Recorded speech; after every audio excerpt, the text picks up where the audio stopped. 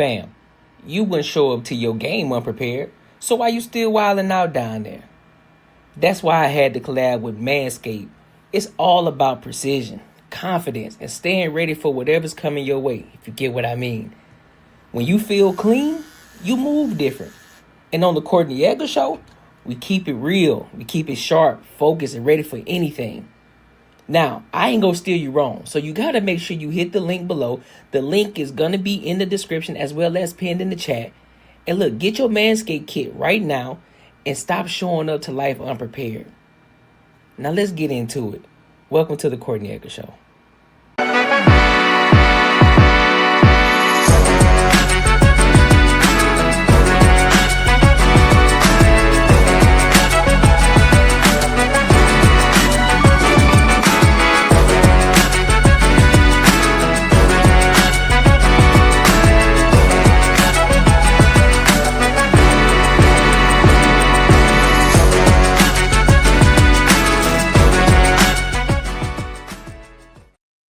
What up, what up, what up? Welcome to another show, one of the dopest shows on YouTube, where we talk about everything under the sun. As long as we get back to the money, real conversations, real solutions, masculinity. I'm your host, Courtnee Edgar.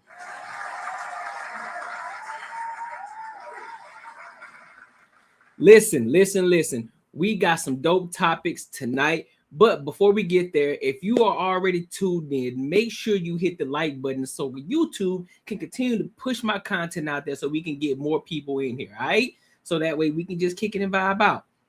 You feel me? Now, for the topics that we got tonight, we're going to be talking about a lot of different things. We're going to be talking about pop the balloon. We're going to be talking about how people make a living out of making $80,000 a year. Average women talking about how they don't find other men attractive. You're going to be talking about black millionaires and black neighborhoods that are actually out here thriving. We're going to be talking about a number of things. So therefore, just go ahead and make sure you tune in. Make sure you share this with your family and friends. All right. So I want to go ahead and tap in to the first topic of the night. And I want to start out with Pop the Balloon. Now, this was sent to me. I don't know. I haven't seen it. I'm going to be watching it. This is going to be my first time watching it. We're going to react to it together, all right? But before I get into it, let me read some of these real quick. 47 Winston-Salem, yeah. My boy Bull City.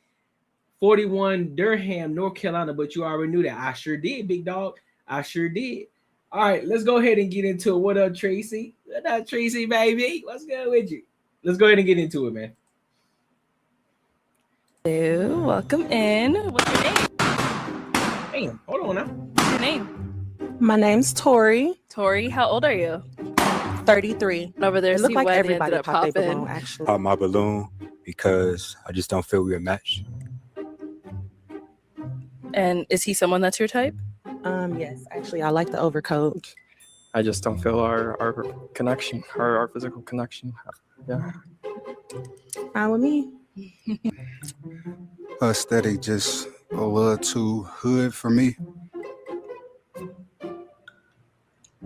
You're absolutely right. I'm actually very hood from the east side of Detroit, and I love that about me. Yes, ma'am. And is he someone that's your type? Yes, I love his necklace, and I like his outfit as well. Appreciate you, baby. I don't know about the glasses, but the outfit it's given. I'm good on the glasses. I don't like. Do you smoke? Smoke weed every day, Yeah. faithfully. Just look a bit smoked out.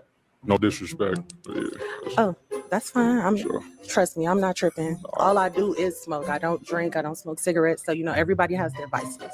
And I've been through some shit living in Detroit. So if Yeah. all I do is smoke, I'll take that.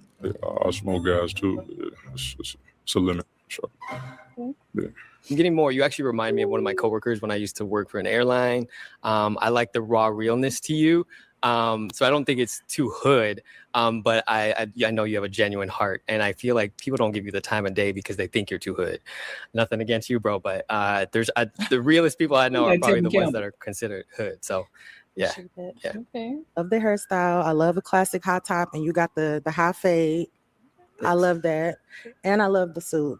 It actually looks nice. Some people in suits be looking like clowns, but you actually put that shit on. Just felt like you went out, you got your hair done, you got your nails done, and I feel like your friends did you dirty. Whoever your friends is, they did you dirty, because it's like, as a woman, sometimes it's good to know like your style, especially if you come into something like that, right? Mm-hmm.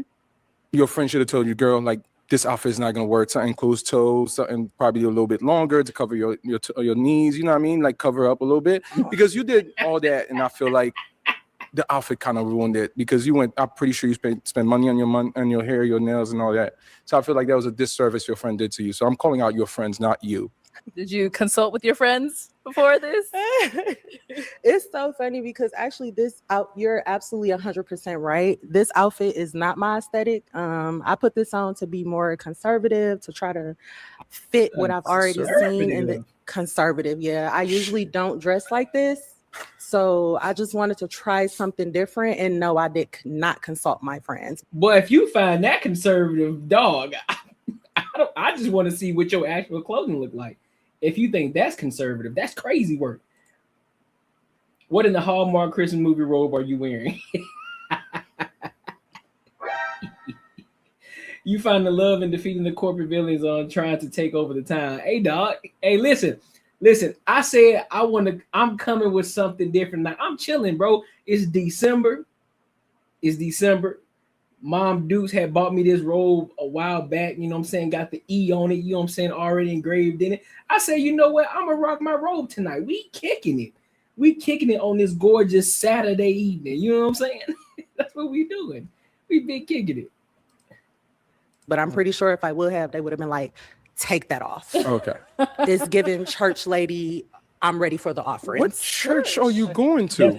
I mean, I don't know. That's what it was giving for me. You know, it's giving the doors of the church are open. I don't know. Or something. Like I you know, feel like the hood churches, not the ones, you know. When you said conservative, I had to really look. Here's the thing, though. I will applaud her because if y'all have watched Pop the Balloon before, anytime a man goes at these women, they ready to combat. She's being a good sport. She's not being snappy. She ain't going off the rib. She ain't going off.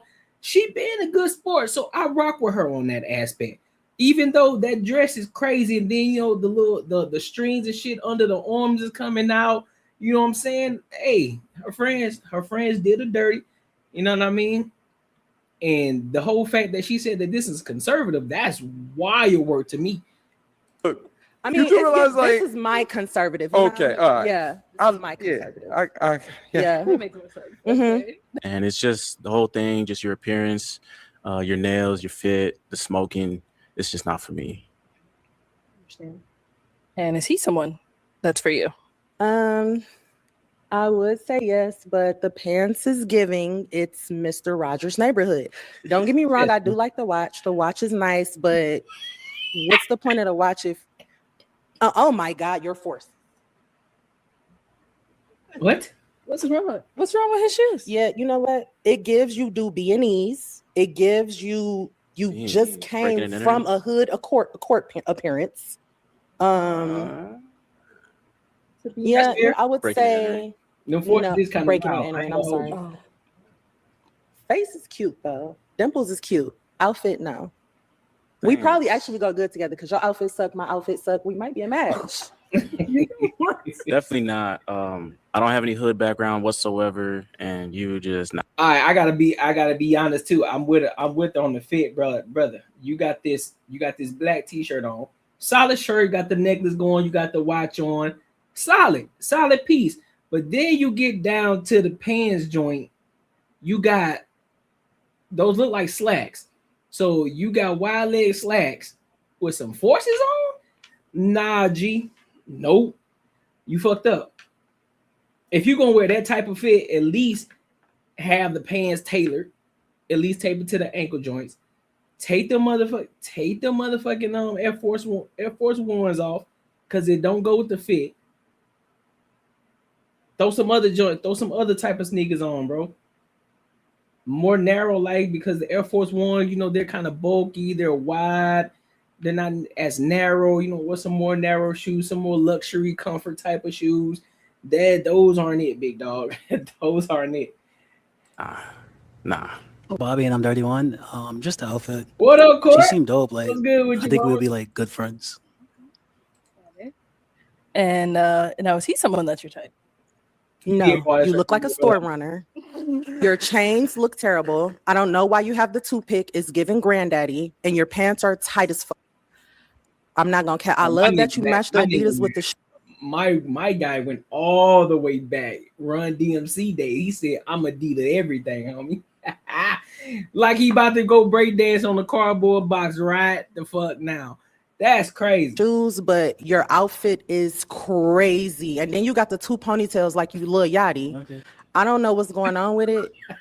So Hey, I ain't gonna hold it you, would be a no man. for me. Like the height though and the skin color. Same. Okay. Thank you. You That's crazy. That's crazy. That's fucking crazy. I'm back.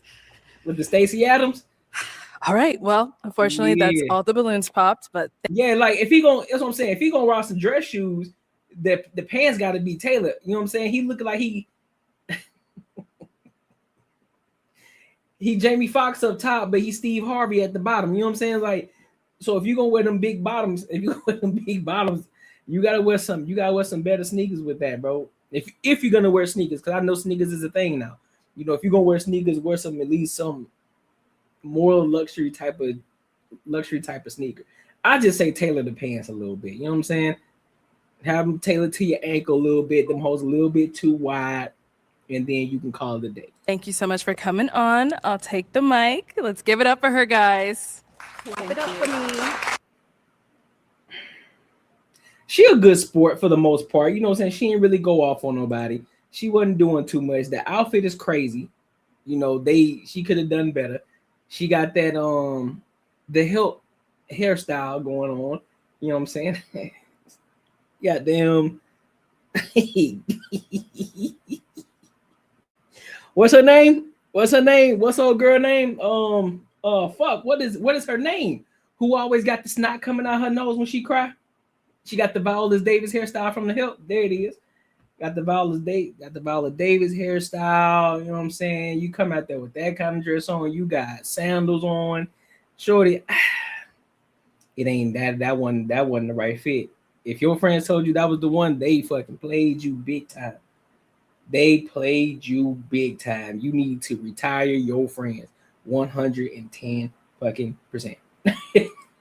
But listen though, let me know what y'all think. Make sure you like, comment, and subscribe for the algorithm, and make sure you hit the bell notification as well. If you just popping up in here, make sure you hit the like button.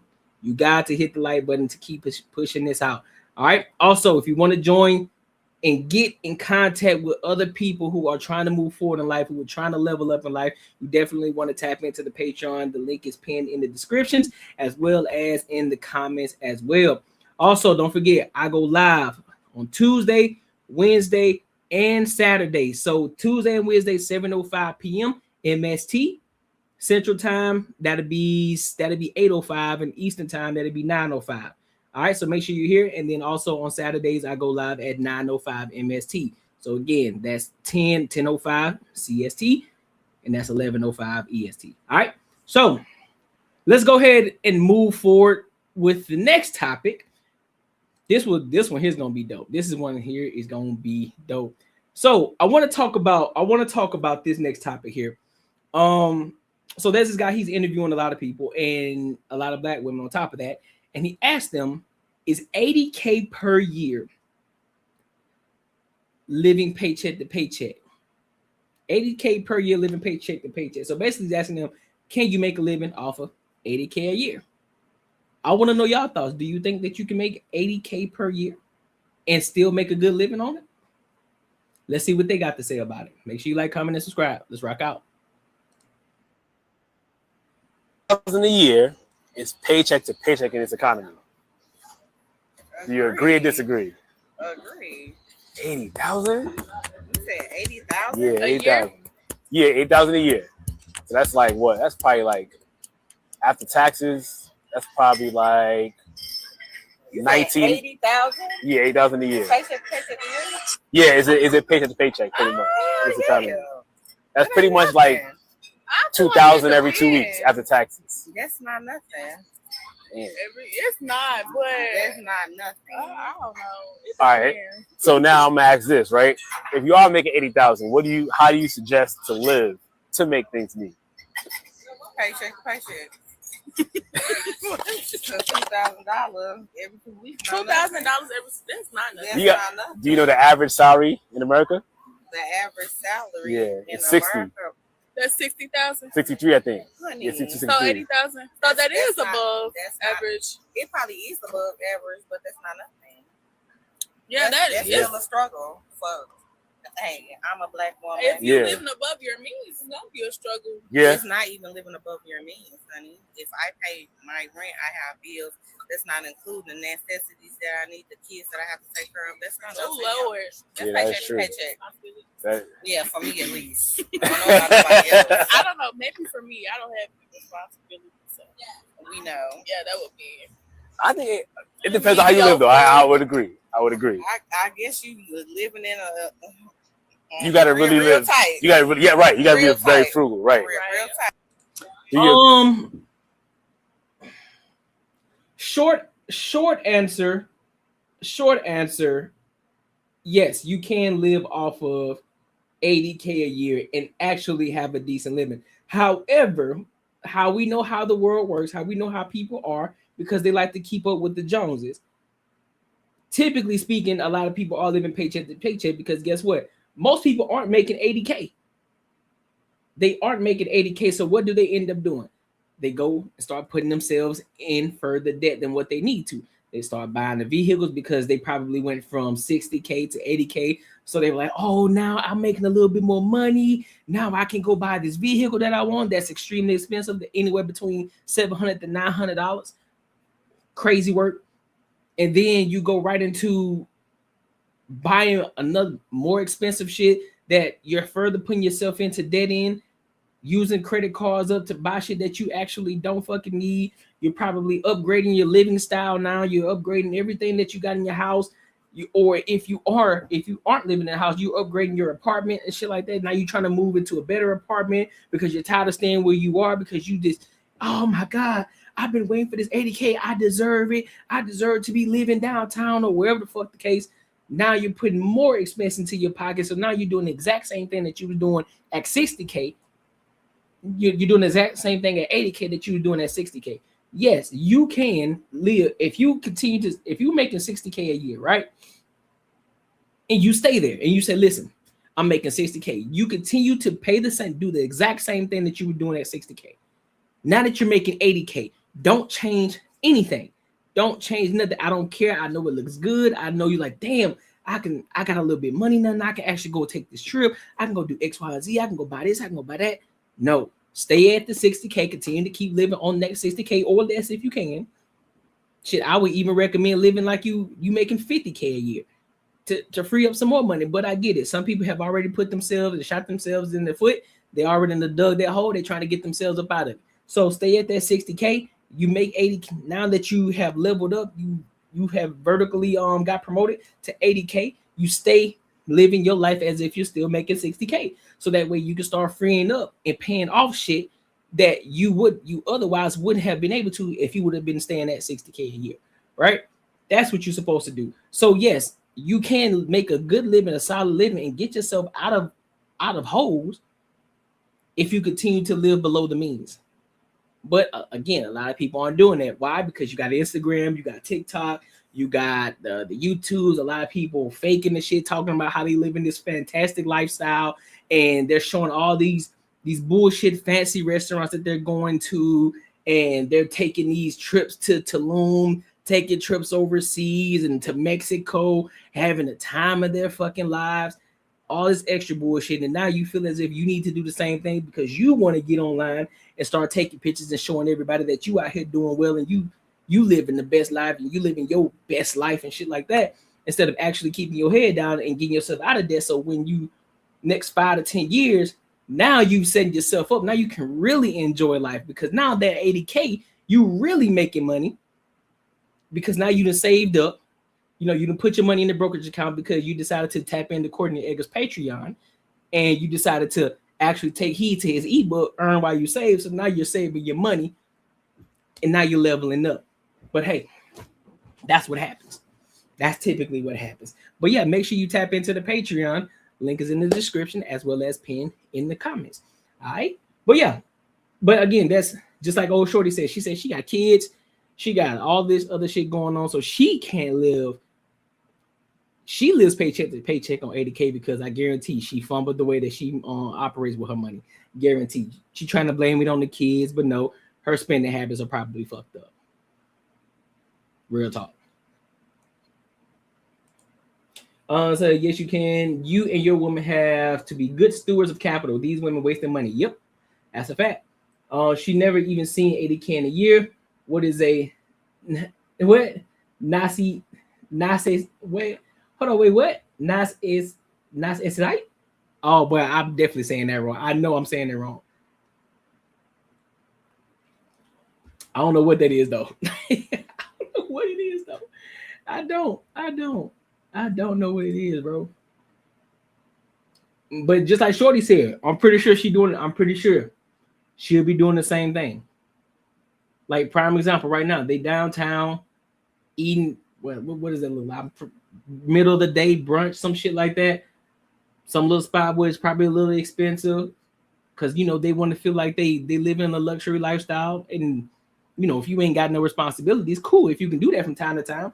But this is the time to actually start leveling up and putting your money in the right places. So that way, when you do start to have a family, you do start to have people around you. Now you can actually maneuver the way that you want to. But hey, who am I, right?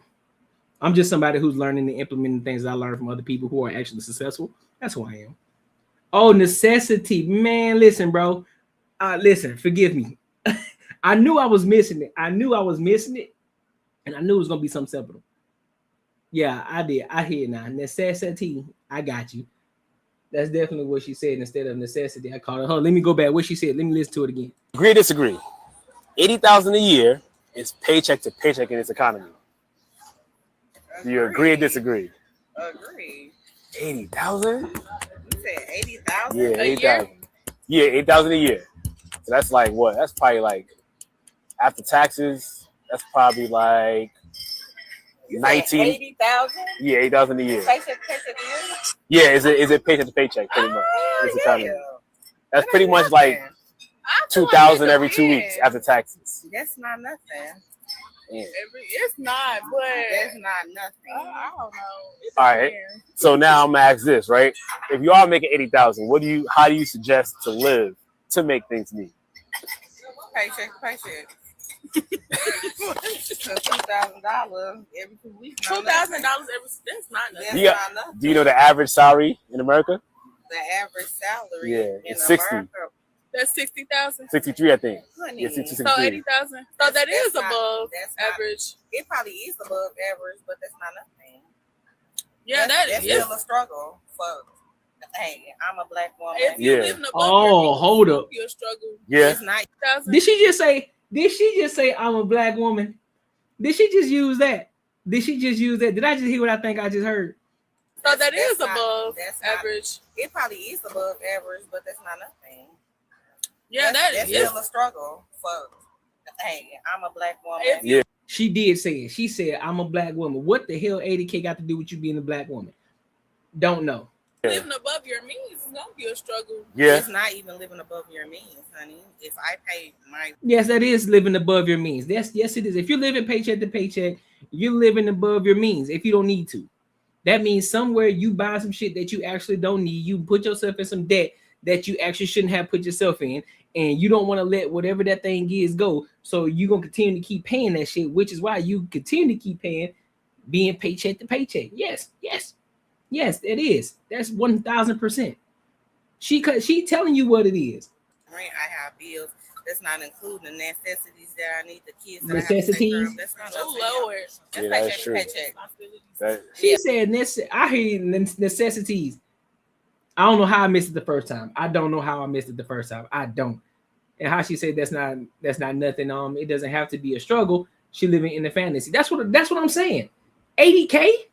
But here's the thing though. People who are making six figures are still living paycheck to paycheck.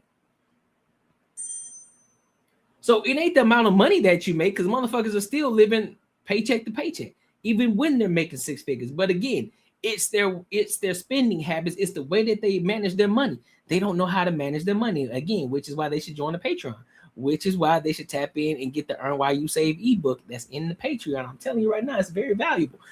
It'll put you in it'll set you up for the future. I guarantee it. I guarantee it. Yeah, she might be, bro. She might be. Ain't no telling. But I just think that she don't know how to manage her money. She up there eating shrimp. She up there eating shrimp and grits right now. Out there on the dock, outside eating good, midday. Yeah, all right. She probably took off from work. These are TGI Fridays or Ruby Tuesday women in their minds. They are Nobu or Ruth Chris women. Yep. Facts. That's a fact. I agree with that. Listen, make sure you like, comment, and subscribe for the algorithm, and make sure you hit the bell notification. Hey, if you are in here, if you are just getting in, make sure you like the live so that we can continue to keep pushing out the content across YouTube. All right. So let's go ahead and move over to this next topic. So there's this woman, content creator, and she is holding other women accountable. She are calling them losers, and she is making a list as to why these women are losers, because a lot of women like to call men losers for whatever reason, but they feel some type of way when men call women losers. So she kind of backs the men on this aspect. So let's listen to what she got to say, then I give my thoughts on it. Enough. And I couldn't agree more. So I made a list. Coming in at number 1, we have women who make man-hating content. Just because you can't find a man that you want that wants you back and all the ones you date are bums does not make all men losers. You're the loser because you can't get what you want. Right behind that at number 2, we have women who make de-center men content. They are literally the center of your content. If they didn't exist, neither would your platform. And lastly, for the girlies that actually post, are the ones that make first date content. It's in the same vein. It's all really ridiculous, and you're never going to find a man that is going to take you seriously because all of them are going to see your social media and run, as they should. Number 4, we have women who have no hobbies outside of social media. The girls that come home from work and they scroll on their phones, eat some dinner, scroll on their phones some more, and go to bed. Loser. Number 5, we have women who genuinely try to imitate or idolize female rappers. You are not a Barb, you're 30. Number 6, women who make jokes about men's mental health. I'm sorry you don't have any men in your life that you genuinely care about or that care about you. That's sad. Seek therapy, not projecting to other people on the internet. We are not in this. You have trauma. Deal with that. Number 7, we have women with 2 or more baby daddies. I will not be elaborating on that. I think it speaks for itself. Last but not least, we have women that would choose the bear. Did y'all not see that girl get her butt whooped by that deer? That's what y'all would look like, but 10 times worse, and I feel sorry for you. Final disclaimer, I am an equal opportunist, so I can make the same list for men, but this one's for you, ladies. See, I like these kind of women.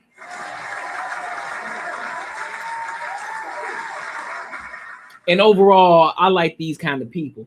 They are able to hold everybody accountable. It's not just one side. Listen, I can hold women accountable. I can also hold men accountable. But I'm not gonna be on one side. See, I like that kind. I like that type of content because that's the way that I look at things.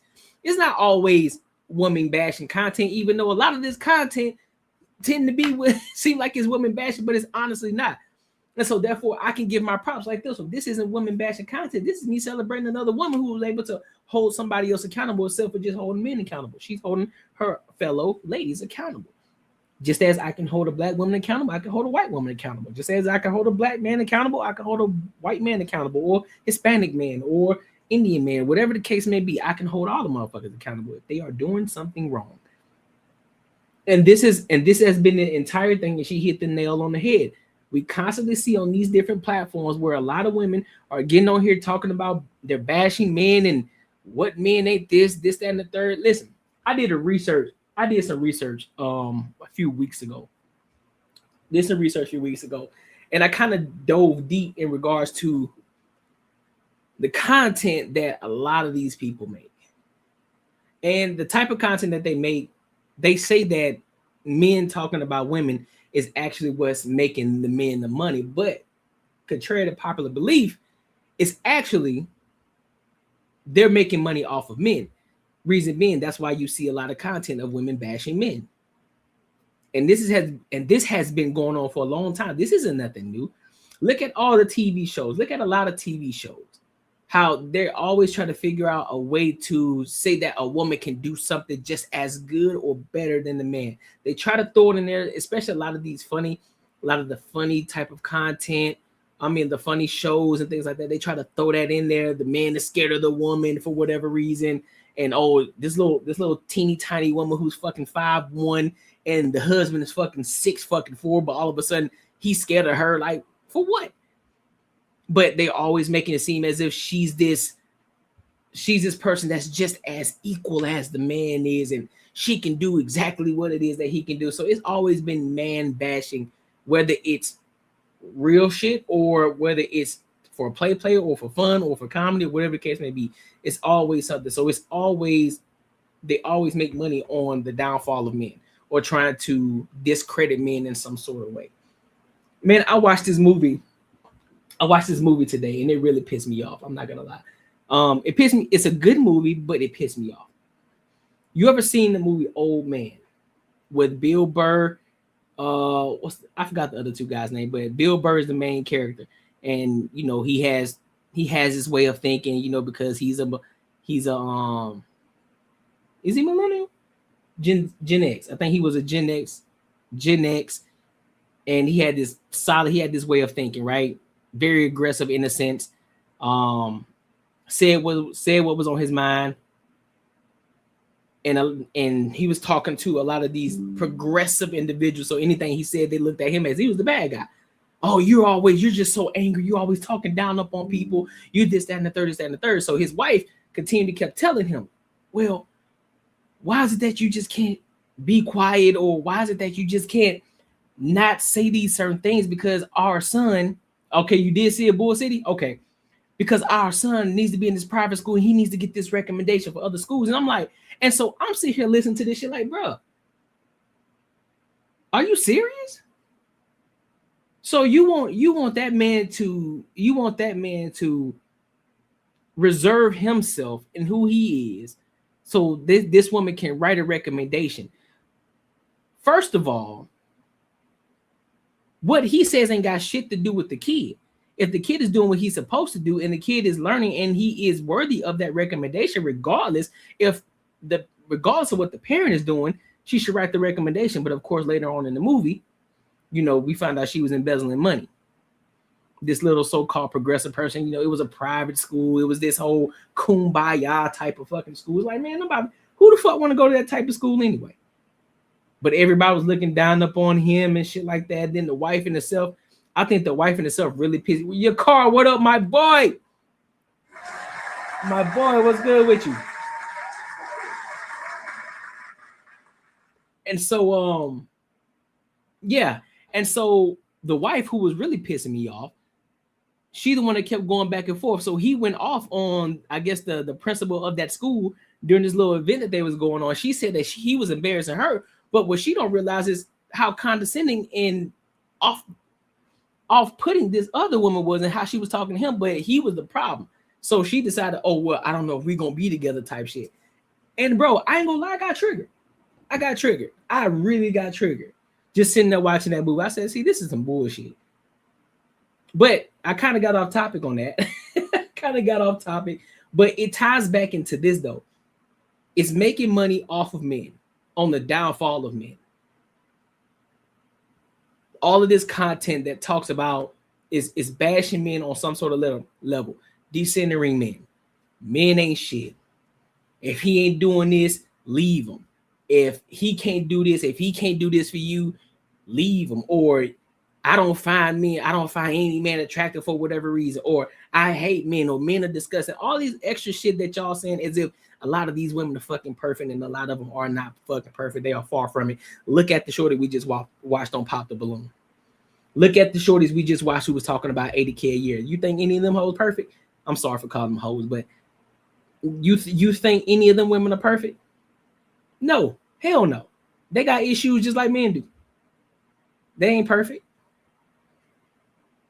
So shout out to Shorty though for calling these women out. We need more women like that to continue to keep doing that and hold their own women accountable and not always trying to come at the men for whatever reason, because we would just be minding our own fucking business.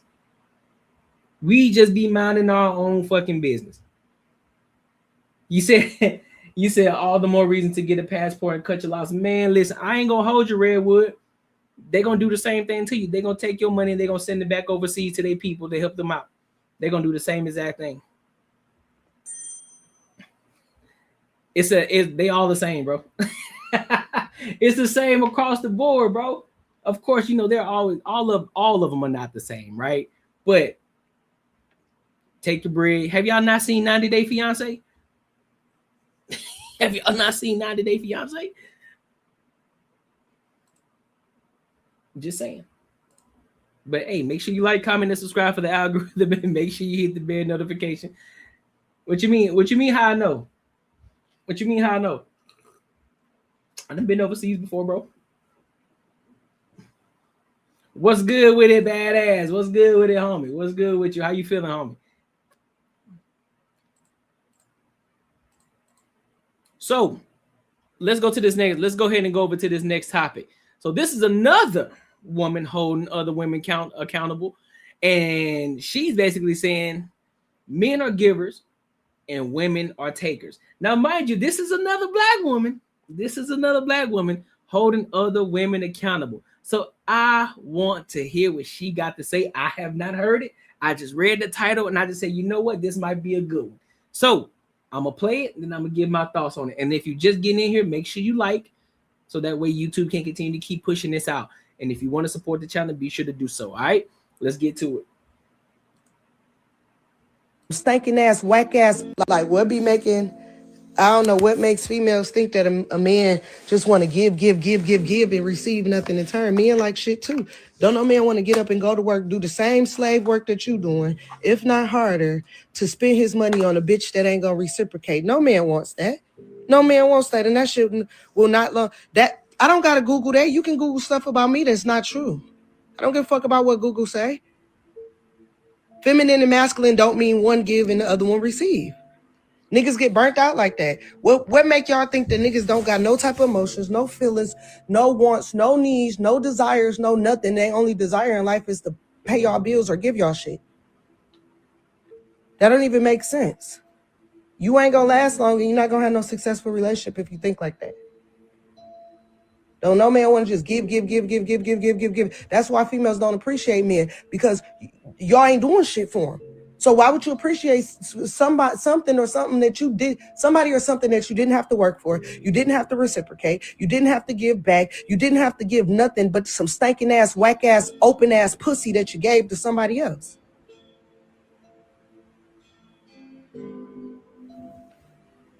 Y'all think all me want is that trash ass pussy? Sorry. It's new pussy till he pull his dick out. Now it's old pussy. I'm not saying don't give nothing, but it's his job to impress us. It's not his job to impress us. So if a man's job is to impress us, what the fuck is a woman's job? What is our job? To give him some trash ass, whack ass pussy? Because what are we doing to impress him? What are we doing to make this man want to give us our money? What are we doing to make this man want to dedicate his life? What are we doing to make this man want to sit aside his dreams, goals, aspirations, his wants, needs, and desires to cater to those of ours where we won't reciprocate? What have we done as women to even deserve such a fucking request?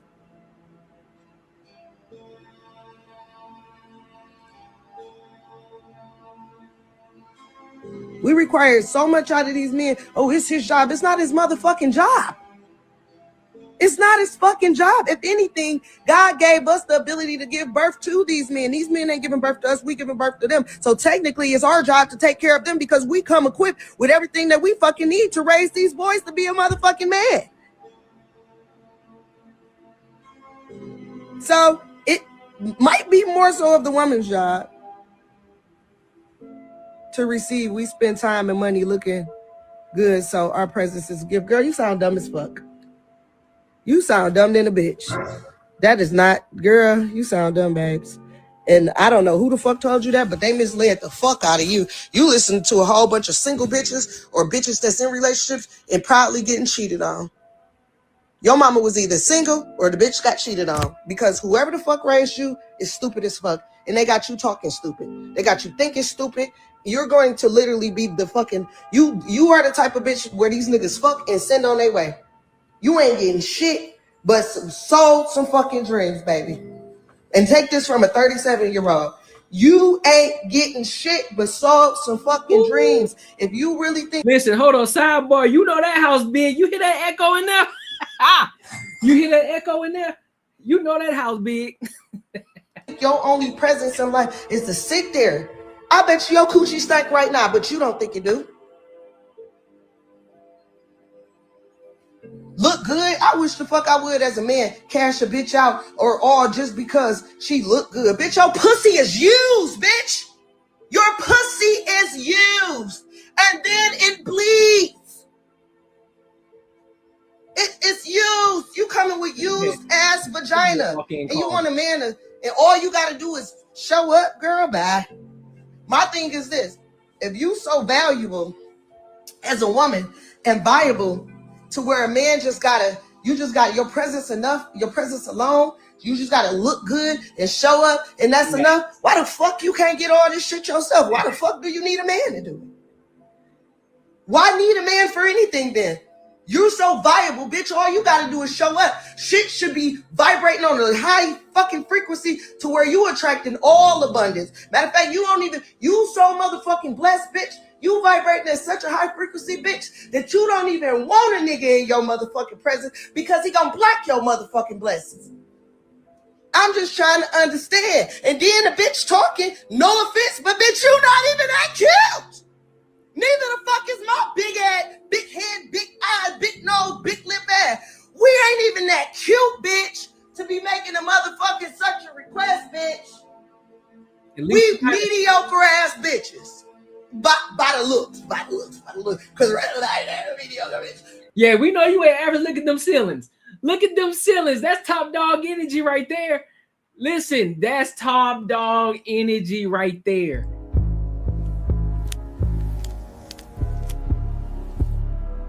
That's top dog aura right there. You feel me? Bet you ain't even that cute to be making it up. I'm just gonna show up. No, you're not. No, you're not. You sucking dick. You giving up pussy. And once that nigga get tired of you, once you become a liability, he looking at the next bitch that got a bigger booty than you, got a better shape than you, speak in a softer tone than you, actually wearing her natural hair, actually look good. He could see the beauty from the inside out. That's the bitch he's going to be attracted to. He's going to fuck your little think you cute ass and see you on your way. But the moment that wig and them lashes come off, bitch, you look like motherfucking Luther Vandross. Girl, you sound for me to go. I can't believe you said that. Now, you should know better than that, baby. Ain't no just showing up and looking. My daughter look better than you. And I still tell her that's not what the fuck she about to do. You don't just show the fuck up and look good, baby. Don't nobody like no cute ass dummy. Don't nobody like no bitch that can't provide, can't reciprocate, but always got her motherfucking hand out on all these fucking requests. Why the fuck your daddy ain't come through for you like that? And if your daddy did come through for you like that, why the fuck do you need this man to do all of that? Bitch, try about show up and look cute. You're not even that cute. Right, that's a big question. Little Luther, big Luther. Piss me off. Have a great day. See, that's what I'm talking about. That's what I like to see. That's what I'm talking about. Hold them motherfuckers accountable. Hold them accountable. Let them know. See, I wish my girl Ashley, you know what I'm saying? Shout out to the Banter and Barter show. I wish my girl Ashley was able to see this video, and I hope she see this video because me and her had a conversation. When was it? I think it was like 4 episodes ago, like 4 shows ago, and we were talking about being when we're going out on a date, right? And I use me and her as an example. I said, hey, so what if, I'm taking you out on a date? What am I getting if I'm the one that's walking up to you, engaging with you, getting your number, setting up the date, coming to open the door for you, doing all these different things to get to the date, right? What is it that I'm getting from you? And her answer was, you get me. What? I get what now? I get you. Okay, you get me too. So like, all right, so what else? What else is it? Because it's not about keeping score, it's not about keeping count, but what energy are you reciprocating here? And so then she came back to ask me, well, what is it that you want? See, that's the problem. Why do I gotta ask you that? Why do you have to ask me? I didn't ask you, do you want me to open the door for you? I didn't ask you, did you need me to be the one to set up the date? I didn't ask you, did you wanted me to walk up to you? Any of that shit. I had to take the initiative to do it. So therefore, you need to pay attention and be an observer and understand what's going on. Like, okay, well, if this man is doing all this, I can at least do something instead of just show the fuck up. And then we move forward to a lot of these women who think that they just deserve shit just simply because of existing. It don't work that fucking way. What you mean you serious, bro? What you mean am I serious? Am I serious about what? Am I serious about what? We need reciprocated energy. Men need that shit too. This ain't about, oh, I'm in my soft dude area. No, it ain't. That ain't what it is. But there needs to be reciprocal energy back and forth. That's why I don't like the word give and take. I like give and give. I'm giving to you, you're giving to me. Give and give. That's what the relationship is. It ain't about just me. It's about me for you, you for me.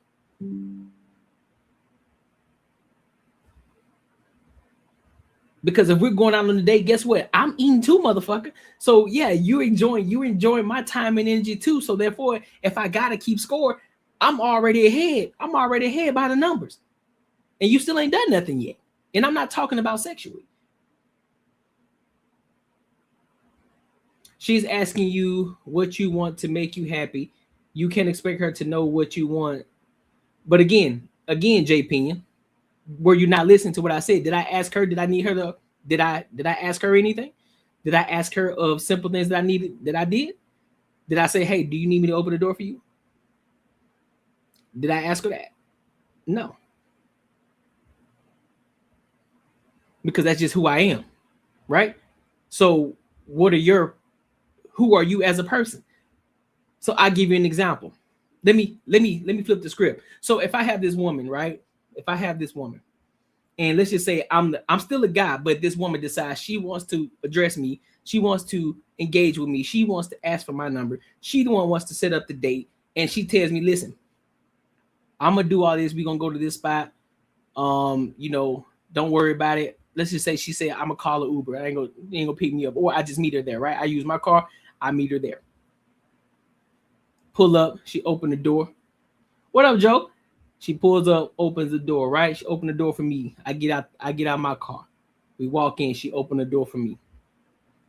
We order food, we sitting down, we chilling, we having a good time. I'm enjoying her company, she's enjoying my company. The check comes out. What do? As a man, she said that she gonna pay for it. Now, see, in my head, I'm gonna be like, see, well, the least I can do is one of the two things. I can pay half, or I can pay the tip, and I'll leave a big tip. I'll make sure I leave a big tip. Like, all right, listen, if you're gonna pay for the dinner, I got the tip. Don't even worry about it. And I'm gonna make sure I leave a big tip. Something simple. Because that lets me know you aren't only just being the one that's receiving shit. You are also giving. You're thinking about that person too, even though they came up with it. I don't gotta let her know shit. If she come over to my house, this is what's called paying attention and understanding. That's y'all problem. Y'all don't know how to observe shit. Y'all don't know how to observe. If I'm at the crib, right? I live by myself. See, this is where value add comes in, right? If I'm at the crib chilling, if I'm in my own place and I invite this chick over to the crib, right? And let's just say I got clothes. Let's just say I got clothes that's already washed, right? I got clothes that's already washed, but they're sitting on the dresser or they're sitting on the dryer. I haven't folded them yet, and she decides to come over. If she decides to come over, I'm kicking it. I may be working and doing whatever case, and she just decided to fold my clothes for me. Or she see a couple of dishes in the sink, and she starts to wash them. Or something small. That's being a value add to me. That's something that a lot of women aren't going to do. They aren't going to observe it. It's the little things, big dog. I don't got to communicate that to her. Because that already comes with her. She already understands it. Like, listen, this is how I can add value. This is how I can add value to this person. Let me show them how I can be a value add to them. And then that can lead to other things. That can lead to, if I'm starting a business, she can be a value add somewhere. That may be something that she can add to it. See, that's what I'm saying. Y'all ain't understanding. Some chicks don't know exactly because they don't know. They weren't raised the proper way. They weren't raised to observe. They weren't raised to observe how to be a value add to a man. That's the point that I'm making. You feeling me right now? You hearing me? You feeling me right now? I shouldn't have to tell you. I shouldn't have to tell you. I shouldn't have to. That's the point. Here's the thing. Here's the thing, J. Pena. If she asks me, then I'll tell her. If she asks me, I then will tell her.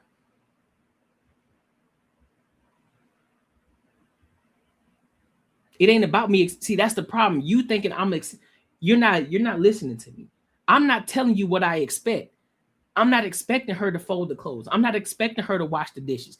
I'm not expecting her to help me in the business. But because she observes and says, you know what?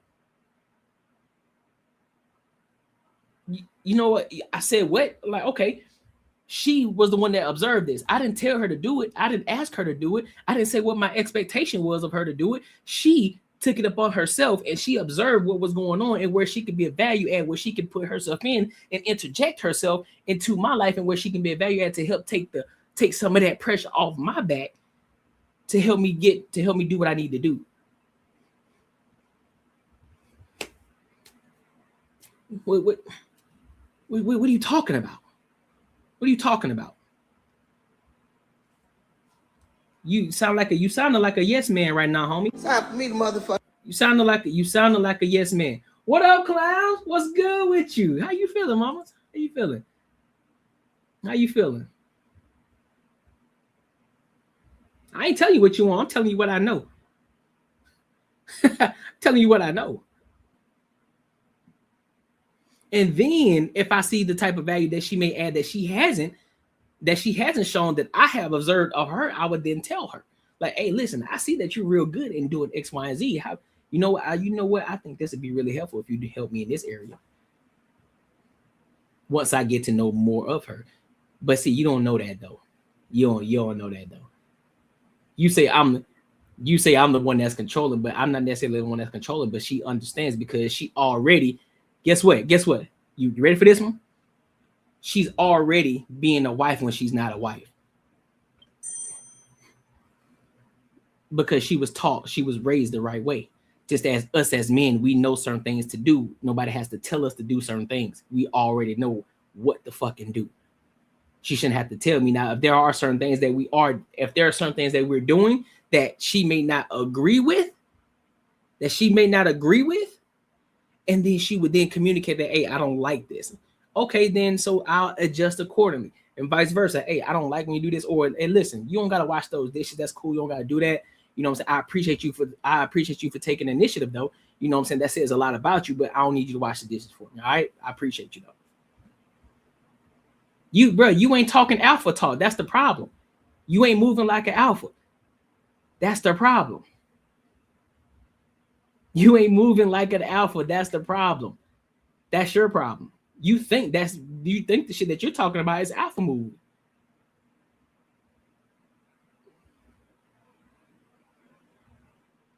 All right, you got it, bro. You got to do your thing. Do your thing, homie. Let me know how that work out for you. You got to be. I appreciate you. Let me know how that work out for you. You tell them what up. You tell them what up, man, to get their respect. That's the dumbest shit I've ever heard. Fucking God. That's the dumbest shit I've ever heard, bro. No, I apparently it don't. I guarantee you it don't. Guarantee you it don't. Become part of the Earn Circle on Patreon. That's where men and women who want to build, move, and think differently are. Links in the description, Clay, and pinned in the chat. Dive into the Courtnee Edgar Show Super Chats. Shout out to my boy your car. You know what I'm saying? For the membership ad, homie. I appreciate you for showing love, big dog. I appreciate you, homie.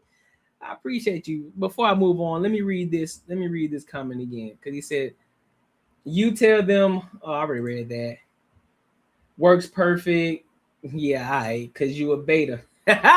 Okay. If you say so.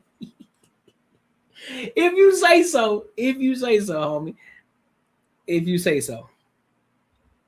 See, when you start talking like that, you already lost. When you start talking like that, you already lost.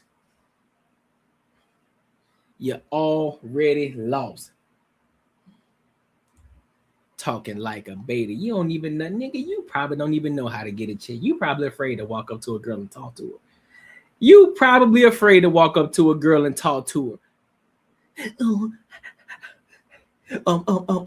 be stuttering and shit when you talking to them. You probably that type of nigga, huh? You're afraid to walk up to them. You make excuses and shit. You start fumbling in your words. That's what you do, huh? You put them on the pedestal, huh? They above you, huh? Mm-hmm. That's what you are, huh? Right. You know what I'm saying? Tell him to get his ass on the porch. You know, you don't know. This sound like a 15-year-old. My point is, you get to tell them what you want. Yeah, you get to tell them what you want when you know what it is that you need from them. Having common courtesy is not something I need to tell you. Understanding and observing situations is something I don't need to tell you. Right? Now, see, this is how I know you don't know what the fuck you're talking about. Because if she really wanted to know and if she really wanted to be a value add, she would then ask, listen, how can I be of value to you, Courtney? What is it that I can do that can take the weight off of your shoulders? What is it that I can do to make your life a little bit easier? And then, J. Pena, I then would tell her what those things would be. Because she observed and she wants to be a part of this thing that I got going on. She wants to be a value add to me because she sees the things that I got going on and she see how I'm fucking moving. She want to be a part of that. That's what alpha men do. That's what men who are on a purpose do. That's how we move. Because she wants to know, she wants to be a part of that. But see, you wouldn't know that though. Because you want to communicate, you care about their feelings. Fuck out of here. Common courtesy is different for a lot of people, man. No, it's not. Common courtesy is not different for a lot of people. Common courtesy is fucking common courtesy. Opening the door for a person is common fucking courtesy. That should be for everybody. That's an everybody thing. Everybody's open the door for a person. Guess what? When you walk through the fucking door, what do you say? You say thank you. That's common fucking courtesy. If I invite you into my home, if I invite you into my fucking home, right? The common courtesy thing for me to do is ask them, hey man, do you want some water? Are you thirsty? Are you hungry? I got some snacks in there. You know, hey, make yourself at home. You talking about? Be on the same, man, get out of here. Anyway, let's move on. Let's move on to this next topic, bro. It's always these type of niggas, bro. Look, these so-called alpha niggas, bro. Niggas ain't no alphas. Beta ass men, you emotional ass man talking about, oh, I'm an alpha man. We tell you what it is that we want. So you telling me as soon as you meet a woman, you right out the gate telling her, hey, bro, listen, this is what I want. This is what I want you to do for me. This is how it is. This is what it is. You don't even know how the fuck she move yet. You haven't even had a full-on conversation with her yet. You already telling her what it is that you want. You don't even know how she can be a value into your life. Or she could be a drain on your life. You don't know that because you too busy trying to talk and I command you, you got to do this, you got to be this, you got to do that, you got to do this, and you got to do that in order to do this. Nigga, what? The less you talk and the more you observe a person, you can find out more about them.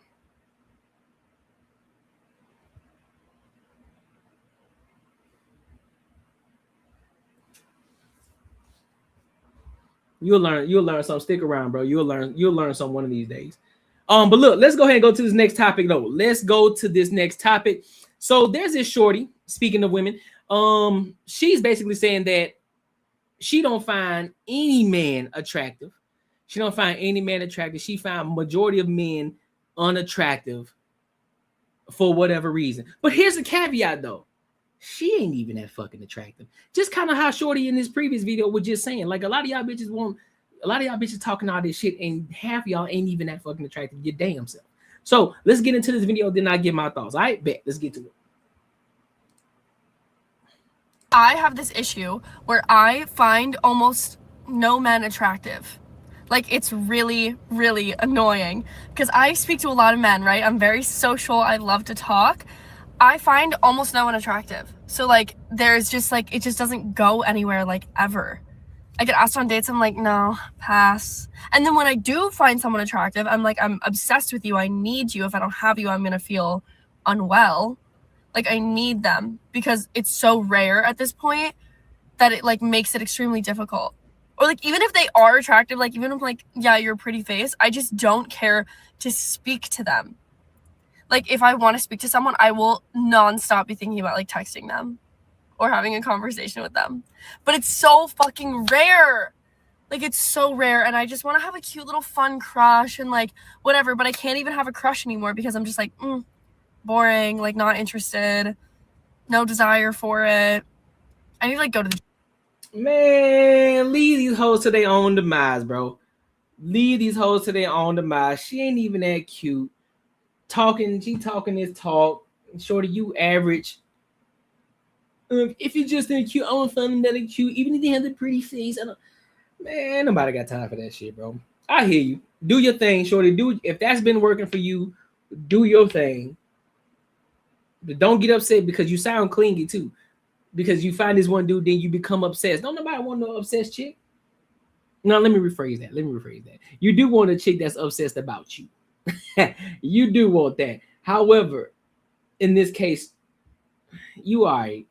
She's young. I'm pretty sure she's probably anywhere between the age of 20 to 24. No older than that. And I'm pushing it with the 24. You know what I'm saying? She's young, you know, she's slim. She probably goes to the gym, so she thinking she hot shit.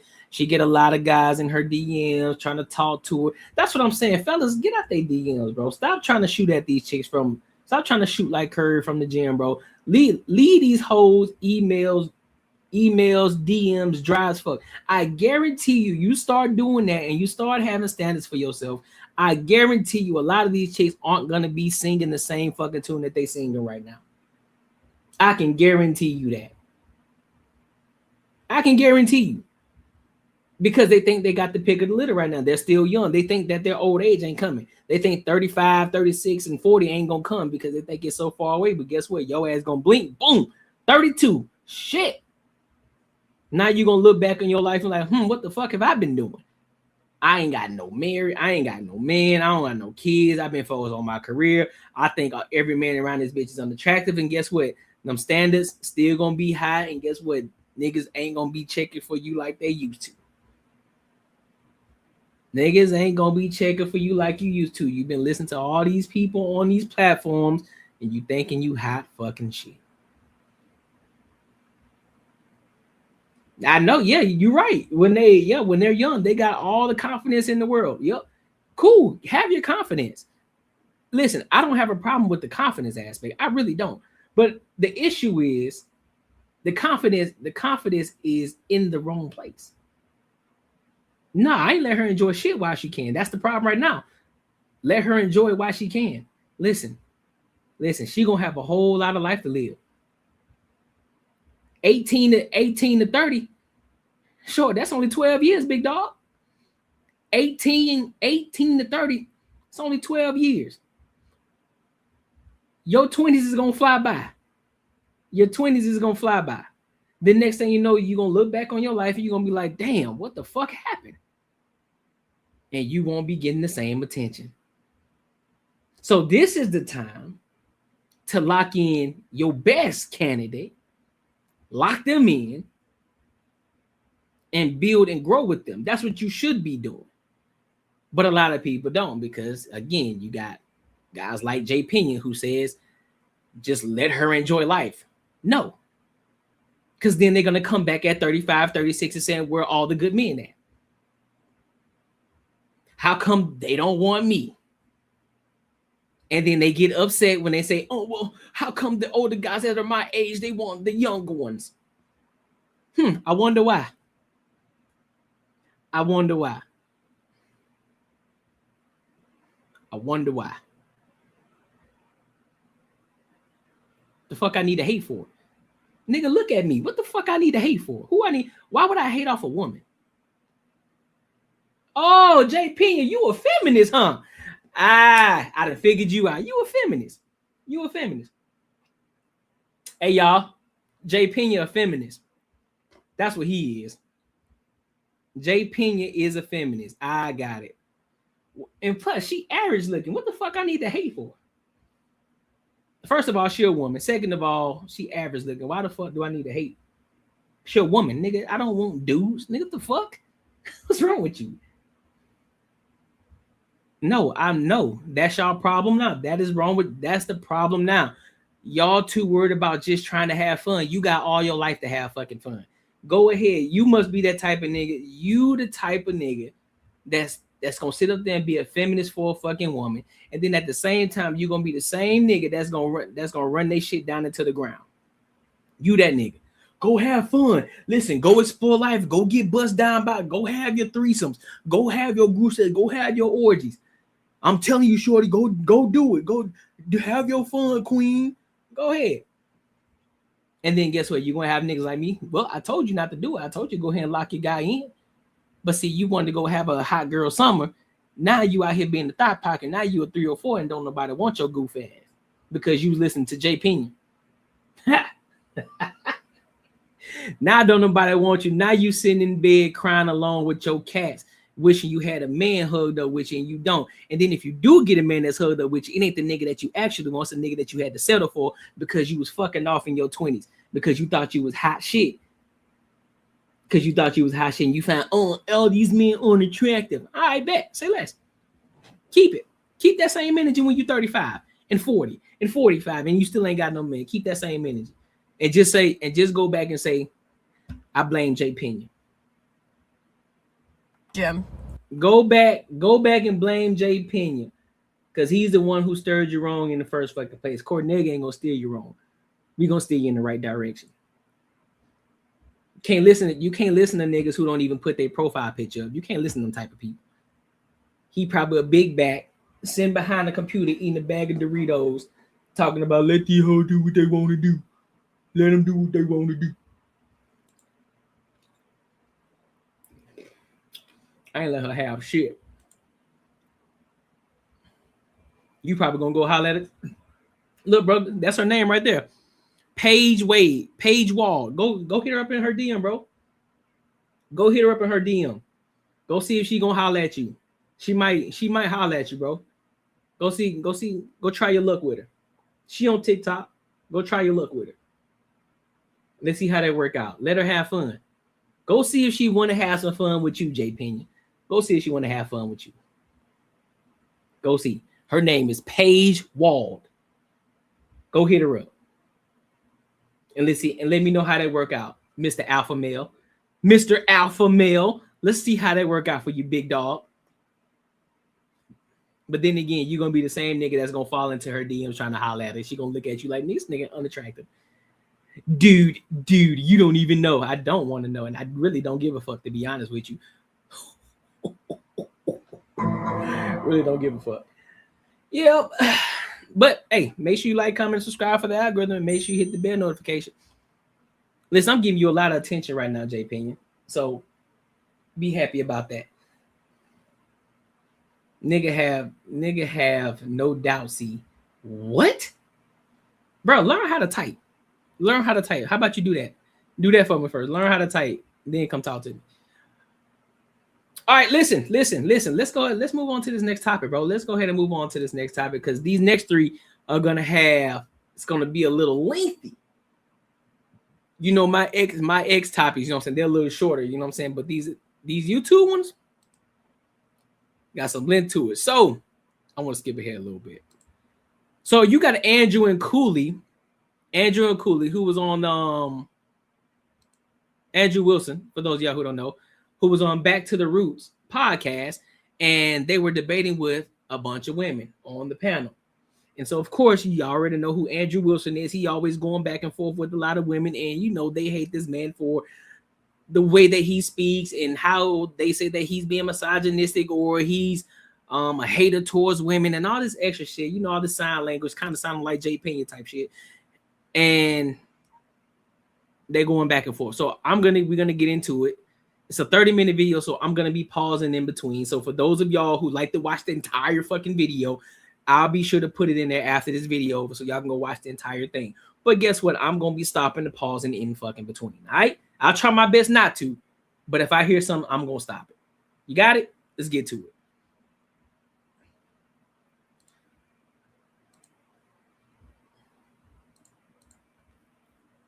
I'm personally more of a traditional woman. Mhm. I do like that need, whereas like the protector Right. to feel Girlfriend. safe, that is the kind of need that I need.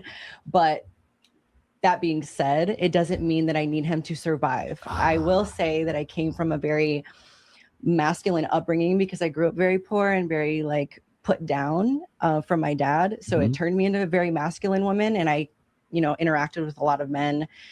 During that time, during my upbringing, I had a lot of bad interactions because I was very masculine. I ended up attracting very, the polar opposite. But then once I learned that and I took some time to myself and fully embodied my feminine energy, that's when I actually called in a true masculine man. Miranda, in season, how many plates can you leg press? In season. Can I leg press? How many? Can you do 4?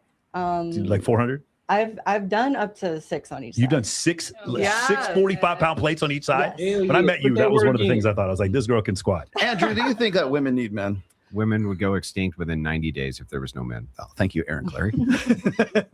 Very nice. Do you think that? I'm going to completely disagree with what you just said. Okay. I think I'm going to disagree with everything he says. So just so we're clear, if an EMP went exploded over say Kansas and knocked out all the electrical circuits in the United States, 95% of the population would be dead within 3 weeks. So he's not wrong. I agree with him. Like statistically, Are we like 90 days, I think all women would die without men. Yeah, it'd be pretty bad. So we're not just talking about like our like position Huh? we're not just talking about like our own individual lives. We're talking about like the world. I mean, women is there in some both girl in worlds. Wyoming with a fucking axe and a shotgun who could probably make it 90 days? Yeah, probably. There's probably. Okay, like the world, yes, obviously, of course, we need men and women. Individually, like I guess it's up to the woman to decide whether or not. What about you personally? Do you need men?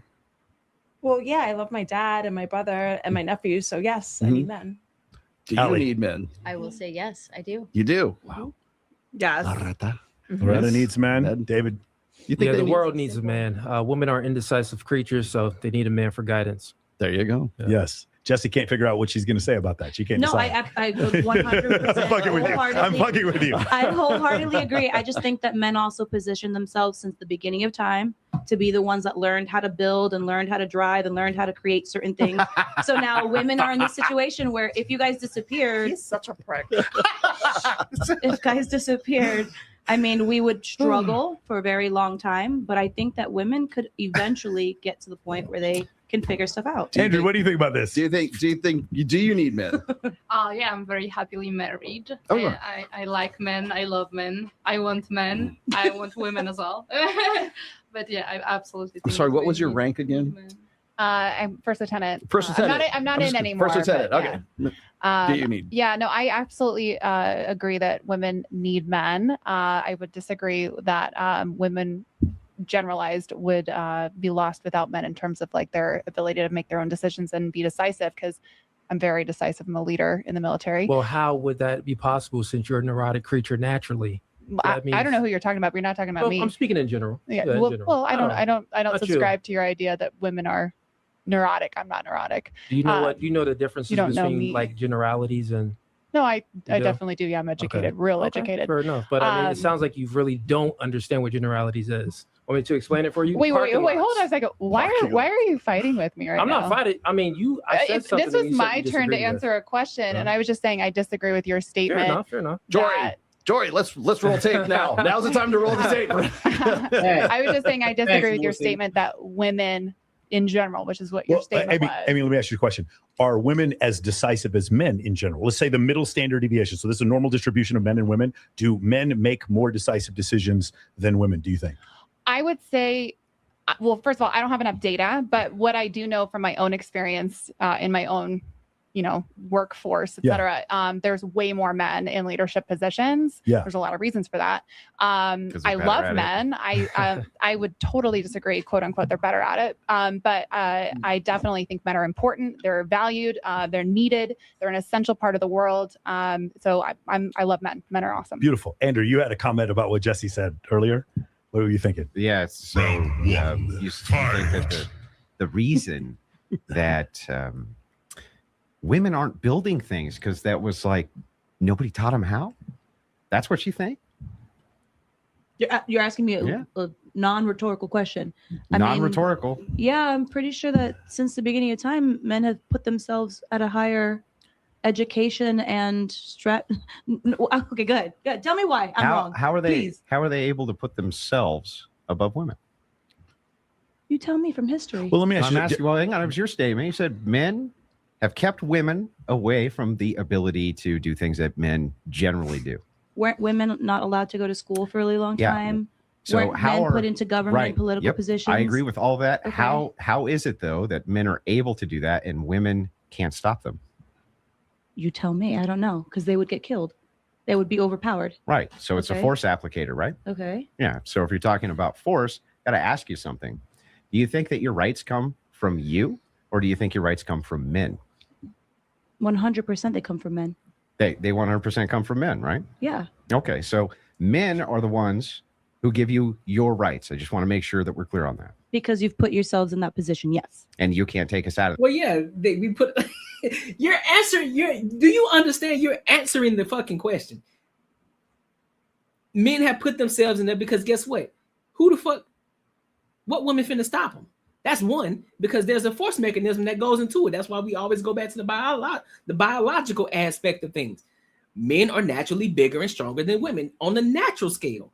Just on the natural scale. There was a video that I saw of this completely out of shape man. Completely out of shape. I'm talking about big. A nigga was like 300 pounds. He was about 5'10", some shit like that, about 5'10".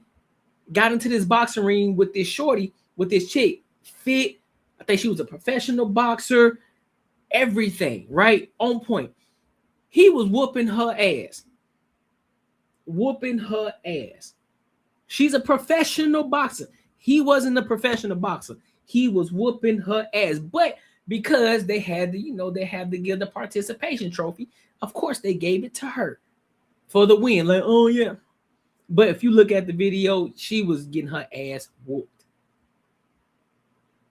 Every punch, she was stumbling. Boom, shit, hold up. That's just on the natural scale. Then if you go to the women's rights, the protesting isn't what it wasn't. It was just, hey, listen, we're gonna get it to you so you can just shut the fuck up. And plus, it was an agenda on top of that. There was money behind that. So therefore, you can, like, you know what? We can use this. We can use this for a money play.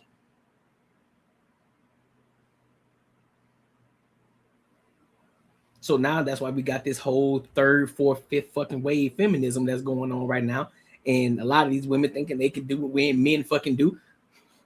Listen, there are a lot of great women out here. So please let me be clear on that. There are a lot of great women out here who do great fucking things.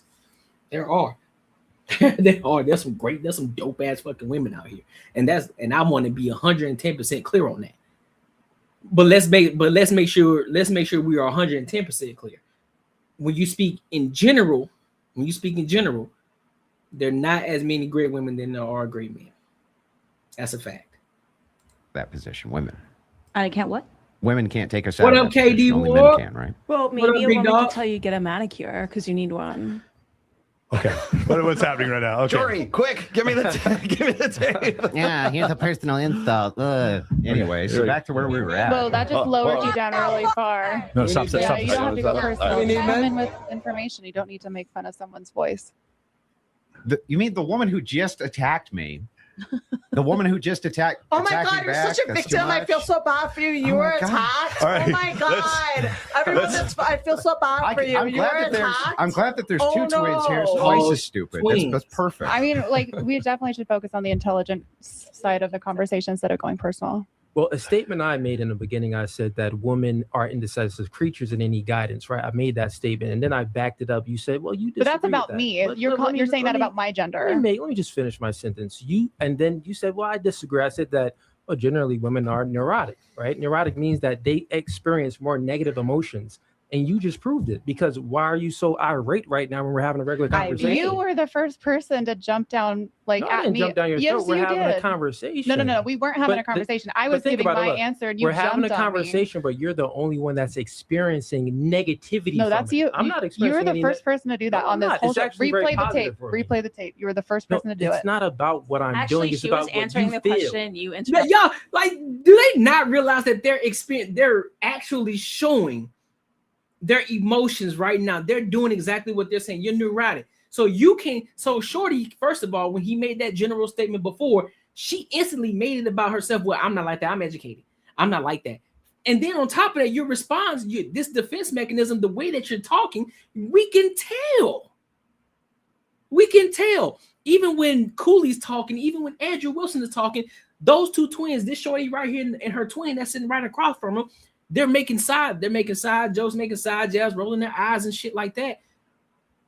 And then they get mad when the nigga jump down their throat, or they make another jab back, and then now it's all of a sudden it's the man's fault. But then they try to turn it back around. They try to gaslight you. So look who's emotional now. Nah, bitch, I'm just showing you what it is. Like you wanna bring that negative energy this way. Guess what? I can match that if you want me to. I can match that energy if you want me to, but then guess what happens? Oh, you're so sassy. What real man is gonna go back and forth with a woman? Y'all know how y'all do. Stop with the gaslighting, bro.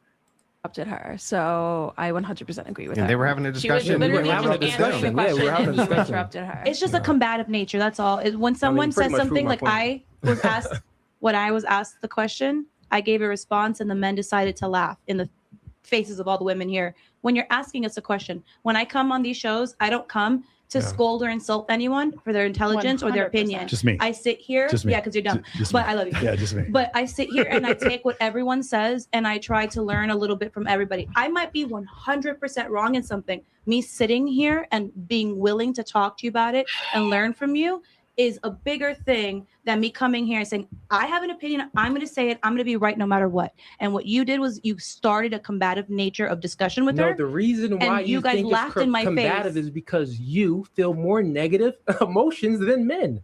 I didn't feel anything negative about it. Do you understand? You're missing it. I think you're missing that you were rude. Okay. You missed, Got- you missed because you right, feel that it was you- negative. okay. That's why- The point is, that's what I'm saying. You're missing. I'm still keep playing. So I'm gonna play. Self-awareness Hold is on. why you missed it. Amy, I'm gonna play devil's Back advocate. it down. Okay, so what another way of looking at this might be this, right? Women in general will feel a range of emotions that is greater than men's. Okay, in general they will. In general, okay, I'm not saying every time. I definitely know some fucking E5s that don't do that. But on the negative side, what he's talking about with the neurosis, some women will be triggered. Okay, for sure. But some women will be triggered to where they're a broken egg. All of a sudden, even the motherfucking E5s, even the motherfucking captains, them lieutenants, and them the CSMs, all the motherfuckers, man, they emotional as fuck.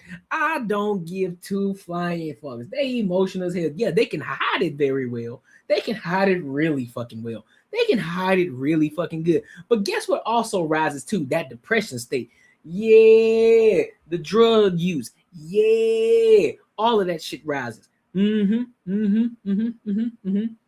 be emotional as fuck. They're just very good actors. They're really good at hiding it. They're really good at hiding it. everything will cause them to react far more negatively.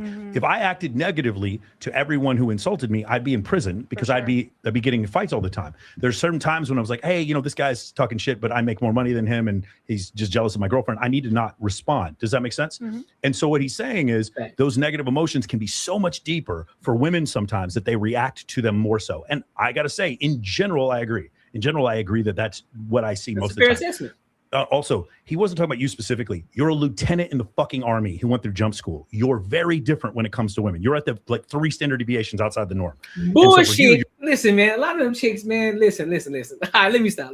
Okay.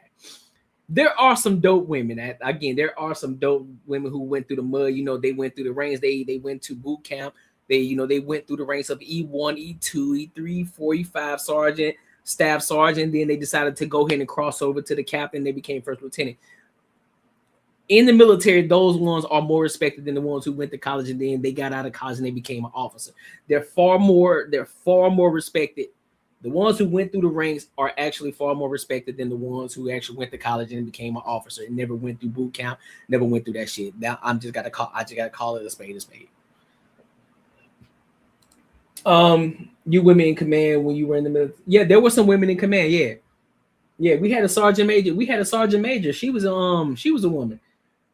Yep, I remember. We had a sergeant major. She was a woman. We had a first sergeant. She was a woman. Any captains? I don't think I had a captain that was in the position. It was all men in that aspect. There were a couple of staff sergeants too, who ran their platoons and shit like that. And of course, a few women drill sergeants as well. Yeah, they were solid though. They were solid individuals though. I'm not putting them down at all. They were dope. Sergeant Major, especially Sergeant Major Dawn. That was her name. Sergeant Major Dawn. I remember her. Sergeant Major Dawn, little motherfucker. She was probably about the short red hair white woman. I think she was about 5'3". 5'3". Sergeant Major had her little fucking bowl cut. Coming through their little pigeon toe walking ass. Yeah, I remember her. She was solid though. She was solid. It was just this one first sergeant though. She was an acting first sergeant. I couldn't fucking stand her. Her name was Staff Sergeant Torres. First Sergeant Torres. I could not stand that broad, bro. She had this mind frame to try to force authority when she didn't have it. Because mind you, I was doing AGR at the time, right? I was in AGR, right? So I was a supply sergeant. So I had my entire I was in charge of the entire platoon shit, right? So we get special privileges as far as supply sergeants. When you supply sergeant, nigga, you got a whole warehouse full of shit that's yours and that you got to be accountable for. Oh, you can come to that bitch, tell the major, sergeant major, the lieutenant colonels, all them you can tell them niggas no. Like, no, sir, you ain't getting this. Not if it's not approved by the captain, you not. Absolutely not. You ain't getting this. So we had that authority. But it was this one first star. She thought that she was the top dog. Boy, we was going back and forth. You hear me? Nigga, what extra supplies you get? What the fuck are you talking about? JP, just stop talking, bro. Just stop talking. If you want me to acknowledge you from here on out, you better put a super chat in there. But until then, I'm not. If you're gonna say some stupid shit, y'all niggas, y'all so dumb. I knew a kid when I was in school that his mom was military. She used to make her son do push-ups in school parking lot. Yep, he was a varsity high school running back in the 8th grade. Yep. Hey, listen, there's some tough ass women, especially in the military. There's a lot of tough ones, but there are a lot of emotional ones too. 100%. Your experience might be different. Does that make sense? Oh no, absolutely. But that's why when I hear generalized terms, I say, well, hold on a second. Like, Well, so here's the thing. This is a show broadly about sociology, right? Broadly, we talk about society. And this is the problem when they talk. I'm sorry, I'll keep it playing. But this is also another issue when it comes to when people talk about generalizing, right? You have, if you're this educated, right? If you're this educated, if you think that you're this so smart person, you also have to be able to have the critical thinking skills as well to understand and listen. We know we ain't talking about everybody. If I say in a general form, listen, a lot of women do X, Y, and Z. You have to use that thing that's in between your skull called your brain and understand that we know we're not talking about all. We understand that there are exceptions to the rule, but guess what? The exceptions don't make the fucking rule. Just because there are exceptions, that don't necessarily mean it's the rule. So you have to be able to decipher that. If we say that, listen, bro, there are a lot of ain't shit dudes out here. Yeah, we know that.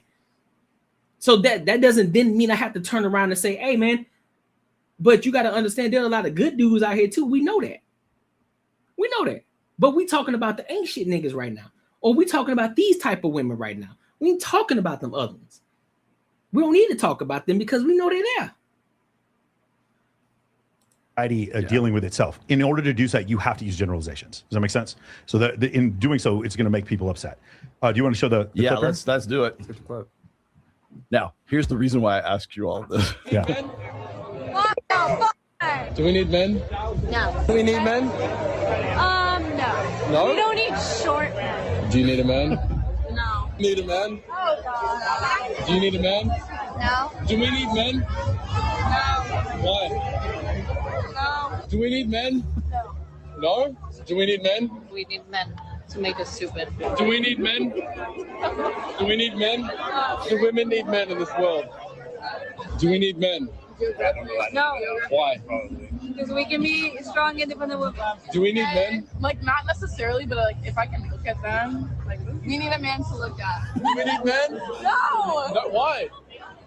Nobody needs men. Really? We do not need men. Look at that bald headed bitch. Look at this bald head scallywag. Ain't got no hair in bed, jailed or weed or your hair is messed or need to get. Listen, all of these girls that they're asking, look at them. Look what they're doing. Look where they're at, having the time of their life, enjoying the freedoms of the world, enjoying the freedoms of America, walking the street, time of their fucking life. First world problems. Only in the first world. Shit, even in Europe too. Even in the first world, where things where you can walk outside, you can go to the club, you don't have to worry about getting bombed, you don't have to worry about getting shot, you don't have to worry about on a regular day basis, you don't have to worry about the negative aspects of things. You don't have to worry about it. You don't. You can just go out and do things, go to the gym, you can go focus on what you got going on. Go shopping, go to the club, go to the bars with your girls, go hang out with the movies, go have brunch, go have coffee, go have your matcha, whatever it is that you want to do. You ain't got to necessarily worry about it because you are in a first world country. I guarantee you, if you walk and go over to those countries that don't have it like that, I guarantee you they will not be singing the same fucking song. Now, mind you, this is great though. So I'm not sitting up here telling you that like, oh shit, bro, we shouldn't be living in first world. No. I'm just telling you how great that we actually have it over here. We have it great. But people are still complaining. You got bald-headed ass women talking about you don't need men. You got bald-headed ass women who probably would, and I guarantee every last one of them will probably say, yeah, we'll choose the bear. Oh, really? Okay. You'll choose the bear, but it's the men because you're afraid of men, and men are so dangerous to the fact that they have created a world that's so safe for you that you still disrespect men and say that you would choose the bear over the man that created, that gave you this first world country. Yeah, I. Why would I need men? So what can you get from someone else that you don't get from a man? The only thing I can get from a man that I can't get anywhere else is dick. Okay. And I don't need dick. Do we need women? Yes. We do. Look at that there. These women are awesome. Do we need women? Of course. Why? They're beautiful. Do we need women? Women make us feel compassionate and affectionate. Do we need women? Of course we do. Do we need women? Yes. Why? Because they're hot. That's my Sartain answer right there. Do we need women? I mean, shit, unless they're gay. Do we need women? Do we need women? Yeah. Yes, who's gonna do my dishes? All right. Okay. So There now you go. we already did that. We did the Q&A here, but the question is, why were so many women so prevalent to do that? So there's a woman named Lori Gottlieb. She just wrote a book recently. And in the book, she surveys a bunch of men and a bunch of women. She has a group of men. You're like, if you got 80% of what you wanted in a partner, would you be happy? And the men overwhelmingly said yes, they would be very happy.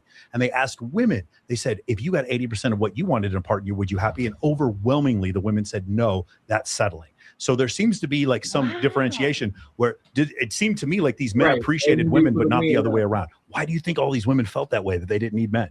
We talked about this in the last episode.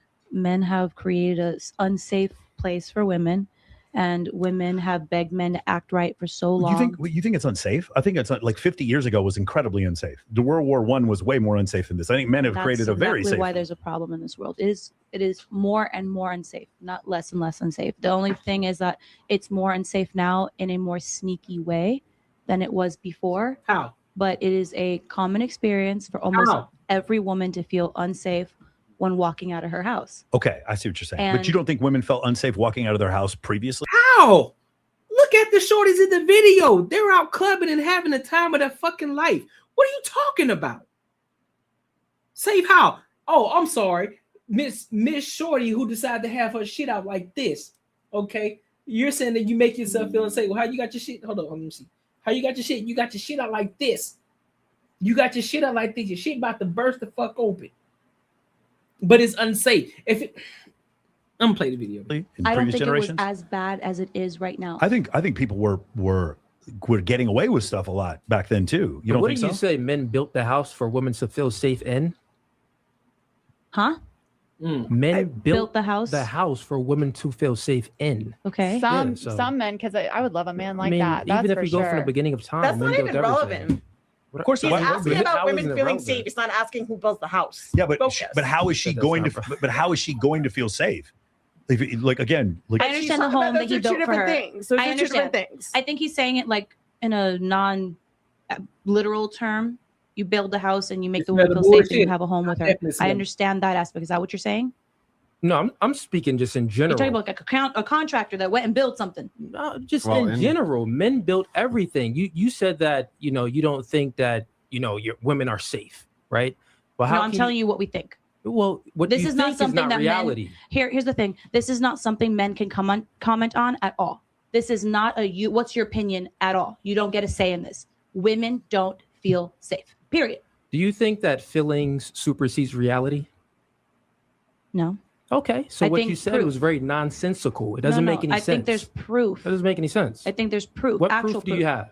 I got Plenty more of proof than you. Articles, news, anything that you see where Jesse, women aren't less safe. We have the lowest crime rate in probably maybe forever. We actually are. Like, you should read. There's a book about this called Enlightenment Now by Steven Pinker, and he goes over how by every single metric, poverty is lower and we have less crime. And how about child mortality? How about mortality during birth? Wait, I'm actually going to take your side, Jesse. Yeah. I know this sounds crazy. I'm waiting for the sarcastic comment right after. No sarcastic comment. You said you don't feel safe. That was exactly my point. Do you think that women are unsafe, or do you think that they just feel unsafe for a lot of different, various reasons? Is it a feeling, or is it something that you can say, you know what, we're less safe today than we were before? Or is it a general kind of you just said, I'm speaking for women on behalf of women, right? Mm-hmm. We feel unsafe. Mm-hmm. I would agree with you on that. And I'll tell you why. Because women are the vulnerable sex. Right. They are the ones that men have to protect, provide, and provision for since we were running around in the sub-Saharan African savannas as hunter-gatherers. Okay. Right. So when women say I feel unsafe, it's generally because they're the ones that are charged with having children, being the incubators of the next generation. So of course you're going to feel unsafe, because when you are pregnant with a child for 9 months at a pop and then have another one and another one after that, then yes, you're the vulnerable sex, and rely on men to help have them make you feel safe in a very chaotic world that, death is right around the corner, right? So the feeling, I understand. The logic behind that, are you actually safe? Are you not? That can be debated, but the feeling of it, I think a lot of women do actually agree with you. They would say, I don't feel safe because of, any number of reasons, whether that's logical or that's, and then, bro, you there's keep actually saying the something same shit in behind the that. circle. I think it's something that's sort of hardwired into women's psyches because they're the ones that have to bear the children and they're in a very vulnerable position. And that's also when proves they're my doing it. point why Yeah. women need guidance, which I had a problem with in the beginning of the podcast when you first started. So think about it. If you don't naturally, you're saying that we don't feel safe. Well, you just said that feelings doesn't supersede reality, right? So that means that reality is real, but your feelings aren't necessarily real. They can be real, but they aren't necessarily, meaning that you can have a feeling that actually equals to the reality. But what I'm saying is this is why women need guidance, because they can feel whatever and they need a man, a masculine man that's going to guide them in the right direction. I have to agree with you to a point here because I like what you're saying in terms of, and I think a lot of women would also agree with me that if there was quality men that actually were true leaders, where they had their shit together, where they were building the home that you're speaking metaphorically and physically for their partner, etc., we would definitely feel, to your point earlier, more comfortable in our feminine energy and to be kind of that, supportive figure to our men to, set them up to be the leader. But So the if problem they did the is, shit that you want, then they'll lead. Then they can lead. no, not the shit that you want, but to Well, create. then what is the things that Well, you're if talking you let me about? finish, sir. What I'm referring to is like you have a very, very valid point in terms of like needing a male to be kind of the safe place, the protector, the provider, the partner, the defender, all of these things. But the problem is in today's society, those types of men are dwindling. Yeah. So back to my question that I. How? But just on the general standpoint, right? You're in a space with men. You're on a man's podcast. You got 1, 2, 3, 4 men on that podcast, and you mean to tell me that you don't feel safe? Because if you really weren't safe around, if men were really as dangerous, now mind you, there are some dangerous men out here. And there are a lot of men who can be dangerous, which is kind of like Jordan Peterson says, be the kind guy, not the nice guy. There are two different things. Being the kind guy doesn't necessarily mean that you're a pushover. You're a nice guy. It's like, look, you're kind. However,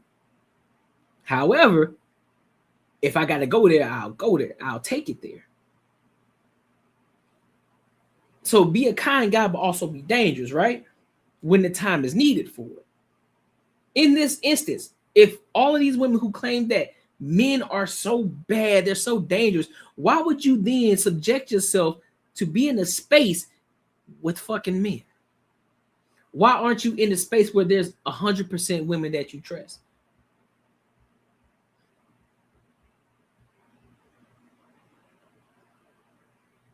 Hey, that's dope. You built a home with your own hands. Women will come up with a different excuse.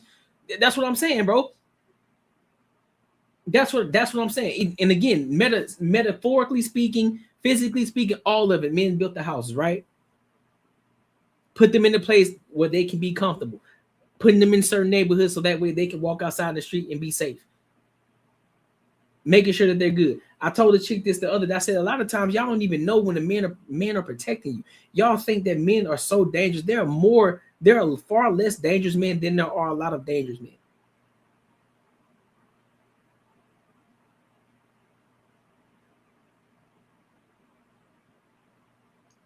JP, again, you still missing it.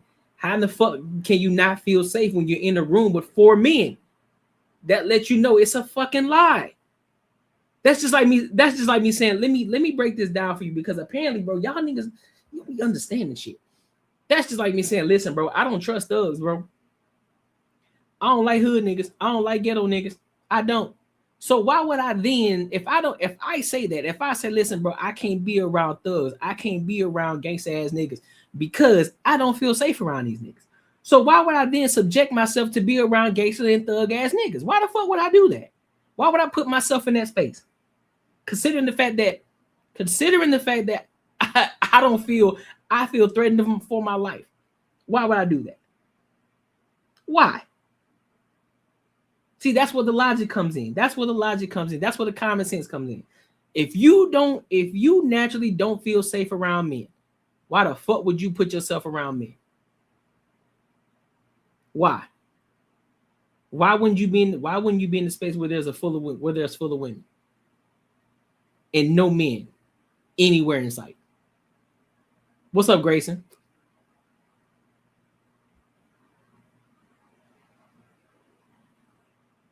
There are a lot of mature guys out here, but the problem is a lot of these women who say there aren't a lot of mature guys. It's because they want them to do what they want them to do.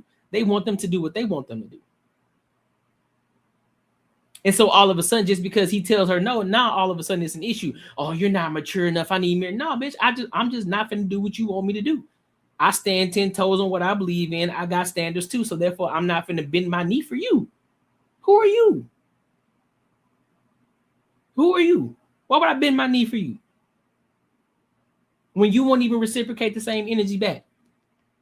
Yeah, nah, you tripping. There are not enough good guys. Yeah, you're a liar. You are a liar.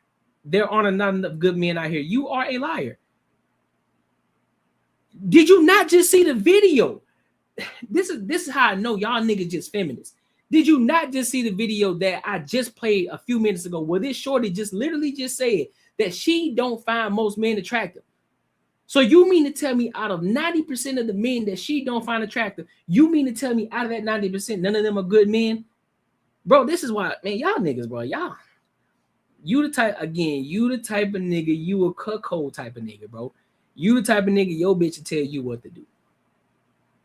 You a yes man. You would be a yes man. What do you think about the Pittsburgh Steelers? I really don't care about the Pittsburgh Steelers, to be honest with you. If I'm being honest, Grayson. They're not my team. Bro, the number one thing women say is that there are not enough mature good men out here. And there are not enough mature good women either. So therefore, now we're even. There are not enough mature women. Now what? Now where do we go from here? Because literally you would just take enough for women saying that we got to tell them exactly what to do when they don't even know how to be a wife before they actually become a wife. They don't know how to observe and actually add value to a man. We got to tell them how to add value to us. Make that shit make sense to me. Again, this is where you come to learn. This is where sharper minds get. This is where we become sharper over here on the Courtnee Edgar Show. You're proving my point.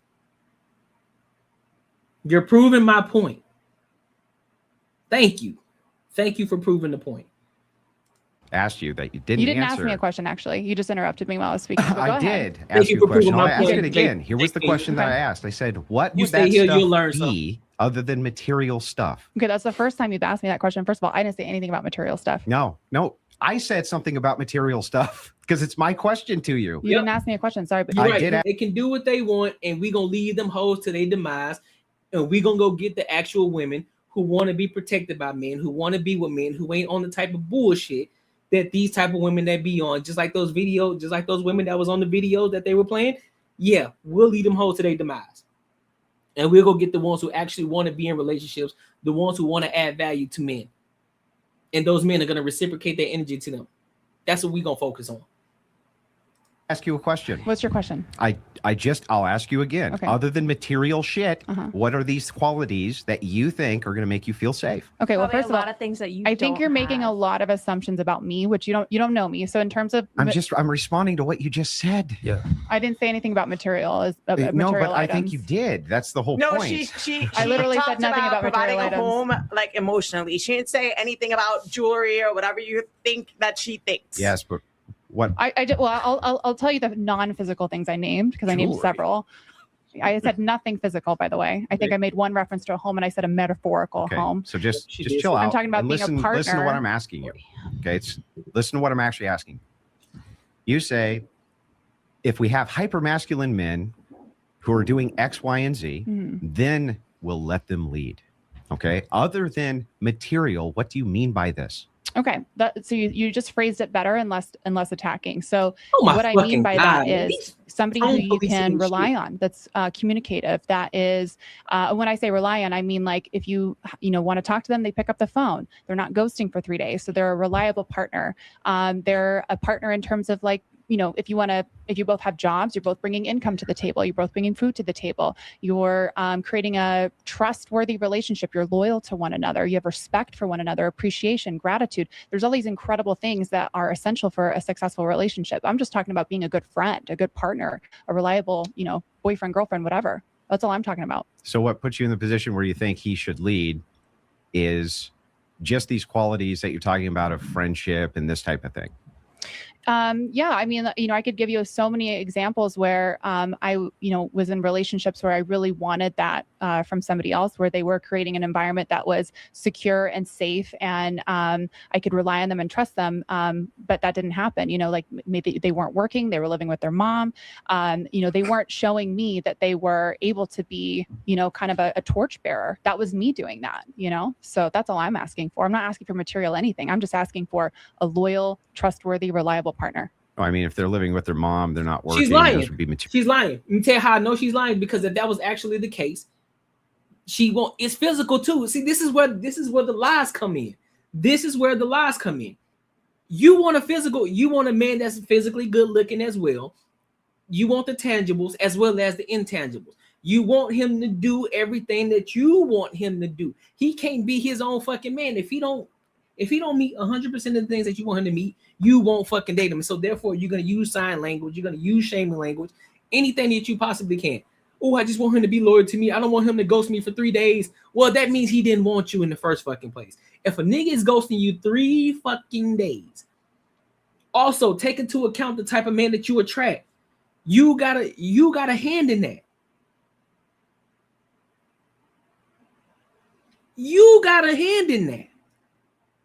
The type of men that you attract, you have a hand in that. What? I don't understand it. I don't understand this, man. I don't understand this. What's good with the spaces? This partnership has to stay in 2025. Thank you, bro. Thank you. This partnership got to stay in 2025. The only time I want to hear partner is business partner. If it ain't got business in front of it, I don't want to hear the word fucking partner.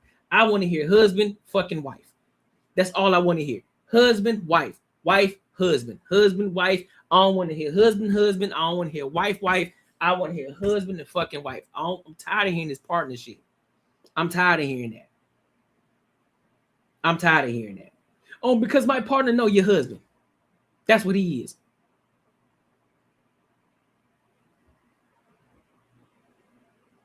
Bride and fucking groom. That's what they are. Can't have it all. Shame, insult, guilt, and the need to be right. That's a fact. That's a fat word. JP, shut your bitch ass up, because you just now you pissing me off, because you sounding like a real feminist right now, and you don't know what you're saying. Most of these guys will protect these women. Most guys will protect these women. They want 100% of everything. You can't even get them. I told you, go ahead and hit up old girl. I told you to hit up. Go hit her up and see what she respond back with. Go see if she respond back to you, big dog. Go. I want to hear it. Because a lot of these hoes are lying. They're lying. There are a lot of good men out here, but they may not fit the description in the tangibles that they want. He may not be a certain height. He may not be a certain weight. He may not be making a certain type of money. But there are good men out here. You're not finna lie to me. And again, you missed the point. And again, you keep missing it because you're too busy trying to be a feminist. There are a lot of good men out here who are willing to protect their women.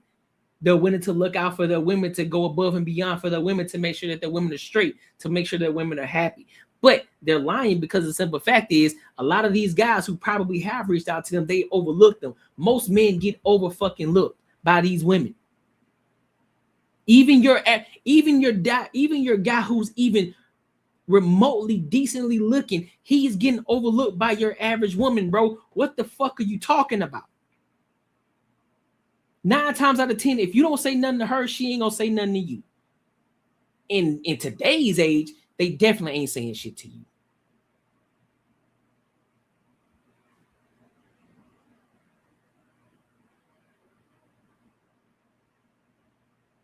Well, she probably should get a nigga that stay with her parents, especially if he understand group economics, especially if he understand, listen, what the fuck I need to get my own spot for? Now, I will say this. I do believe that men should have their own place. I will say that. But however, if he caught himself up in the situation and he had to move back with his parents to get his bread and shit back up for the time being until he got himself straight again and get settled and get back on his feet, that's cool. But if you just lounging around in the basement, eating bag of chips, playing video games, and just being a fat fuck, then that's a whole different conversation. We ain't even talking about them kind of dudes, but we talking about the ones who are out here, your average dude who's out here making money, getting to it, ain't focused on no bullshit. They're on their purpose, they're working and grinding and moving forward in life. But they just may not fit the height requirement, or they may not fit necessarily the 6-figure requirement. They may be making $70,000 a year, but they're doing pretty well for themselves. They still gonna get overlooked.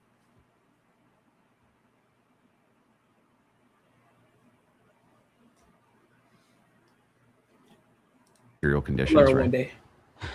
I guess in some respect, but then also not material too, in terms of just like, you out of a partner, I want someone who has goals, ambition, drive, Which there's all these leads other to things. material. Right. These are material conditions. Yeah, see, again, she got caught in her bullshit. A guy who's ambitious, that's translation for, I want a nigga who can go out there and get the fucking bag. I want a nigga who can go out there and get the fucking money. That's what ambition is. That's what ambition is. When you break it down to the nuts and bolts, that's what ambition is. She want a man that's focused on trying to get to the bag, who's trying to fucking continue to keep leveling up. That's what the fuck she wants. She don't want somebody that's fucking complacent. She don't want a guy that's making $50,000 a year, and then all he does is come home, watch TV, drink some beer, go to sleep, and do the shit all over again for the next 10, 15, 20, 30 fucking years. And that's understandable. That's cool. That's understandable. But be honest about the fucking conversation. Stop fucking trying to gaslight motherfuckers. Oh, there ain't no good men out here. Yes, there are. There are a lot of good men out here. But they may not be in the position yet that you want them to be in. That's the problem. Just say what you gotta say. Listen, man, I'm gonna be 100% honest with you. I like a man who is this, that, and the third. But also, listen, if you're making $50,000 a year and you just may not be there yet, and you're growing and you're building, I still don't necessarily want to be with you yet, because I would rather you already be in that certain area and space for me to even want to be with you. Just be 100 about it. Stop with the stop trying to be politically correct. Just say what you gotta fucking say. Because all you're gonna do is pin yourself in the corner, and we gonna come and we gonna find out the truth, and we gonna find out you've been lying. Shout out to you, Word. He says, I've been on my way. I've been on my own since I was 16. Now I'm at 100K, man. Not bragging. I am 6'1", though that's the only bragging I got. Hey, listen, you doing better than most men. You 6'1" and you making 100K a year. You doing better than a lot of men out there. Now, let me ask you this, Ward. Just being honest, this is not to call you out. This is not to call anybody out. Do a lot of women still bypass you on a daily basis unless you go up and talk to them? Do a lot of women still look at you? Do a lot of women still look at you and they just bypass you? Like they don't. It's not like you even fucking exist. Even though you making 100, even though you making 6 figures, and you're 6'1".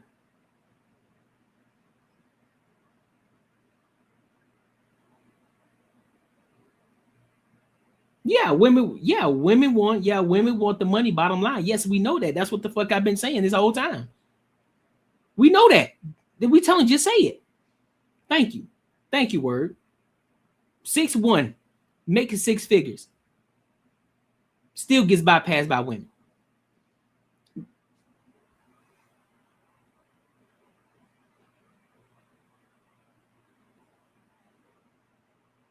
He in the top 10% of men.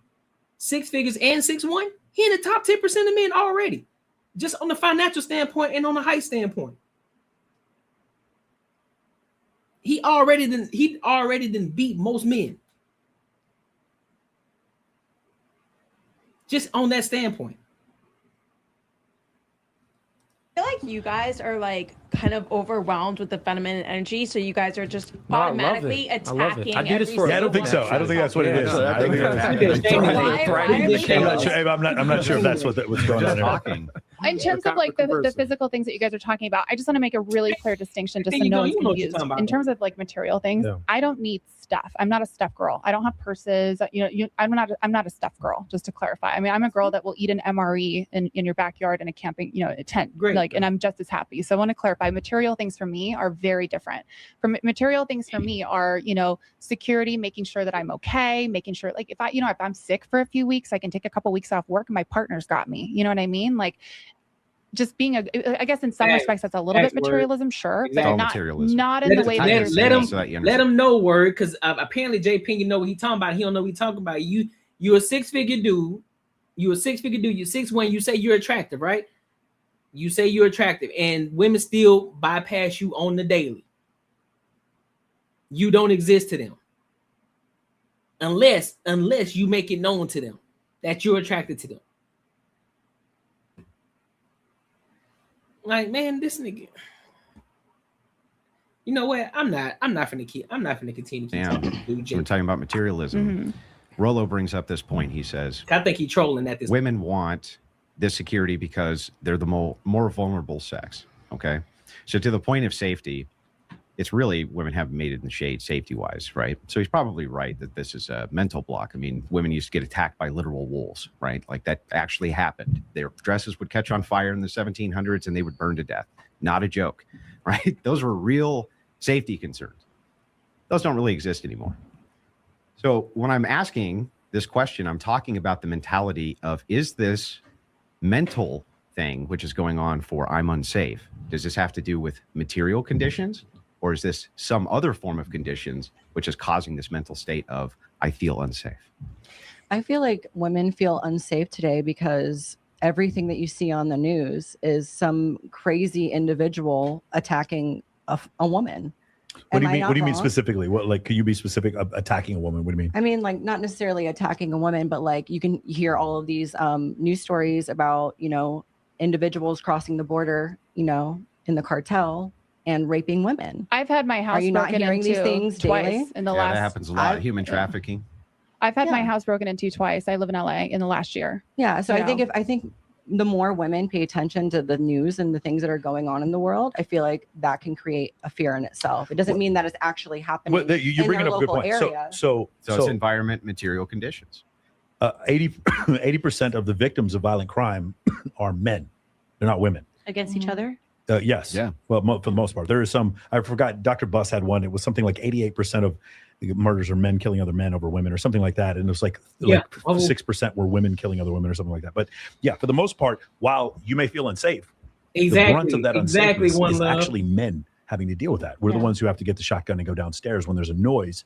In the kitchen. Yeah. Right. I'm not saying I particularly feel unsafe. I can understand why other women feel unsafe because I don't personally like to live in fear. Yeah. There might be a statistic where like there's a certain amount of women that get raped every day, whatever. I'm not going to pay attention to that because I feel like the more that you fear something, the more that you draw those kind of circumstances into your life.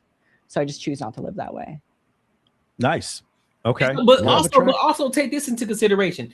If 80% of the crimes are men versus men, wouldn't that mean that men should be more afraid than anything? Men should be walking around this bitch in fear.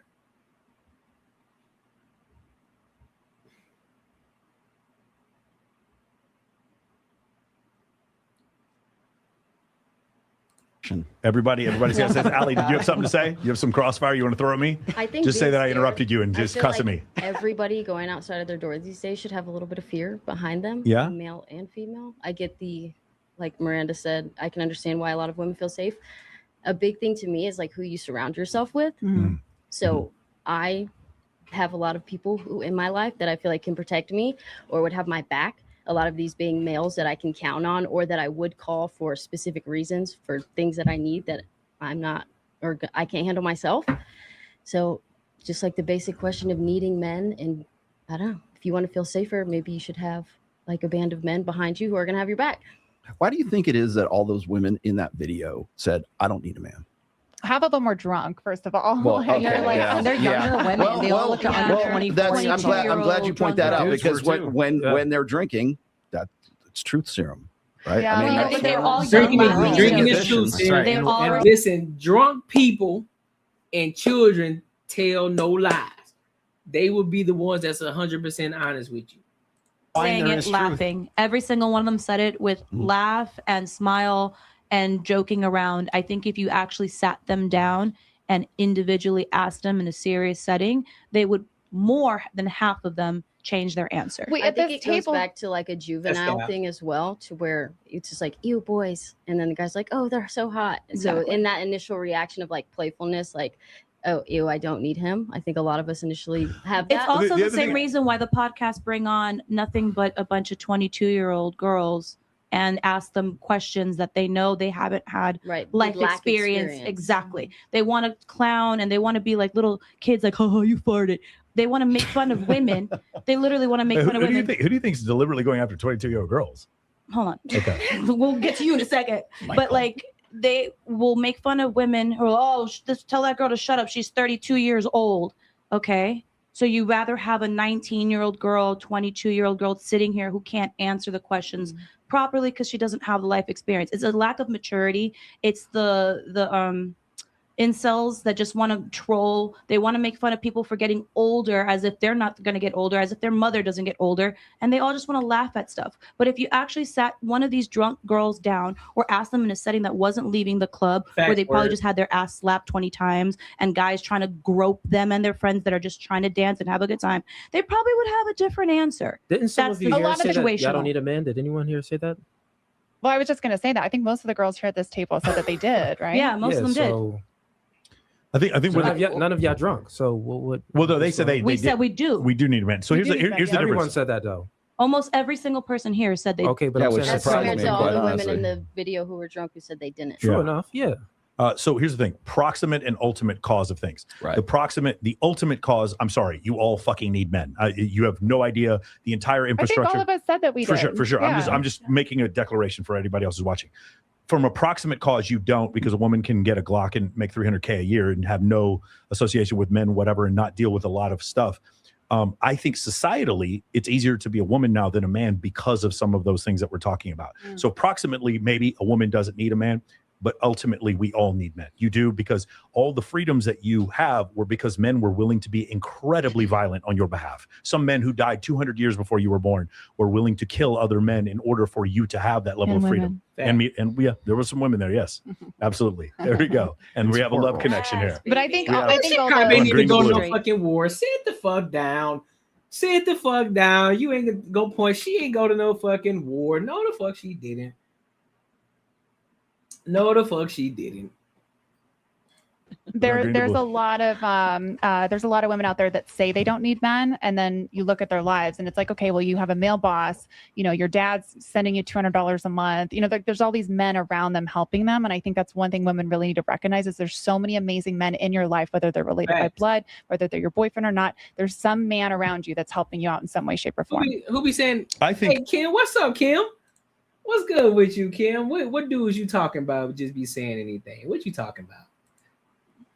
A lot of these women think it's cool to say we don't need men. Right. Yeah, Sometimes. I feel- It's There a you go. feminism movement. Okay, I so feel like it's very trendy right now Yeah. to say that, like, hey, Yeah, I that's what I'm don't saying. need It's a man. trendy Like, thing. we live in this It's world that I it's the don't best need a cool man. thing since sliced bread to say we don't So need men. when we do, sometimes we do the shows know and we'll what ask girls to rate themselves. If the first girl says she's a 7, we get a lot of 7s and 6s and 5s and 8s. If the first girl says she's a 10, all of them say But that's 10s. the 4-minute mile rule right there. What do you mean? The first person to break the 4-minute mile was Yeah. it was 2,000 years after the mile was created, and the Exactly. second person was 43 days later. Yeah. No, I understand what you're saying, but like that's the thing. What I found is that whenever I think a lot of these women saw other women being like, "Fuck no, I don't need men," and it just like it starts Right. to snowball. Whereas the men, you guys see that maybe men are like willing to put up with more and then like still appreciate it. Is that possible? Do you guys see that in I general? think men put up with a lot from women. Okay. Absolutely. Go ahead. Absolutely. Go with that, I Lieutenant. mean, to your point earlier, you know, I do think, and I know this because I've seen some studies on it, that women are definitely more emotional. I don't like the word neurotic, which is why I got a little defensive earlier, because neurotic is considered a very negative tone, like a negative thing in general. Like women get called crazy,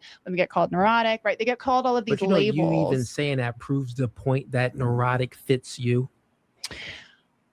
I just don't. I think your scientific explanation of it earlier, that makes it go down a little bit smoother, because when you just label someone something, it's like, well, we've known each other for But literally yeah, the 5 fact minutes. that you're upset with a label, you're proving my point. I'm trying to make it clear that there's so many assumptions out there about women. Like women just get like tossed off. Like if you look in the comments, even right now, we get called 304s, we get called crazy. Like our opinions are never Here's taken another seriously. word: catastrophizing. Women tend to catastrophize more than men. That means I agree with that. They go to the dramatic extremes. effect. Very Dramatic effect. Yeah. That plays a part in Hyperbole. it, too. Yeah. Dramatic effect. I agree Is that a with better you on word that. for you? Sure. Yes. Okay. Worst case That one scenario. goes down a little We smoother. can listen. We're gonna get a thesaurus out here when So, we go eat so, sushi so after it this. ain't. So it's all about what you say. So basically, what you're saying is about what you say. It ain't. You're not listening to the message. You're so focused on the terms. You're focused on the word that's being said. That's why a lot of times you can't really have conversation, because you can be telling them the exact truth, but because of the term that was said, oh, I like this term better because that term went down a little bit smoothly for me. What do you mean? Why can't we just have the conversation instead of you trying to one tone police and two word police me? No, we're gonna have the conversation. I don't care. I don't care about how it felt going down. I said what I said. I said what I said. Argue with your mama. I think it's the delivery, and I said this to you outside. It's the delivery, because you can't drop a bomb on someone in a kind of condescending, rude, or disrespectful manner, and then be, oh, you're being neurotic. Oh, look at you being defensive. Look at you being an emotional girl. Yes, y'all are. Y'all are very much more emotional than men. Yes, y'all are. What are you talking about, Kim? Men need men. Who's going to build the streets and buildings? Right. I've definitely. I didn't say that you I did. didn't point. Hold on, I hold on. didn't do any of that. I'm not saying that you did. What if you I'm saying did? there is Like, a delivery and a way wouldn't to that do again things. make his point? And that's why you I see a think different that- reaction from different Remember people. who said that? Well, what's going on here? Do you guys can't handle the feminine energy? I think it's the reverse. I think you can't handle the masculine energy. Well, if one we of you couldn't said that? handle the masculine energy, why would we surround ourselves with men like Michael and Rollout? They are so masculine. I think that's also a very narcissistic comment to say. You can't just throw out a Well, again, if you're blatantly because if you're blatantly trying to disrespect me, that's the difference between the two. But if I say a word, I had a conversation with this woman. Shout out to my girl Ashley. We had a conversation about the word grooming, or the word. I don't know. It wasn't grooming. What was it? I forgot the actual term, but it wasn't no word. It was no derogatory term. It was no disrespectful term, but it was just a term that she didn't like specifically. It wasn't disrespectful to anybody, wasn't derogatory, wasn't anything disrespectful, wasn't calling anybody out of their name, but just for the simple fact she didn't like the term. And that's what we're talking about. Now, if somebody just blatantly, it was training. Good call. It was training. Training. So I train, like we got to train our women up. What you mean train? Train. Just like you train your children. Just like you train your athletes, you train them to understand how to operate and how to move so that way they can be better. She didn't like the word training. Training. And the entire conversation went left just because of a term. Wasn't derogatory. Just because of that term, training. And that's what we're talking about in this aspect. Nothing here was said that was derogatory. Just didn't like the term. That in itself already tells you about the emotional standpoint of women. That's an emotional response. I don't like what you said. And just what she said, well, I like that word better because it was a little bit more digestible. The fuck you mean is more digestible?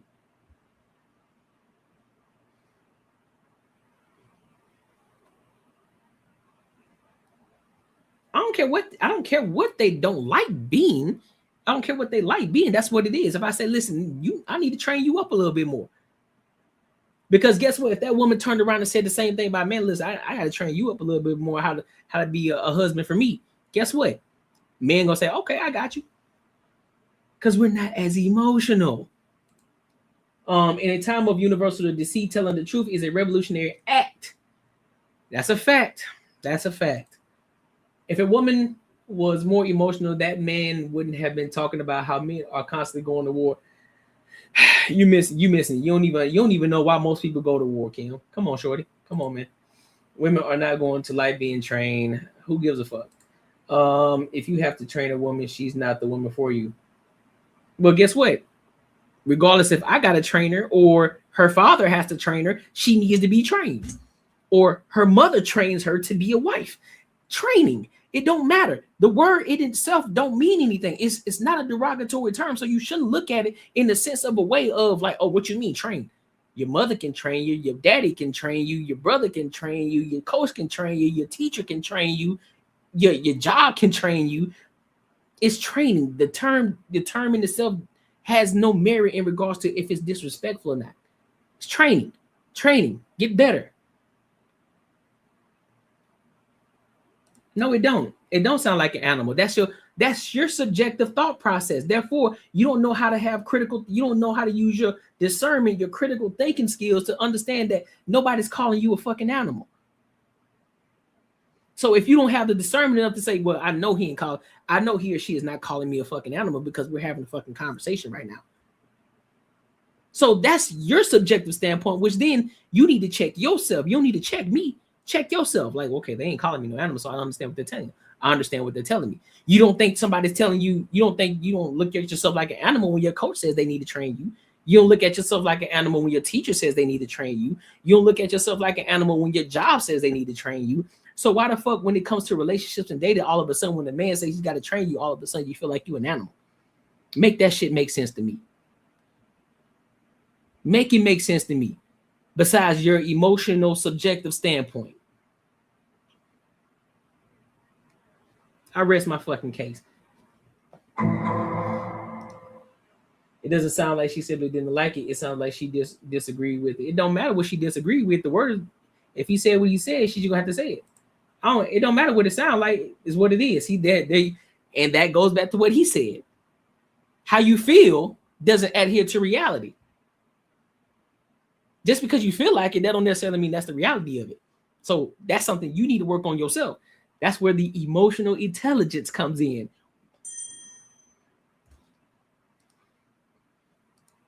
Again, men need men to improve on technology, but a woman doesn't need a man. Let's see them cope. Don't care anymore. That's what I'm saying, bro. At this point, like, just let it be what it is. If they don't need men, listen, leave them to their own demise. If they don't want a man, if they don't need a man, leave them to their own demise. And go and protect the ones who actually want to be protected by men. Go and save those. The ones who say they don't need a man, they don't want a man, bet. Go to your homegirls. Let them protect you. The rest of us, we're going to go protect the ones who want to be protected by the men. The ones who welcome men with open arms. We're going to go over there. We're going to go where we celebrate and not where we tolerate. It is a derogatory. No, it's not derogatory. Again, that's a personal thing for you. You need to work on your emotions. Again, that right there in itself is an emotional response because you can't think outside of the emotion and understand that nobody's saying that you're an animal. You can't look outside and use your discernment by saying, you know what, I know they ain't calling me an animal. I understand what they're saying.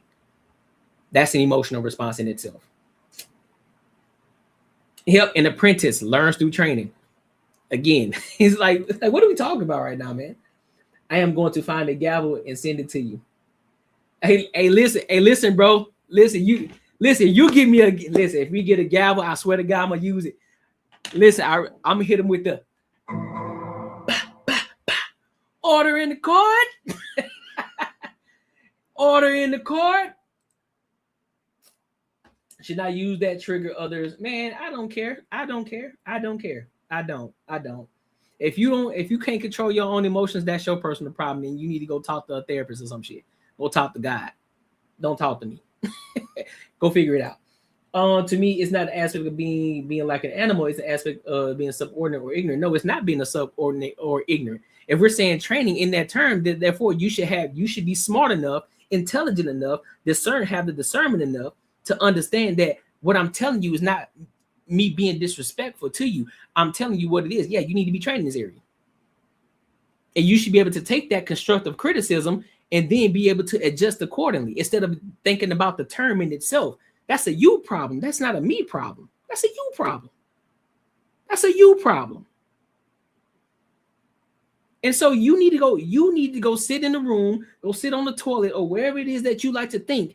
Go sit over there and think about that. That's not a me problem. And we're not going to continue to keep trying to adjust ourselves for y'all when y'all don't even want to adjust yourself for us. We're not going to continue to keep doing that. That's why y'all don't like red pill shit, because men are waking up, men are having standards now. Men are saying, you know what? Fuck that. I'm not gonna sit here and continue to keep trying to adjust myself for you when you won't even move a little bit for me. No, I'm not doing that. I'm not doing it. So no, I'm not. You don't like the word training? Oh well, it's on you. Well, figure it out then.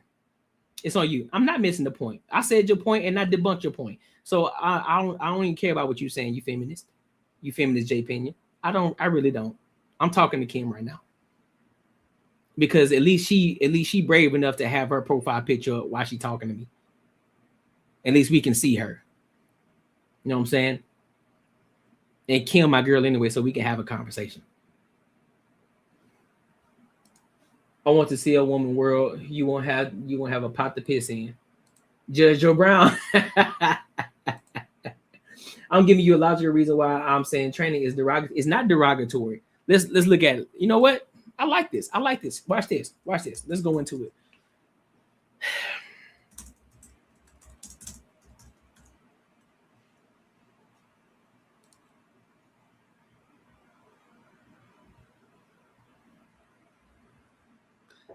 The word training is not inherently a derogatory term. It is a common word used to describe the process of learning or developing a skill.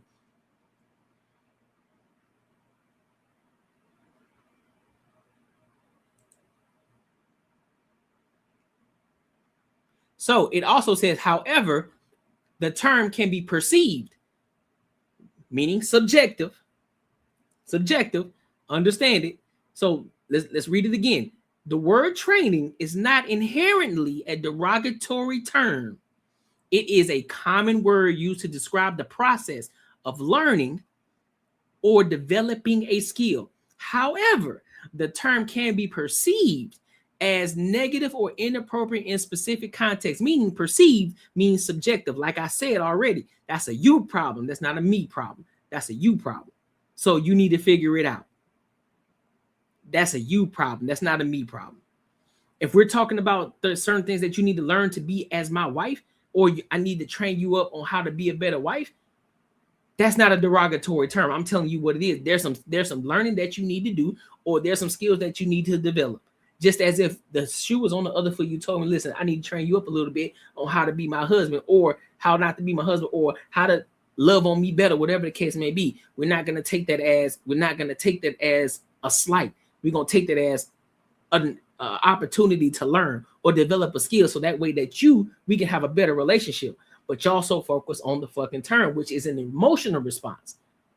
That's an emotional response, because you're too focused on the term instead of the actual bigger picture here.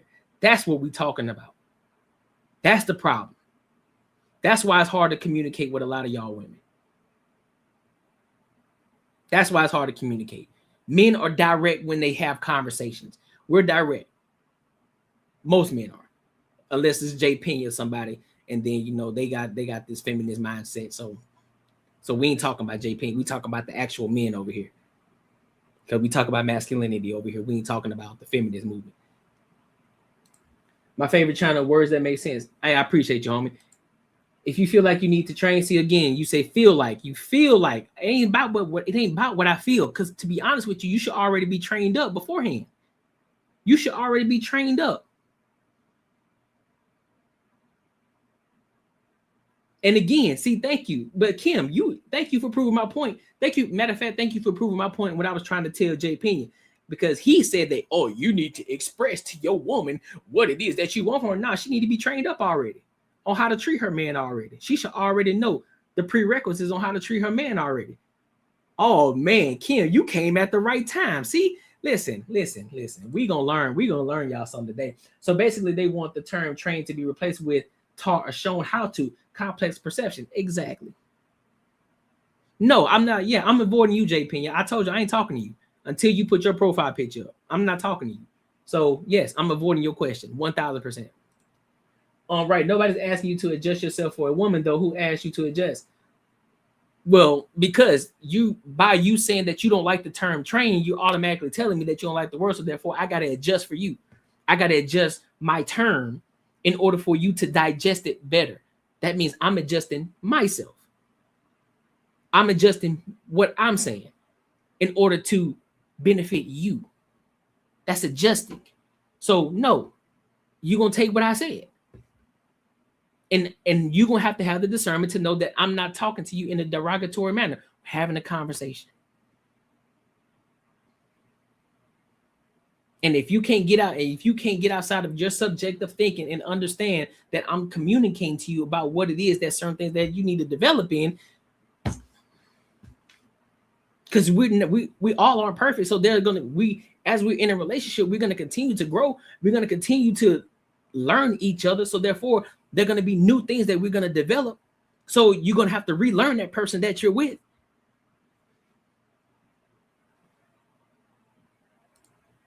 What skills is developing? What is she learning?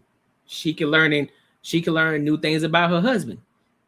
Again, you don't stay the same as you get older. You continue to grow. You continue to develop new things in life. You experience new things in life. So therefore, you have to look at certain things from a different aspect now, not from when you ain't the same person at 25 that you are at 35. And you're not the same person at 35 that you will be at 45. You change. So you got to adjust accordingly. So there may be certain things that you probably were doing at 25 that you got to relearn how to do, or you have to learn how to do at the age of 35.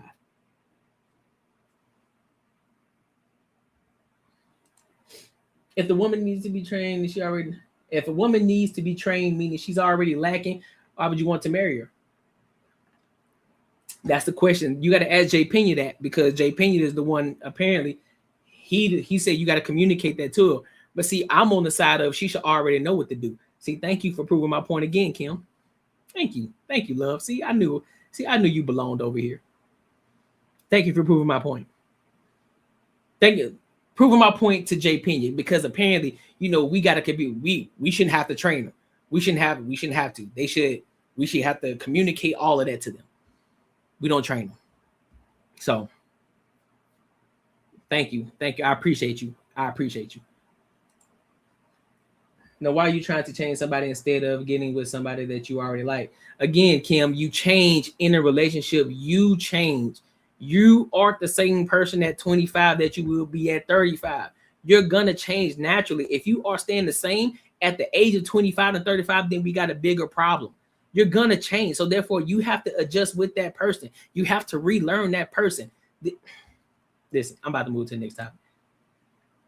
And didn't we tell this motherfucker to send a super chat if he wants to be addressed? Yeah, exactly. We told him to send a super chat. But again, that's what I'm saying. We ain't stunning him. He just gonna continue to keep talking in the chat, and we ain't gonna pay him no mind. This is something y'all are constantly complaining about. Women doing a woman will get with a man who has all the red flags, and then y'all say, why did she get with him? Thinking she could change him. Well, because you got in it for the fact that you thought that you could change him. You thought that you could change him because of your ego. We as men don't get in a relationship with women thinking that we can change them because we think that we're so fucking special. We have the discernment to choose. Now, there are some men who don't have discernment. They don't know how to choose women. We know that. We understand that. That's understanding and having the critical thinking and being intelligent enough to know that. But there are men who understand. That's why we slot women. Like, nah, I couldn't see myself being with this type of chick because she already slacking in certain areas. She don't even know how to be a wife before I even make her one. So nah, I'm good on her. Why you think a lot of y'all ain't getting married? Y'all been slotted already. Y'all ain't doing what y'all supposed to do. So that's why men ain't marrying y'all. And then a lot of y'all get on, and I'm not talking about you, Kim. I'm just talking about women in general. And then a lot of these women get on these platforms and talk shit about men, and they expect men to then adjust to them. Yeah, all right. Keep thinking that. Yeah, but if you're saying you need to train me, you're calling me ignorant. And no, see, again, you're taking a personal offense to it. There's the emotion. You're proving my point, Kim. You're not thinking logically. You're thinking with emotion. Training is not inherently a derogatory term. It is a common word used to describe a process of learning or developing a skill. Constructive criticism. So if I came to you, I didn't come to you with an attitude, but I came to you stern. I listen, man, I got to train you up on certain areas. Or there's certain things about me that you must know that I need to train you up on. Because you're not going to know 100% about the person. You're not. Just like he don't know 100% about you.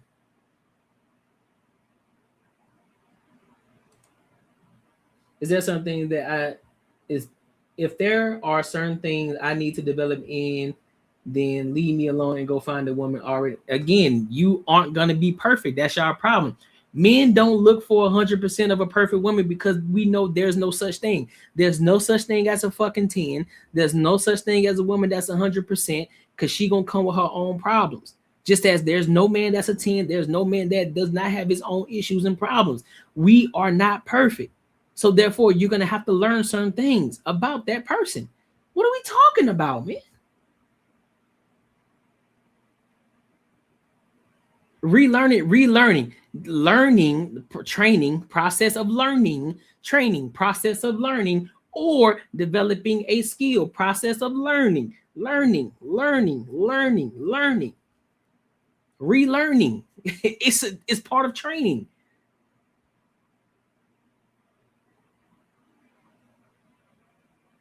That's what training is. Learning. Training is learning. When you go to a job, they say training. That means you're learning.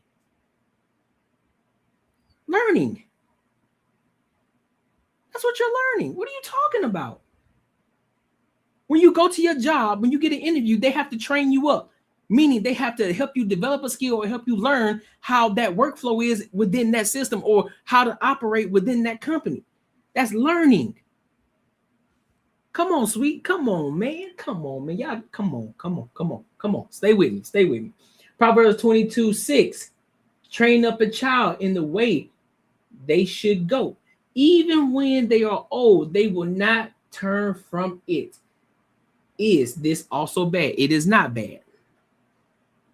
Because guess what? The word is the word. That is God's word. And God's word is truth. It ain't the truth, it's truth. That means it's never changing. It's always going to be the same. Even 100 years from now, it's always going to be the same. Always.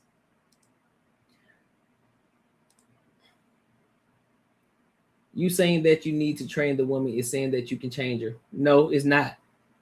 It's not saying that you can train it. It's called developing the skill. That means adding to the arsenal, learning new skills, adding to what you already have. So let me break it down for you like a fraction, sweetheart.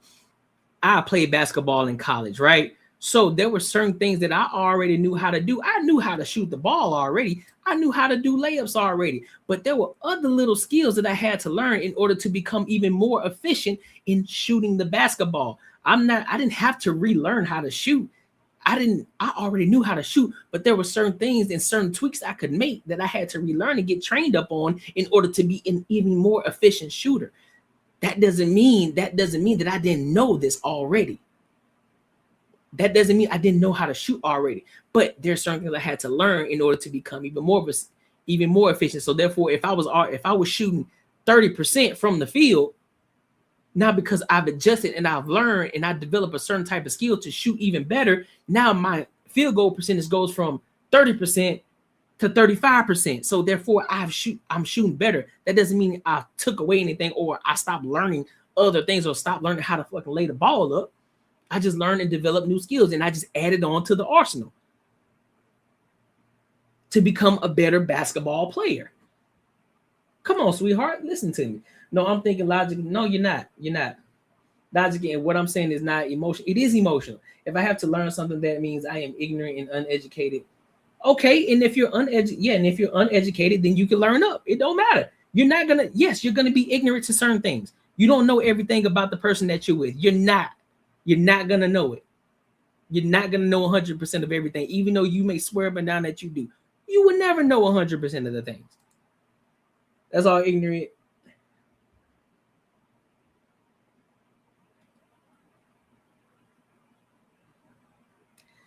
That's all ignorant means. It's you don't know something, so yes, you're making it like, I mean, okay, well, yeah. Let's look at this. Listen, ignorant can be looked at as a derogatory term, just as training can. However, it's based off your perceived. It's based off how you perceived it. It's based off of your own. It's subjective. Shit, excuse me. Like fixing the hitch in the shot. Damn it, Courtney, don't stop the ball before you. Exactly, Bull City. Like instead of coming up, boom, shooting it up. No, don't stop the ball, because guess what? You're automatically telegraphing when you about to fucking shoot the ball. I bet. So let me change. Let me learn how to stop doing it. Let me learn how to just fucking pull up. Let me just learn how to pull up without smacking the ball. So now I become better at shooting. Now it makes it harder for the defender to defend me now, because they don't know when I'm gonna shoot. I don't telegraph my shot anymore. Oh, now I can really get you. Oh, come here. Oh, you want to know something? Come here. So it's the same thing in relationships. Just as he got to learn, he may be ignorant about certain things about you, but he got to get trained up and learn different things about it. And that training up can be his own personal training for himself.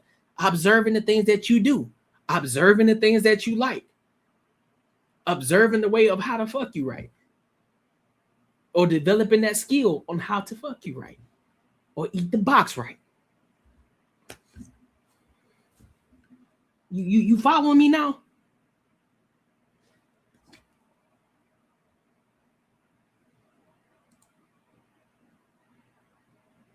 He's not talking about me specifically. He means women. Yeah, women in general, mama. Women in general. Yeah, see, that's what Kim. Don't listen to J Pinion. Don't listen to him. He ain't put a super chat in here yet, but he's still talking. Don't pay him no mind. All right. I agree. And if I have to learn something that means previous to me learning that thing, I was ignorant. Okay, yeah, fair enough. What skill? Can you give me an example of a skill that you're going to train your wife to do? The way she can suck the peen, or certain way that she can operate within the marriage, or like, listen, if I'm working on this certain business, I need to train you up on how to do this X, Y, and Z to take the load off for me. Could be anything. Right, you feel me? Like, hey, don't stop the box. Don't stop the box before you eat it. What you mean? Like, there's certain different things. You know what I'm saying?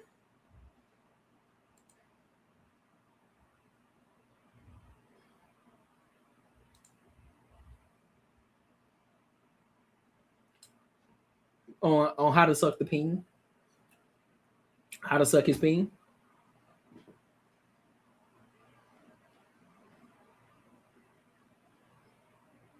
Learning how to love him, I mean, and these are actual things that men struggle with. Teaching his woman how to love him. Teaching his woman how to love him. And I'm just gonna take the sexual aspect out of it. Teaching his woman how to love him. Loving him the right way, showing him the respect, and he'll probably tell you. And if you ask, and if you really are a willing participant to learn and get trained up on it, like, listen, I like certain things like this. When I come home, you know what I'm saying, because I work X, Y, and Z, I like my food hot and already at the table. I'm just giving you it could be a lot of different things, but I'm just using this as an easy example. Listen, when I already know that you already at home, right? Before I get here, I work 12-hour shifts. I would like plate of food to already be at the table, hot and ready, because you already know what time I typically get home. You already know what type of time. You already know what I like to do when I get home. So therefore, you know that I like to have a drink when I get home. So I would like you to have a drink already ready for me when I get home. Or I would like my bath ran all ready for me when I get home, showing me that you love, admire, and respect me. That's what I like. It shows that you really are, you really are willing to give to me just as I'm willing to give to you. And it can be vice versa. You can tell him, like, listen, I really like when you build shit for me, or I really like the fact that when you just bring me home random shit just because it's a Wednesday. I really like when you bring me home flowers, or I really like when you bring me home random gifts just on a random day, not just on a special day. That's training him up and understanding what she really likes and what she's receptive to. Marcus C, yep, exactly. Not questioning everything.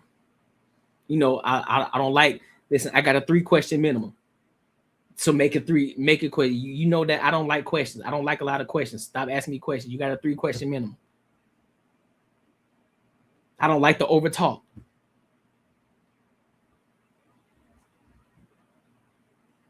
If I tell you one thing, just take it for what it is. Understanding your man, like, listen, I don't like talking much. So if I tell you, listen, if you ask me how was my day and I say my day went 1, 2, and 3, just leave it at that. That's training. That's training you up on understanding how to love that man the proper way. So that way you guys can move on successfully in a relationship. Yes, wife and life. Wife and life is more than sex. Yep. What do you bring? Bring. What I think that you are ignoring is that people understand how words are used. No, I understand. No, people. That's a personal issue. That ain't my issue. Like, training might not be inherently negative. They're often used with negative context. Again, this where training comes up. And if you are trained enough to know your husband and or wife, you know that when they say certain things that they don't mean the harm behind it. Again, that's part of training up. Like, listen, if I tell you, listen, I need you to understand something. So I'm going to train you up real quick. I need you to understand when I say certain words, I'm not telling you this as a derogatory term. I'm telling you because that's what it is. That's what we got to do. Or I'm just telling you this directly. So next time I say it, I need you not to get upset or feel some type of way about it because I'm not telling you this in a derogatory term.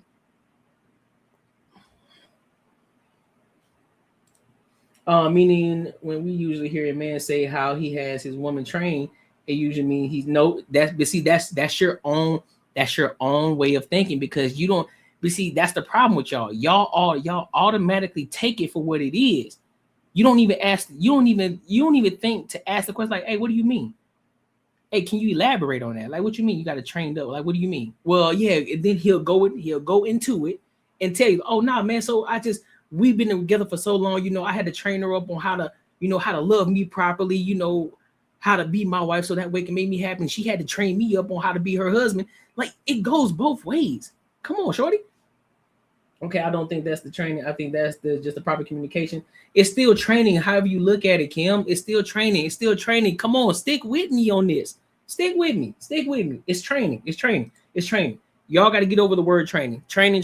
That's what it is. Training. No, it's not a derogatory term. It's not. Let's move on to the next topic. Make sure you like, comment, and subscribe. Bro. Oh, should we go to this one? Nah, we'll leave that one for last, because we already 2 hours and 42 minutes in. Let's go to Kendra G. So Kendra G, y'all already know Kendra G. She's like the watered down version of Kevin Samuels. And this shorty here, she's from my hometown. Well, not Kendra G, but the chick that she's interviewing, she's from my hometown, Mobile, Alabama. And basically, she just said that she prefers a man with no kids, make at least 6 figures, of course. And then she got another laundry list full of things for her man. So let's dive into it and let's see what she's talking about. Then I'll give my thoughts. All right, let's get to it. I'm not gonna keep talking about it with them because they don't get it. So hey, Jess. Hey. Hi. What's your name, baby? My name's Jessica. Jessica, where are you calling me from?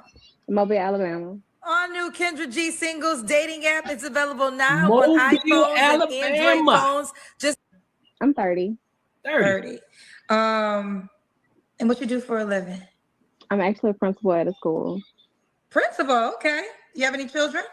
I do have one. She's 7. Okay. Have you ever been married? I have not. Okay. And so we got Jessica. What's your zodiac sign? I'm a Sagittarius. Sagittarius. So we got Jessica, Mobile, Alabama, 30, Sagittarius, principal, mom to a 7-year-old. Never married.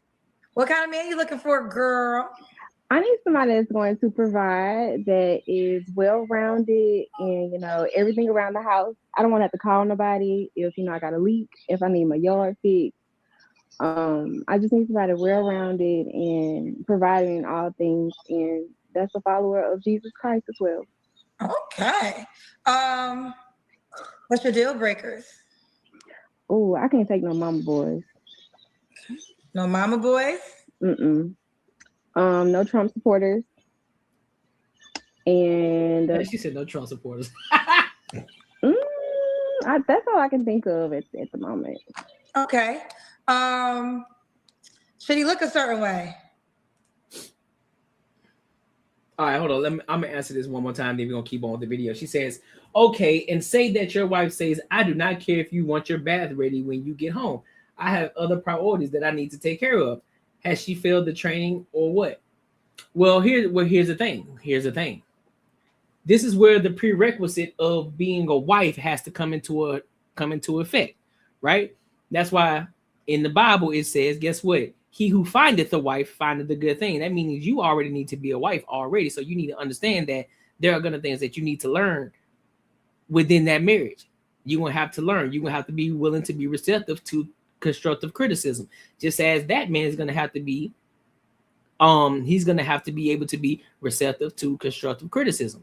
You're not gonna have it all figured out at the end of the day. So with that being said, this is why questions come. This is why you have these hard conversations up front, and you get to observe this person, see how they actually operate. So therefore, so again, if you already know how to operate yourself as a wife, and you've already been trained up from your dad or your mom or both at the same time, and you know how to be a wife, there are certain things that you will know how to operate and how to maneuver around your man. If he gives you constructive criticism, you know out the bat not to take it as an emotional response, but you take it as a way to learn and to get better and to develop a certain skill on how to love your husband better and how to be a better wife. Just as that man will have to learn things about you to become a better husband. So you have to have the prerequisite in order to be able to be receptive to the information that's being given to you in order for you to become a better spouse. But if you aren't willing to learn and then you take everything as an emotional response, or you get triggered by a fucking word, then that's the problem. So therefore, those things you should already have observed this type of energy already before you even thought about getting married, when y'all were just dating and conversing with each other. So before you even get to the marriage aspect, you will already know if she's receptive to the type of energy, to that type of energy. Or if she is receptive, you will already know if she's a wife already, because she would have displayed those type of characteristics already in the beginning. You wouldn't even have to express some of it because you already know and observed it. That's what I'm saying. No, it's not my way of thinking. It's a common way that it's used and didn't just make up. No, ma'am. I'm sorry, Kim. You're wrong.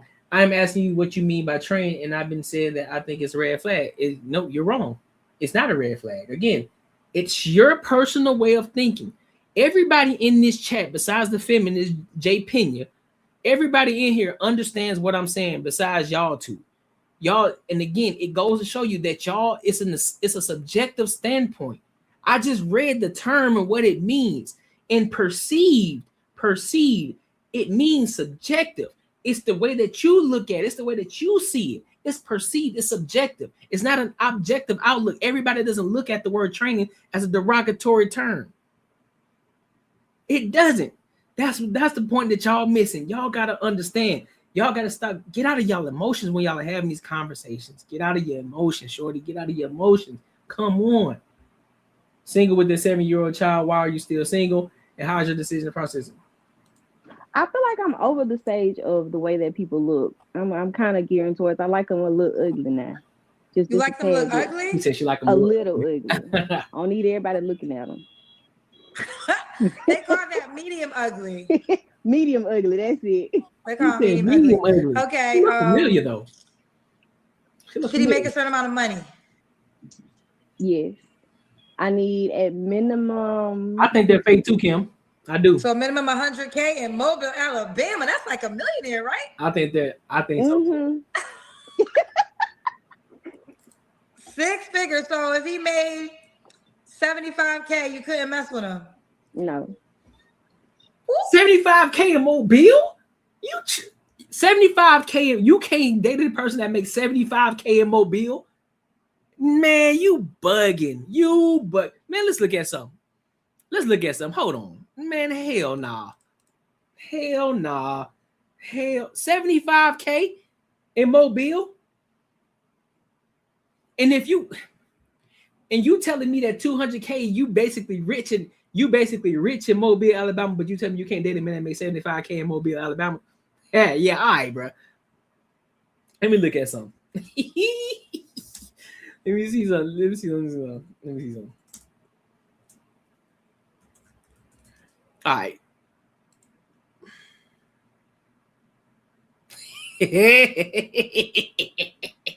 Let me show y'all something real quick. Look at these houses. Mobile, Alabama, $399,000. 4-bedroom, 3-bath, 2,500 square foot. 4-bed, 2-bath, 1,800 square foot, $247,000. Nigga, you got a full brick house, $400,000. You got a 3-bed, 2-bath, 1,700 square foot, $284,000. Boy, what the hell are you talking about? And this is what you get. Listen, understand something. Listen, look at this. This is a $575,000 home in Mobile, Alabama. That's a 4-bed, 4-bath, 3,300 square foot house. What? 75K? Family.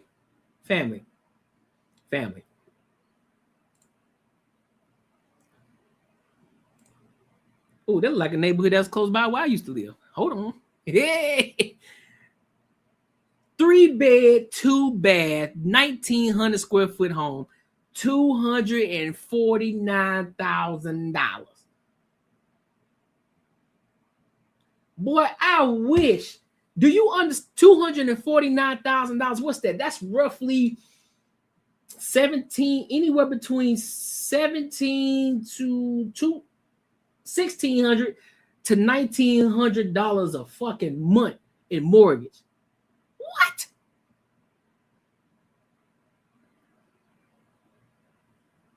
That's exactly. 400. That's 400K. What? Dog, what are you talking about? You can live solid on $75,000 a year. You can live solid. Hold on, watch this. I got you one even better. You got a 3-bed, 2-bath, 1,400 square foot home. Look like he got some renovation done. $75,000 a year. You telling me you can't? Man, you better stop playing with me. You better stop playing with me, dog. You better stop playing with me. You better stop playing with me, dog. You better stop playing with me. Luxurious lifestyle for myself and my child. So anybody coming in matching or below me, it's just not gonna work. You a school teacher. Okay, hear me out. Let me see. Hold on. Let me check one more thing. Let me see something. She said she live a luxurious lifestyle. Let me see something. As a principal. Let me see something.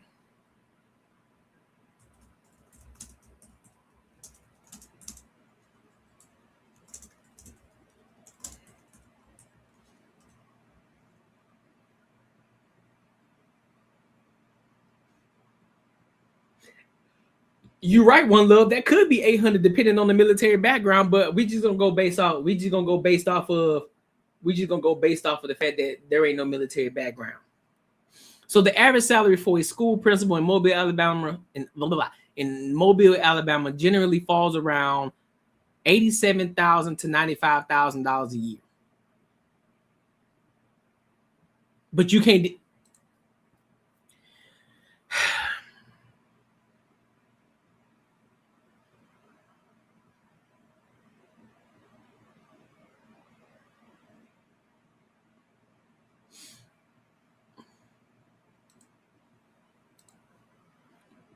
Hear me out. Okay. But if he had You got a 75, strong ass face. that would be 75K in addition to what you already have. So wouldn't that be an increase? Or you're saying you want to meet a man and you don't want to pay no more bills ever again? The latter. Meet a man, I ain't trying to pay no more. Oh my God. Was that the dynamic you had with your son's father? No. I don't feel like that doesn't count though. How does it not count? You What have do a you whole mean it child don't by count? You got a baby by this nigga. What do you mean it don't count? What are you talking about? that man. It doesn't count. It Well, don't let me count. say this. Okay, let me say this to you. Maybe to you it doesn't count, but it will count to men. Okay. So I think women, you got to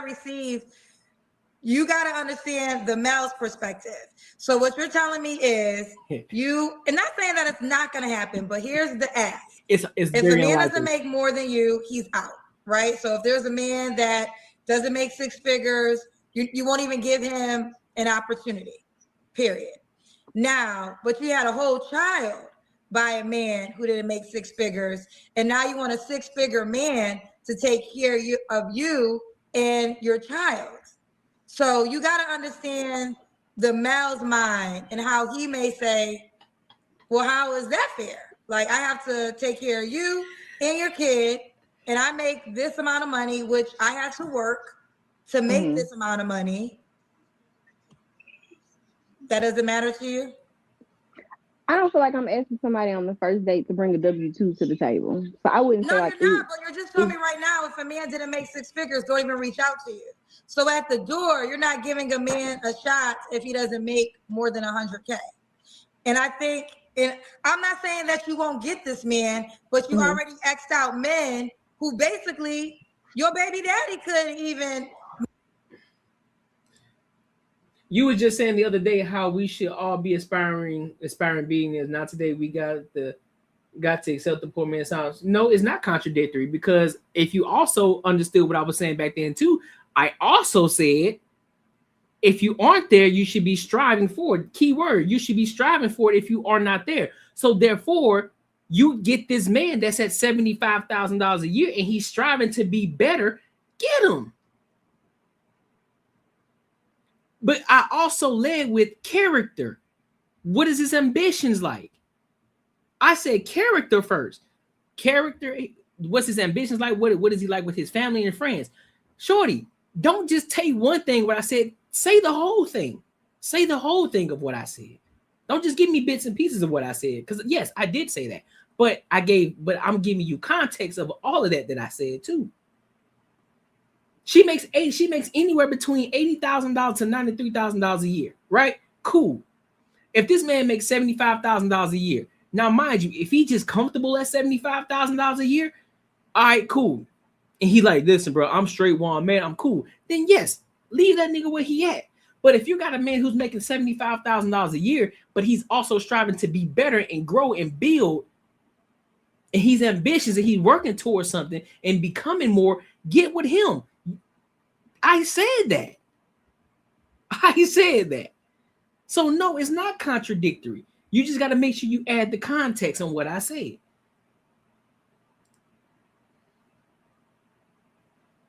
She doesn't have it. I'm sorry, but she doesn't have the features to be kept, neither the age. Well, listen, at least she was reasonable in the fact that she said she want a medium ugly dude. So I think by her saying that, she has a bigger chance to get something like that. Because she said medium ugly. Now she just said she wants this dude that's top tier, and then I'm like, yeah, I don't think that's gonna happen. The likelihood of that happening, she looks like that lady that was on the movie Coupon Queens with Kristen Bell. She's not asking to be kept. Yes, she is. She is asking to be kept. She says she want a man to pay all the bills. Are you not listening? That's a woman who wants to be kept. She don't want to pay the bills. That's why she want a $200,000 man. So she don't have to pay the bill. She just said that.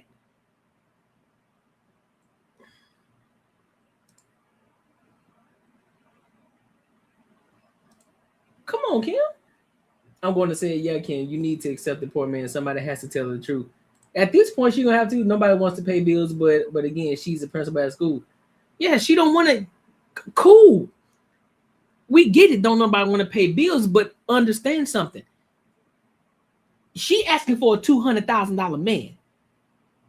$200,000 man. You're a principal with a kid, and you're not that attractive. That's gonna be hard. I ain't saying it's impossible, but it's gonna be hard. The likelihood of that happening is slim to none. I gotta call a spade a spade. You got a kid. You got a kid with a nigga who won a $200,000 nigga, was a broke nigga because you don't even want to claim this dude. You said it don't even count, and you got a whole kid by this nigga.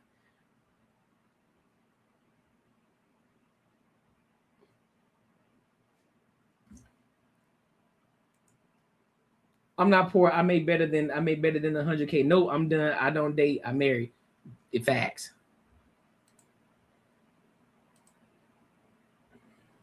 She definitely said she wanted to be kept. She definitely said that.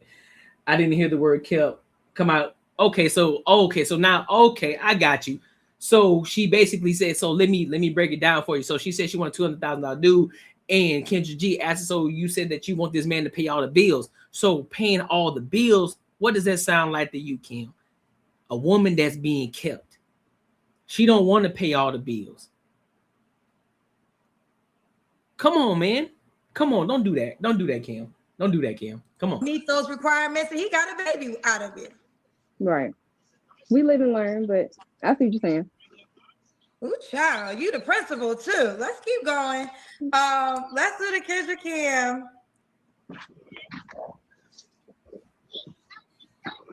Hold on, Liz. You know what? I'm gonna help you out, Kim. Watch I had to work to make this amount of money. That doesn't matter to you.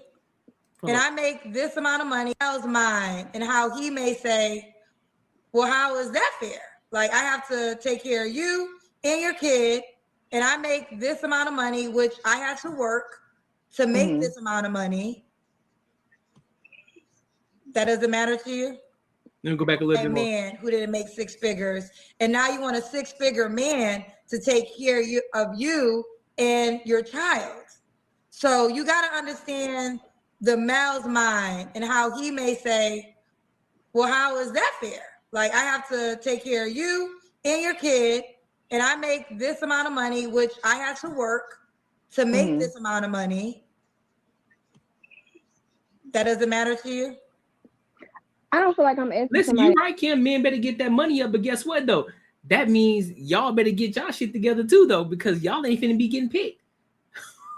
So, yeah, it's a two-way street. They get their money up. Guess what? They got the pick of the litter. The higher they get their money up, the more they got the pick of the litter. And guess what? That means y'all better be coming with y'all A game if y'all want to get picked by these dudes. So you better put in the work. Just like they put in the work. What you mean? Kim, I think Kim, stop. How does that sound to you? Oh, yeah. You said the Kendra Kim about to be humbling? Like, literally, let's have girl talk. Let's have girl talk.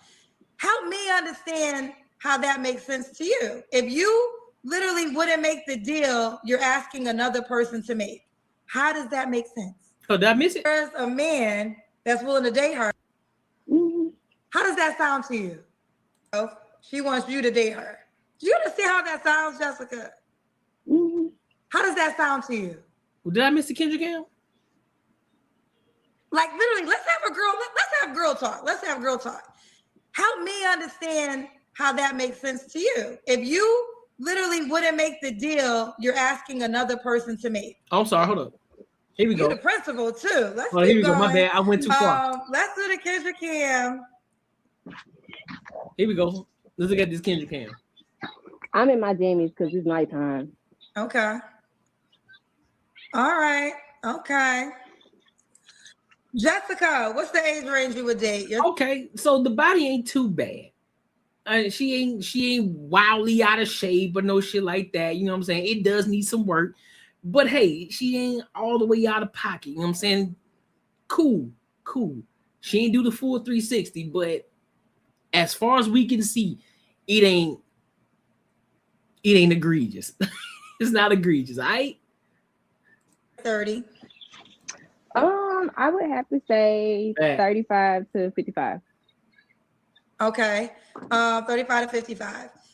Could he have kids already? I prefer not, but one at max. One at max? Boy, you prefer a man with no kids too? Yeah. Okay, so let me get this. You prefer a man with no kids. Man, you better sit the fuck down somewhere. You don't get to choose that. Cool. It's a listen. You can want what you want. All right, you can want what you want. But at the end of the day, beggars can't be choosers. You can't be the one that got a kid except to say you don't want a man that don't have kids. Girl, you crazy hell. As if this man, unless he's sterile and can't shoot nothing, he shoots straight blanks out here, can't have no kids. Yeah, all right, we'll see.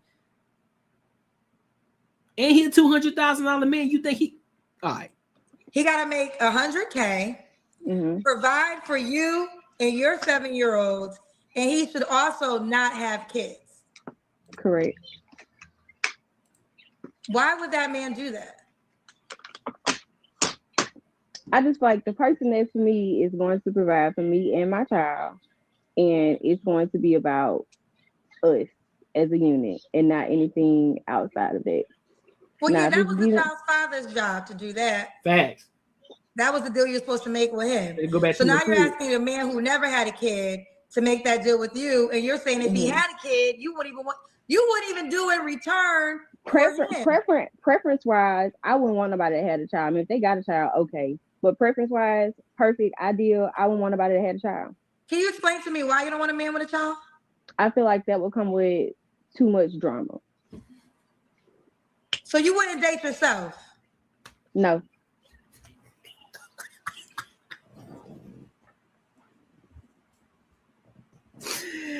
Oh man, she making Mobile look bad, dog. Oh my God. As you said before, possibility versus probability.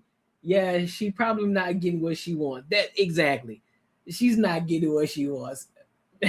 Ma'am, I beg your finest fucking pardon. She said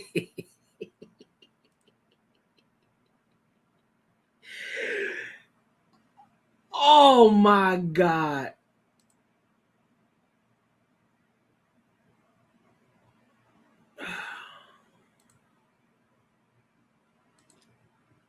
I'm trying to, bro. I'm trying to. Kendra's not being manipulative. Kim, stop with that. Cut that out.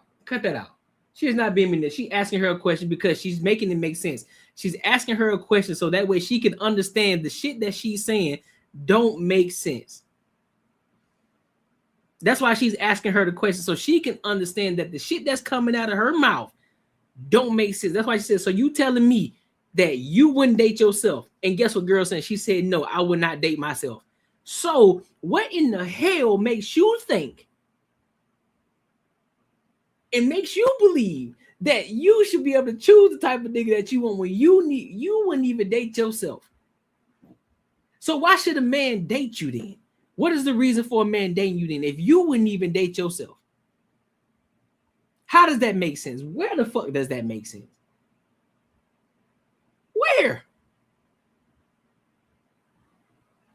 Where does it make sense?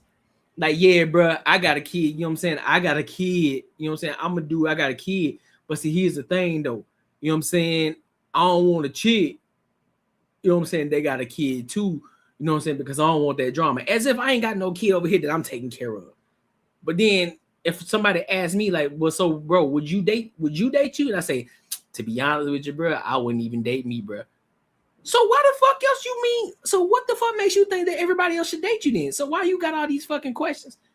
What makes you think that it's okay? Why in the hell do you have all these standards for these men when you wouldn't even date yourself? So what makes you so special to have all these standards? That's crazy to me. That don't make sense. Make it make sense to me. Well, there you have it. No, it don't. No, it does have to make sense. It has to make logical sense because you don't want a man that has a child. You don't want a man that doesn't have a child. No, I'm sorry. You don't want a man that does have a child. You want him to make two.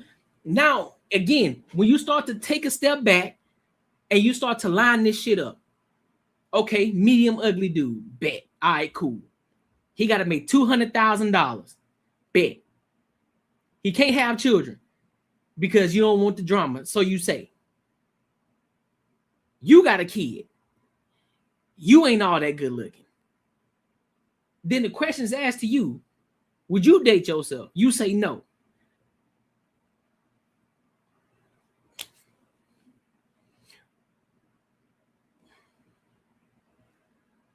What does that make sense? Yes, it has to make sense. It got to make sense. It has to make sense. That's delusion. That's delusional at its finest. What are you talking about? No, it don't make sense because she's not in reality. She's not living in a reality. That's why she's still fucking single. That's why she's still single. That's why she's on Kendra G. She can't figure it out. She thinks that what she's saying makes fucking sense and it don't, which is why the results are the results. She ain't got no fucking man. She can't get one. The results matter. The results matter. She wants a man. She can't get a fucking man. That's why she's on Kendra G talking about the type of man that she wants. She can't get one. Where the fuck does that make sense? Where? How? Come on, man. Come on. I know you a girl's girl, Kim, but listen, bro, you got to use your thought. You got to use that educated mind that you say you got up there. You got to use that. Get out of your emotions. That's the delusional fucking thinking. That's delusional as fuck for her to say that. And you know it. We don't do possibilities. We don't work off of possibilities. We work off of probability. The probability of her getting the man that she's talking about is slim to fucking none. It ain't happening. It's not happening. And he ain't got no kids. And she got one, a 7-year-old. You crazy as hell. She's aware. She doesn't want her. Opposite of her. She would not date herself. So if there's a man that's willing to date her, facts, Mark. Even though she wouldn't date herself, she wants you to date her. Do you understand how that sounds, Jessica? Mm-hmm. How does that sound to you? What? Like literally, let's have girl talk. Let's have girl talk. Like I said, if you want to be addressed, put a super chat in there, Jay Pena. I'm not responding to nothing you saying. That makes sense to you. If you literally wouldn't make the deal you're asking another person to make, how does that make sense? If you're asking ideally what I want, it's just what I want. And if I can't get what I want, then I'll just be by myself. I understand that, but still let me answer this question directly. How does it make sense to ask a man to accept something that you would not accept yourself? It's just what I want. I mean, I don't have no other answer. Okay, she could get one if she lowered her standards, but why would she be with a man that she doesn't want just to say she got a man? Cool. Again, that's fine. You can want what you want, but again, the probability of getting what you want ain't gonna happen. So you can want what you want. That don't mean you gonna get it. So just like she just said, she gonna remain single. Because again, we about results over here. So therefore, the results show. The results speak volumes. The type of man she don't want her. And she gonna continue to keep wanting all she want, and she ain't gonna get it. So guess what? She's gonna be her and her fucking kid. They gonna be lonely. That's it. They gonna be lonely. And she gonna be out here saying, ain't no good men with all the men that they with somebody else. That's where they at. They ain't with her.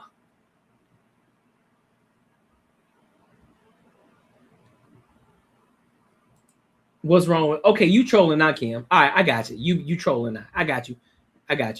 Nah, Kim, you trolling. I see what you got going on.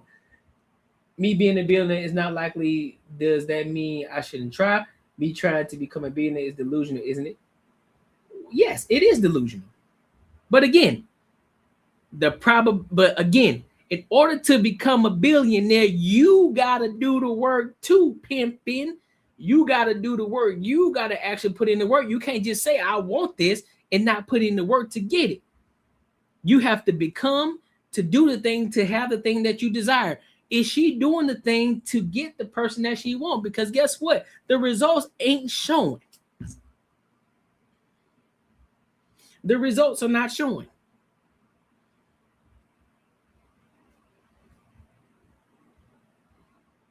The results aren't showing. You talking about a $200,000 man. Kendra G said this is out of Mobile, Alabama. You talking about a $200,000 man. This is a small percentage of men. So therefore, what do you think the type of women that are getting $200,000 men are looking like? And I'm not even talking about her face card. I'm talking about the entire exterior of her.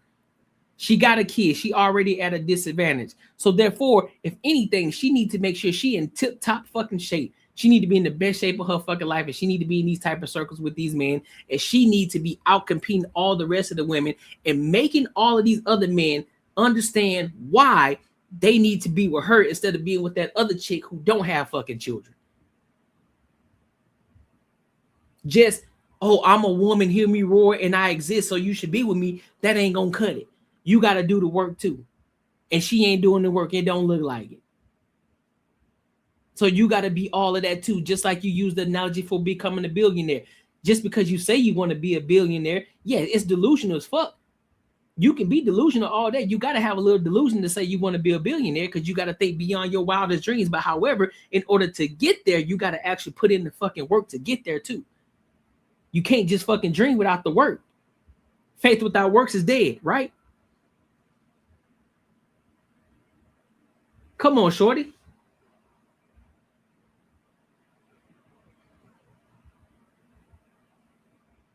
Come on, don't listen. I'm gonna take y'all to school today.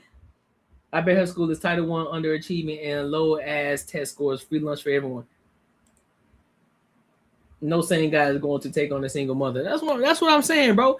If he a $200,000 earner, single, no children, you think, man, you better stop playing with me. No, you're a principal. You are educated. You don't get to a principal about being educated. That's a simple, basic answer. I want you to use your thought process right now and really answer this. We're not going to glide over this because you're intelligent. You don't become a principal without being intelligent. But are you doing the work though? My results for being a billionaire are not showing either because unfortunately I'm still not a billionaire. Yes, exactly. But are you doing the work? Are you working towards getting there? Are you putting in the work to get there? Yes or no? Yes or no? Are you putting in the work? Or are you just saying you want to be a billionaire? Are you just sitting on your couch saying, you just say, I just want to be a billionaire? I can sit here all day and say, yeah, bro, I want to be a billionaire, bro. Like, damn, bro, I just want to be a billionaire. But it don't mean shit if I ain't putting forth the effort. If I'm not doing the work. I got to become that. I got to embody that shit in order to get there. I can't just say I want it and then don't put in the work. She ain't putting in the work. We know she ain't putting in the work. She delusional just like she's delusional and she ain't putting in the work. Now, if she was delusional, but as well as working towards it, now we can have an entirely different conversation. We can have an entirely different conversation. Like, all right, listen, you doing the work, so the probability of it happening may be a little bit higher now because now you in the gym, you working, you getting in your best fucking shape. You doing the things that you need to do to get these type of men. And then on top of that, you making sure that you outperforming every last one of those women. Every last one of them. And you making the case for why these men should be with you. But if you ain't making that case, you just sitting up, you just talking. Your words mean shit to me. Really am trying to understand your mind. It can't just be that's what I want. How do you expect somebody to accept something that you would not accept? Just because I am in the predicament that I am in right now, where I have a child where the father has not done what they're supposed to do allegedly, then that doesn't mean that I can't aspire to have the perfect fairy tale life. I'm still seeking it. So you want to live in fairy tale? Okay, that's fine. So before I even get to the fairy tale, you don't think that it's unfair to require Hey, shout out to a you, Court. I'm gonna read man that super to chat in a take care minute. of your I child appreciate you, love. when if he had a kid, you wouldn't be willing to love on their child? I'm not saying that I wouldn't be willing to love on their child. But you said that you Preference-wise, prefer I a just man with don't. no I kids. just correct. So you want to have more kids? I do. Okay, okay. Now back to fairy tale. So if this man never comes along, you're fine with just you and your child for the rest of your life? I am. Okay.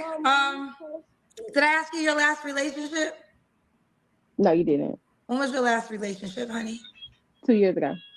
You don't have to answer, but I'm gonna ask. When's the last time you was intimate with someone? 2 years ago. All right. So are you on a celibacy journey? I am. Until when? Until my husband. Woo! She's celibate to her husband. Okay, cool. Kim, I think you lying.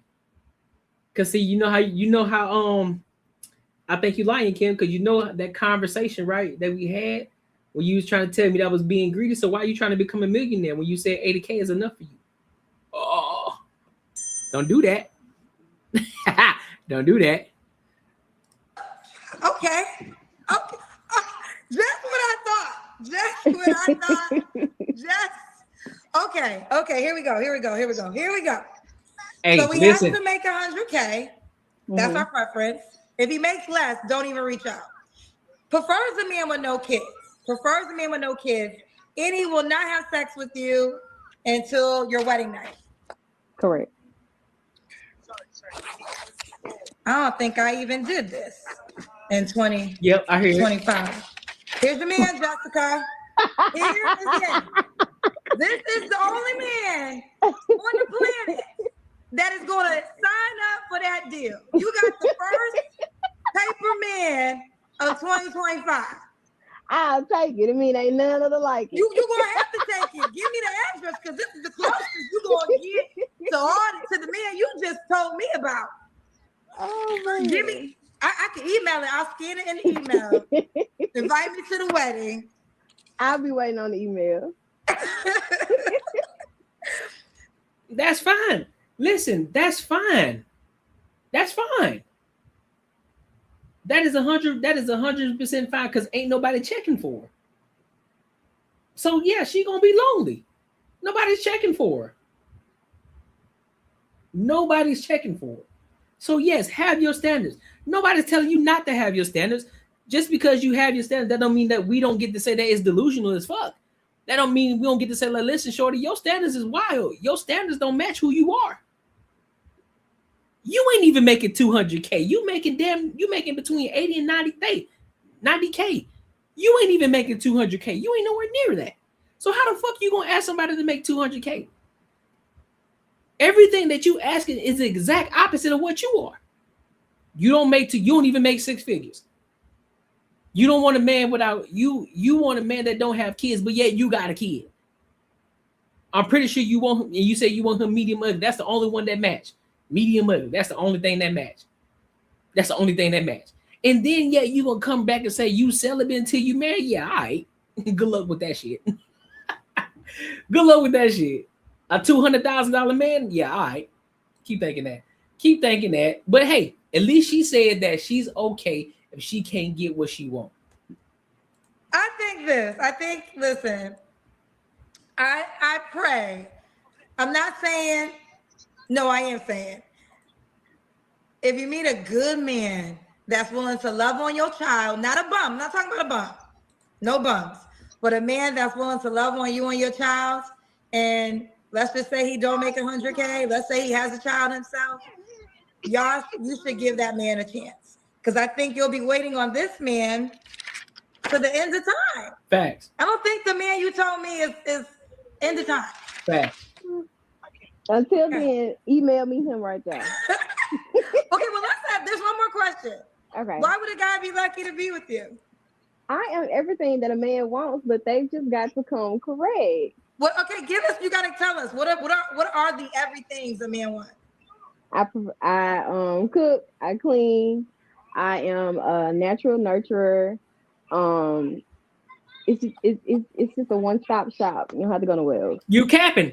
You can't even go down. You go. That's the same basic shit that everybody says. Every woman says. So tell me what it is that you offer. I cook. I clean. I'm everything that you want. Okay, you ain't told me nothing yet.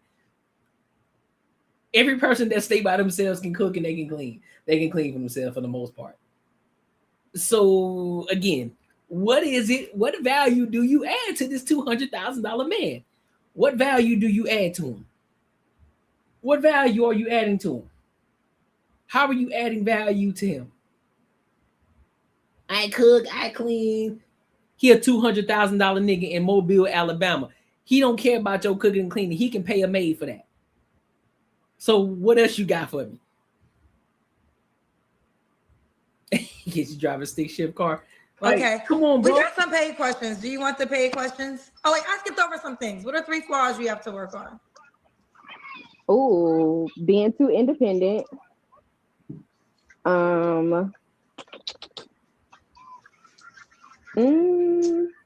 What else?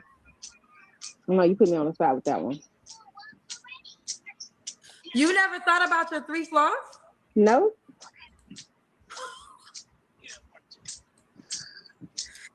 You're a principal? Yeah. Like you're responsible for children? Yes. I got too much other stuff to be worried about than to be worried about my flaws. I'm going to take it one step at a time in therapy. And right now, therapy? I am. And right now, we're working on the one that I just said. Hell nah. Hell Okay. nah. All right, so here's the paid questions. Here we go. And she in therapy? I'm not going to read them all, so stop sending money. Wait, someone said her baby just asked for something to drink and she didn't acknowledge her kid. She got a Stanley sitting right next to her. She fine. Oh, I'm sorry. You have a daughter. I said son earlier. Okay. It's okay. Delusion is an all-time. Delusion is an all. all-time high. And baby, you're not fine enough to be this picky. Good night. Good night. Divine Photos. Where has living in La La Land gotten you? No man with any common sense is taking this deal. Know the difference between abstinence and celibate. You are. She said she in therapy, bro. No. It's a no for me, dog. A person's standards don't have to match nothing, especially a woman's. That's why I don't see why men say they're protectors and providers, because they are constantly opting out of those roles. Yeah, they're opting out of those roles because y'all delusional as fuck.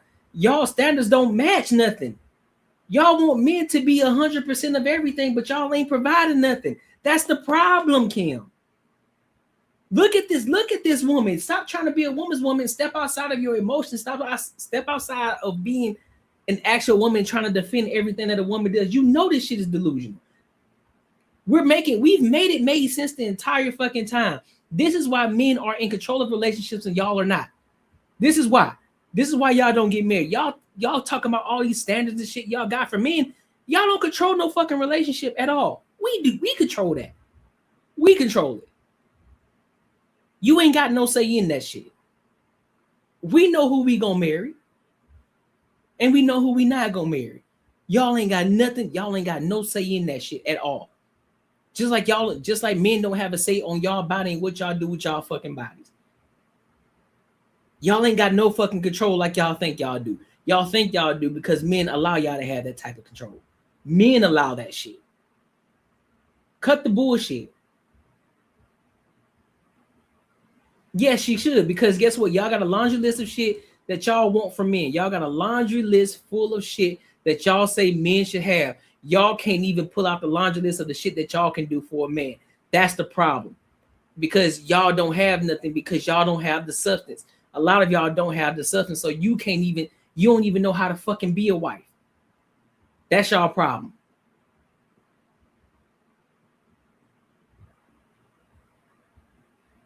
And so that's why a lot of these men, that's why what happens when a lot of these men, they fucking around with these one chicks, the next thing you know, they go and date this other chick, next thing you know, they married 3 months later. You're like, how the fuck that happened? It's because he already knew she was already adding value to this man in the first weeks of them meeting. You weren't doing it because you thought that you was special. You thought that you had him in the bag, and you weren't doing shit just because you was just existing.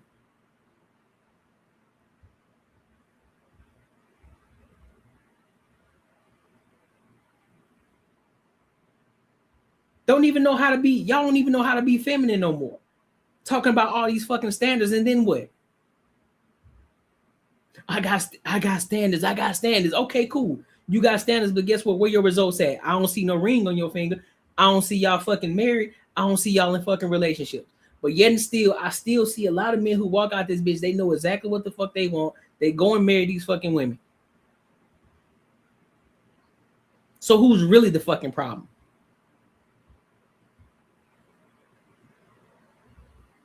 Yeah, all right, you trolling. All right, I got it. You trolling now. I got you. Do you go into Walmart and ask them what do they sell? Do you go into Burger King and ask them what do they sell? Do you go into AutoZone and ask them what to sell? No, because you already know what they sell. They got menus. AutoZone, you already know what's going on. AutoZone, you know they're gonna have things that's about car parts. You go into Burger King. Guess what? You drive up to the drive-thru. Guess what they have? They got this big ass menu, a list full of things that they have. So you know what you can get. You know what you can choose from.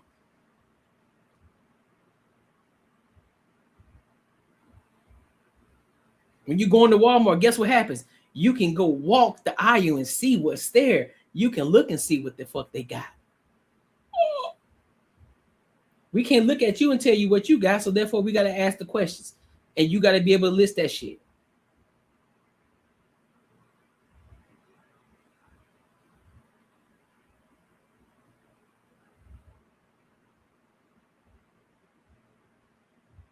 I never told you. Again, nobody ever told you what you can do with your body. I said you control what you do with your body. But I said men control the relationships. So that laundry list shit ain't got shit to do with us. That's why she gonna stay single. And she said it herself. She's like, she cool with it. I bet. Now go on about your business.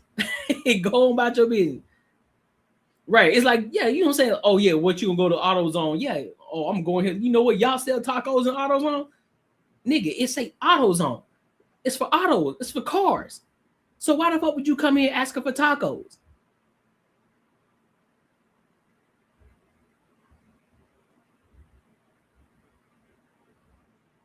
No, they want more than that. They want men to be more. They want men to be Clark Kent and fucking Superman at the same fucking time.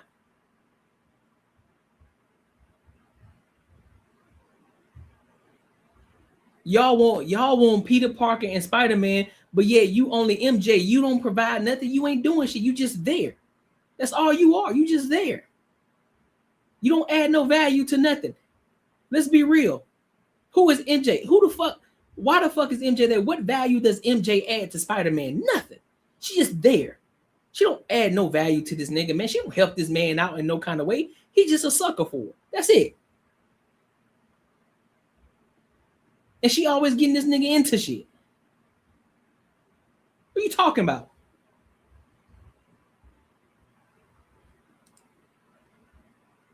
Hell yeah, that was uncommon. Like, that's crazy as fuck. Are abstinent. What? This one said, delusional AF. Have you ever dated the man of her dreams? Have you ever dated the man you described? I have. What happened with him? I wasn't ready. You met a man. Okay, he made six figures. Mm-hmm. He had no kids. Correct. He wanted to be with you and not have sex until marriage. Correct. All right, I'm done. When did you meet this man? I'm done. Look at this bullshit. Look at this bull. Let's rewind it back.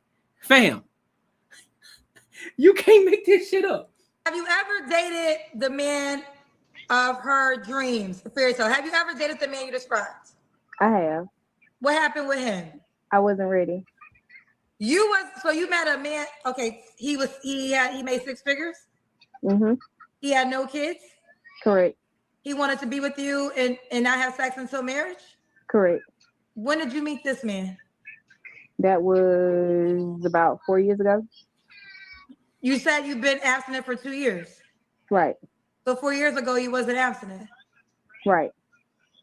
So why did you say yes when I said he would be willing to be for sex? That wasn't your ruling. That wasn't the same person. You in my business. The math ain't mathing. No, your math's not mathing. You told me. I know. I just said you in my business. Next question. I'm in your business because we're trying to. Listen, the truth is easy to tell. So Okay. you said that you met this man, and your 3 requirements was make at least 6 figures, no kids, and no sex until you get married. We said, have you ever met this man? You said yes. You said 4 years ago, but you only been celibate for 2 years. So Correct. that 3rd requirement wasn't even there 4 years ago, according to what you told us. Correct, because the person that I was 4 years ago and the person that I was 2 years ago are not the same one. Right. So therefore, the answer is you never met a man that was willing to do all 3. I don't see plenty of black married. I don't see plenty of black women that are married. 1 in 4. 1 in 4. 1 in 4 black women get married. There are more black married men than there are black married women. If you're going back to that man, I never had sex. I never had sex with that man how long did you date that man? for about a year and a half. So you dated a man for a year and a half Thanks, and Court. never had sex with him. Correct. Why did you date him for a year? So, okay, you didn't have sex because you didn't like him? I wouldn't say it wasn't because I didn't like him. I was just trying to see what else was there besides a physical connection. Okay, but here's the deal. 4 years ago, you didn't have sex with him, but you had sex with somebody else because you said your celibacy just began 2 years ago. So Right. as you was dating him, you were sleeping with somebody else? Correct, because it's called dating. We weren't in a relationship.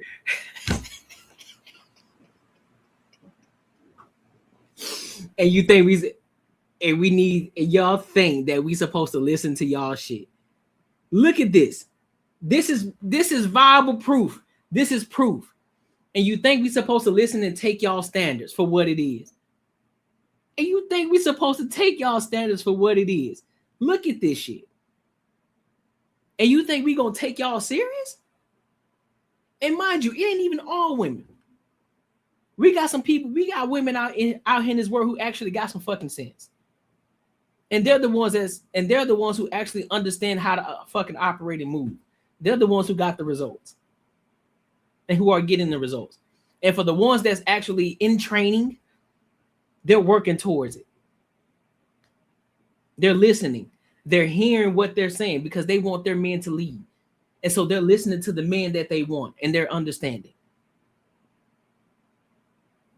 You hear this shit.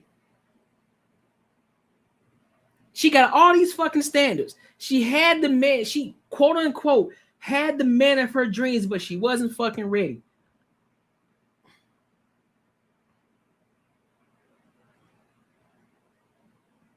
So that sounds like she dropped the ball.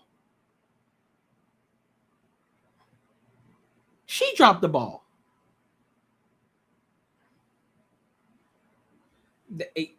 Exactly.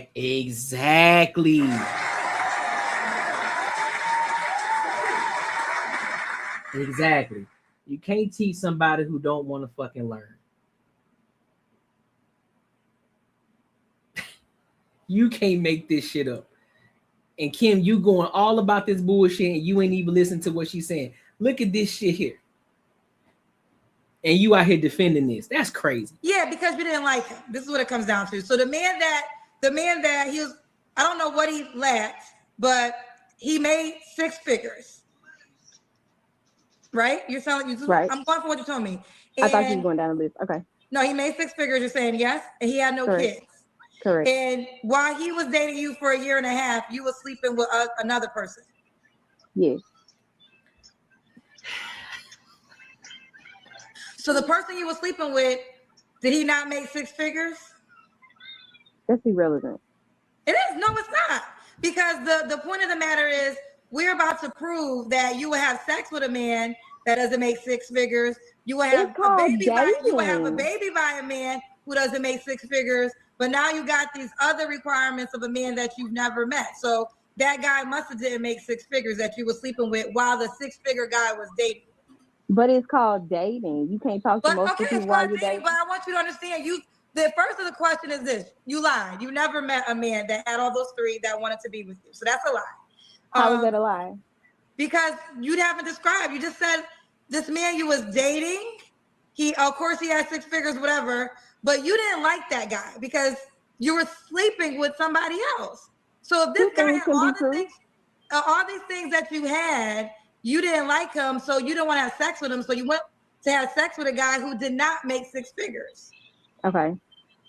Or tell me if I'm wrong. Did the guy you were sleeping with? You are wrong. I feel like two okay, things- so two the things- guy that you were sleeping with made 6 figures. Made 6 figures. Two things can be true at the same time. She telling you because if the nigga, she was okay with saying that the guy who made 6 figures, the one that she wasn't giving the box to, she was quick to say that he was making 6 figures, but the guy that she was getting buzzed down by, he wasn't making 6 figures. That's why she ain't answering the question. That's why, it's irrelevant. What you mean it's irrelevant? Because you don't want to get caught. You getting caught up in your shit. You getting caught up. You full of shit. You're full of shit. That's what you are. You're full of shit. You see she getting uncomfortable now. At first she was sitting down, she was chilling, she was having a conversation. Now she got to get up. She got to start walking around because she getting flustered. I mean, the guy that you was sleeping with while you was dating the guy you said that had all this stuff, did he make 6 figures? Yeah. Why couldn't you be with him? I didn't want to be with him. You can date and more than one thing can be done. How can come be the true at the first same time you time. said it was irrelevant? Why'd you say it was irrelevant? Because you said asking me the same question. No, I wasn't. I was asking about the guy that was able to have sex with you while the other guy who dated you for a year and a half couldn't. Personal preference. Bullshit. What's the address? Send it over, Kendra. Nah, nigga. Nah. What is the address? Shit, the fucking drawing don't even want her. That's cap. Yes, girl. Listen, if you got a lot of paid questions, I can't get to all these paid questions, people, but Sam Major said, childish, delusional, selfish. You don't get better than your child's father. He paid $10 to send that? That's crazy. If one of your students struck a teacher and you asked the student why he did it, would you accept "I don't know" for an answer? If one of your students. I don't believe shit, principal. Say that again. I think it's a riddle. If one of your students struck a teacher and you asked the student why he did it, would you accept "I don't know" for an answer? It depends. Does the child have needs? I don't know. Mr. Patrick said, this mindset is insane to me. They should call her just hilarious because I'm cracking up at the delusion. She gotta be trolling, bro. Fuck that. That's what I'm talking about. See, you keep listening to this bullshit. Listen, you let them talk long enough, they gonna reveal who they actually are. Every single time. Every single time. Listen, yeah, she might be nice, but she definitely ain't the sharpest tool in the shed. That's for sure. I ain't gonna lie, Kendra G walked her down on that one. 100% walked her ass down. You say you had the man of your dreams, but yet you wasn't ready, but at the same time you was talking to this guy, you was getting bust down by this nigga who wasn't making 6 figures. Because I know you capping. Because if that was actually the truth, you would have said that. You would have said that right out the gate. You would say, yeah, he was making 6 figures too. But you had to go ahead and throw that lie in there to try to save face. We know you lying already. We already know you lying. We know it. You got buzzed down by some rat. You got buzzed down by some ratchet nigga. But here's the thing. He didn't want her though. He didn't want her. It was probably a situation where she was in love with this dude that she was fucking. He ended up getting her pregnant. He ain't want nothing to do with her. And she was mad in love with him. So therefore, now she feels some type of way about it. So of course she gonna try to pin him as he was the bad guy. Nah, he didn't want you, and you was trying to pin him down, say, "Oh, I got your baby" type shit. Nah, nigga, I know how the game go. No. No. He didn't want her. He wasn't taking her serious, and he fucked up and got her pregnant. That's exactly what it was. He says a strong ass face. Hey, she probably had the good boss. That's probably why she probably had the good boss. That's probably all she was good for. She probably giving that sloppy top, and she probably was going crazy with it too. Gotta keep it a buck. She was going crazy. She was going crazy, and so he got this. He fell for it and went ahead and shot off in the club and called it a day.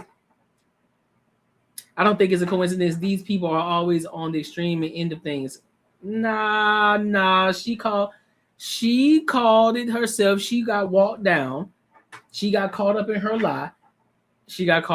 Because she was trying to save face.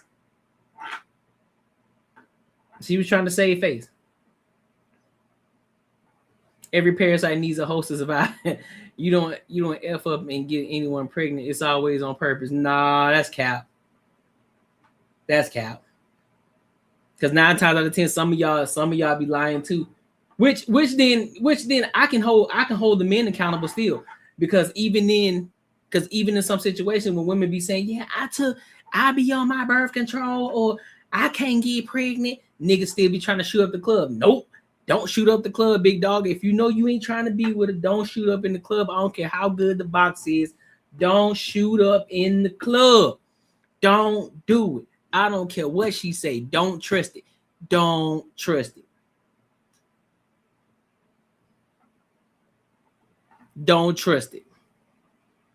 Because ladies be lying too. Oh, I took my period. Because a lot of y'all be doing the same thing. Y'all be trying to trap a nigga too. So there's men that be trying to trap women. There's women that be trying to trap men. So you ain't finna play me with that one. I can hold both sides accountable. Either way, fellas, stop shooting up the club. Stop shooting up the club, fellas.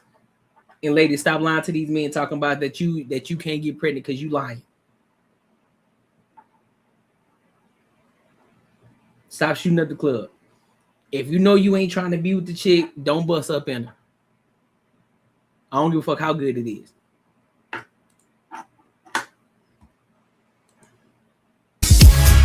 Dive into the Courtnee Edgar Show Super Chats. Hey, shout out to Say Hey Court for the $5 ball, dog. For the $5, she says these are not the women's spokespersons. Women of value ask for what we give at minimum. That's a fact. You talking real. You can't sit up here and ask for some shit that you can't even give at the bare minimum. What do you think this is? You know what I'm saying? That's facts. That's fast, Court. All right, but look, make sure you like, comment, and subscribe for the algorithm. Make sure you hit the bell notification. All right, y'all. So we got one more topic. For tonight. Let's go. Let's think about some positivity. We're gonna finish out on some positivity. And if you still be here, make sure you like the live because it's gonna reach out to more people. YouTube gonna continue to keep pushing this out. So if you haven't liked it, definitely like it. Also, if you haven't tapped into the Patreon, definitely go tap into the Patreon because that's where we get sharper over there. I teach you how to go from 0 to 1,000 subscribers. Also, you learn how to save your money the proper way.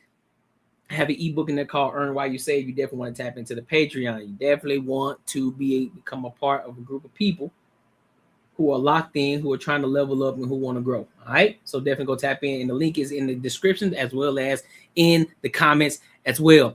All right. So let's go ahead and dive over to this last topic of tonight. Hold on. Give me a second. Let me look at this real quick. Man, we on late tonight.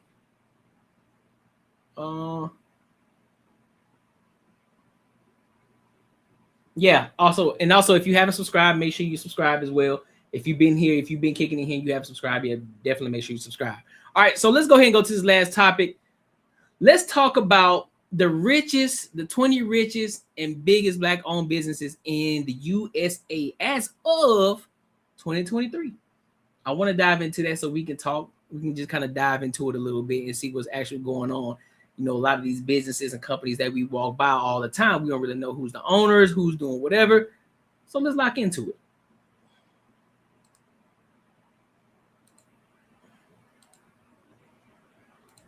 Whenever we talk about businesses and companies in the United States, all the big businesses tend to be owned and controlled by whites, and you will hardly find one owned by a black person. Anytime blacks in the US have tried to establish themselves throughout time, they're always being suppressed, stopped, and silenced in one way or another.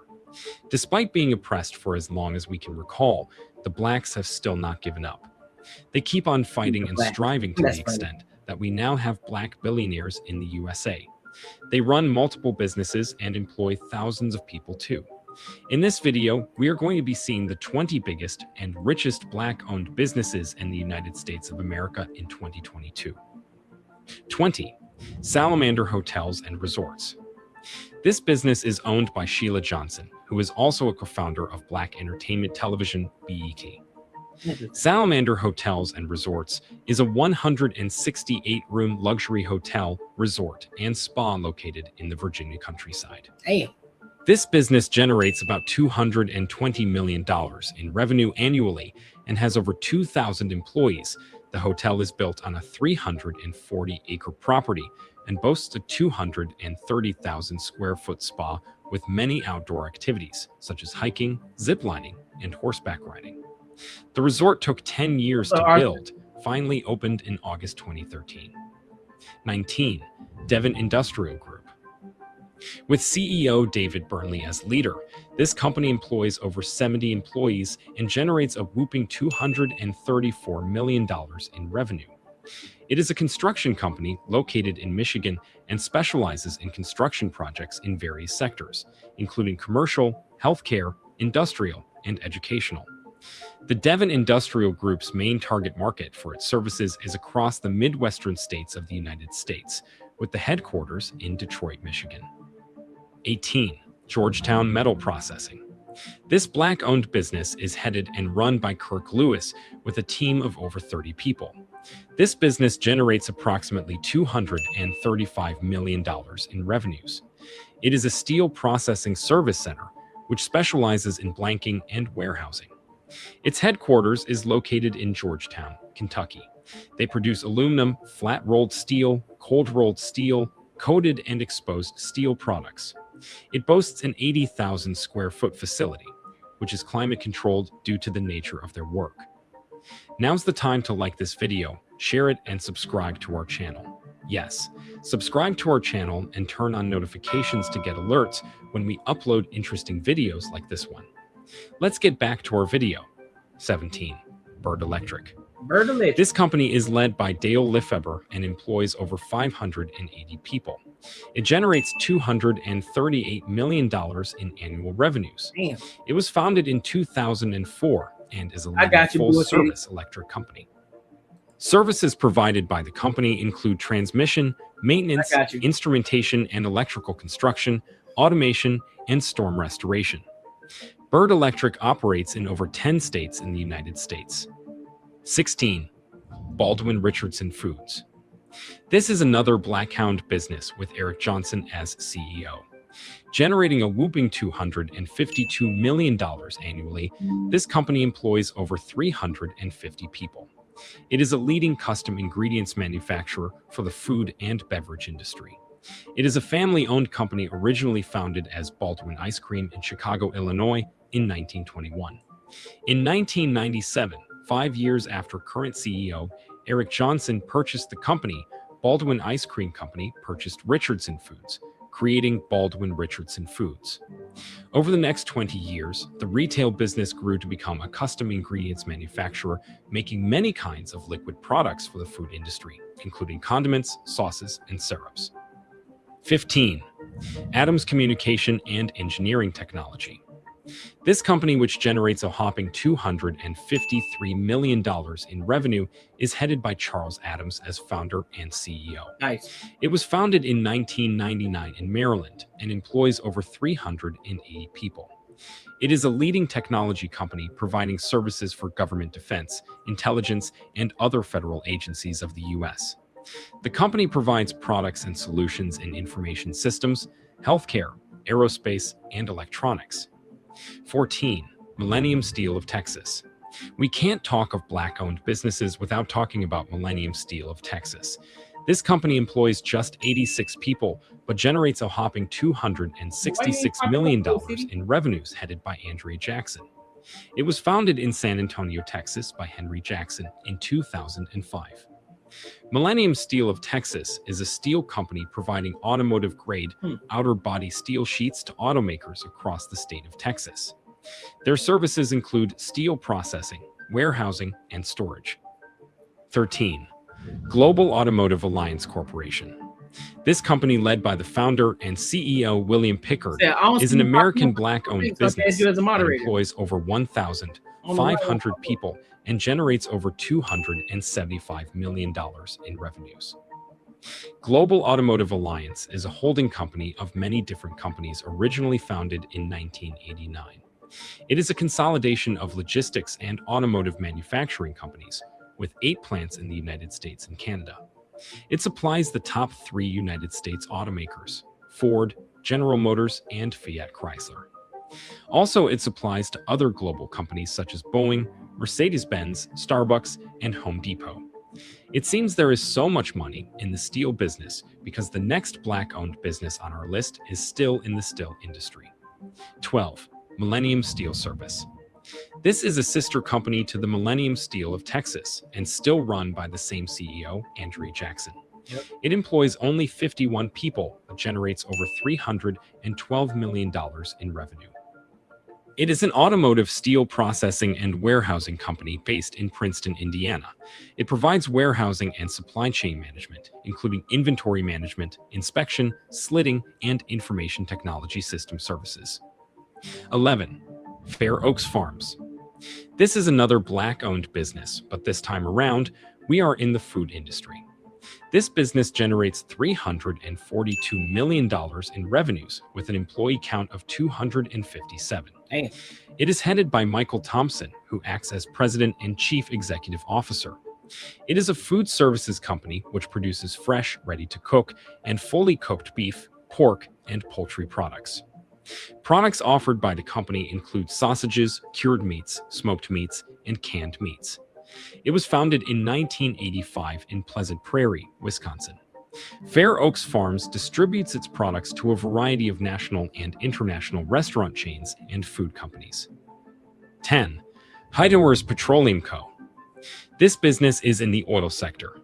And you know when there is oil involved, there is also much money involved. This company was founded by Stephen Hightower, and he is still... Exactly. That's exactly Bull City.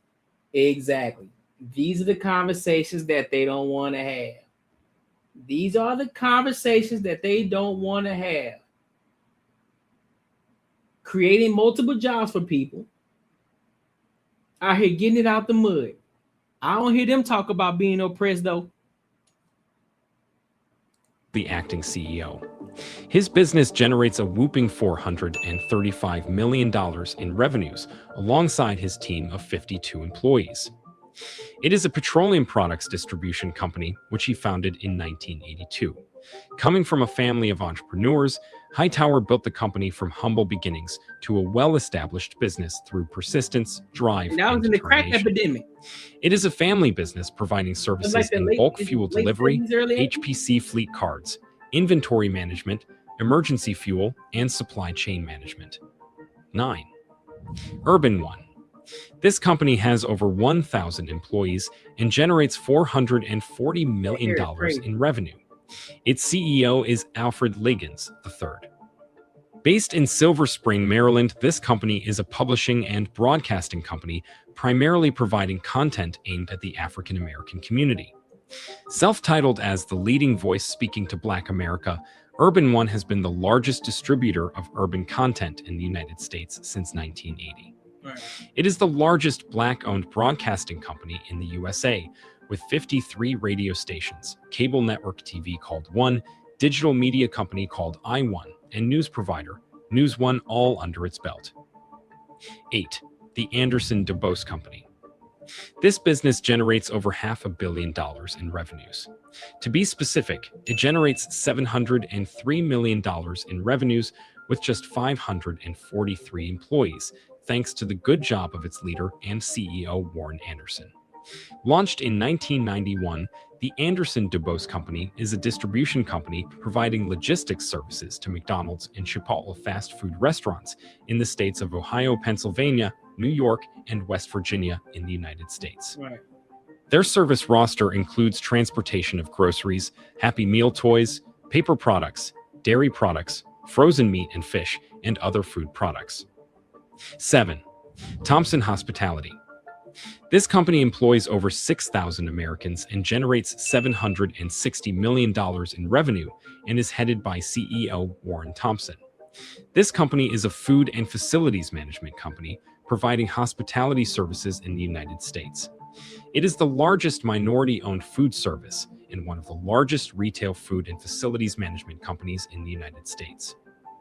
Thompson Hospitality Corporation was originally founded as a restaurant company in 1992 and has now branched out to offer all services of the hospitality industry.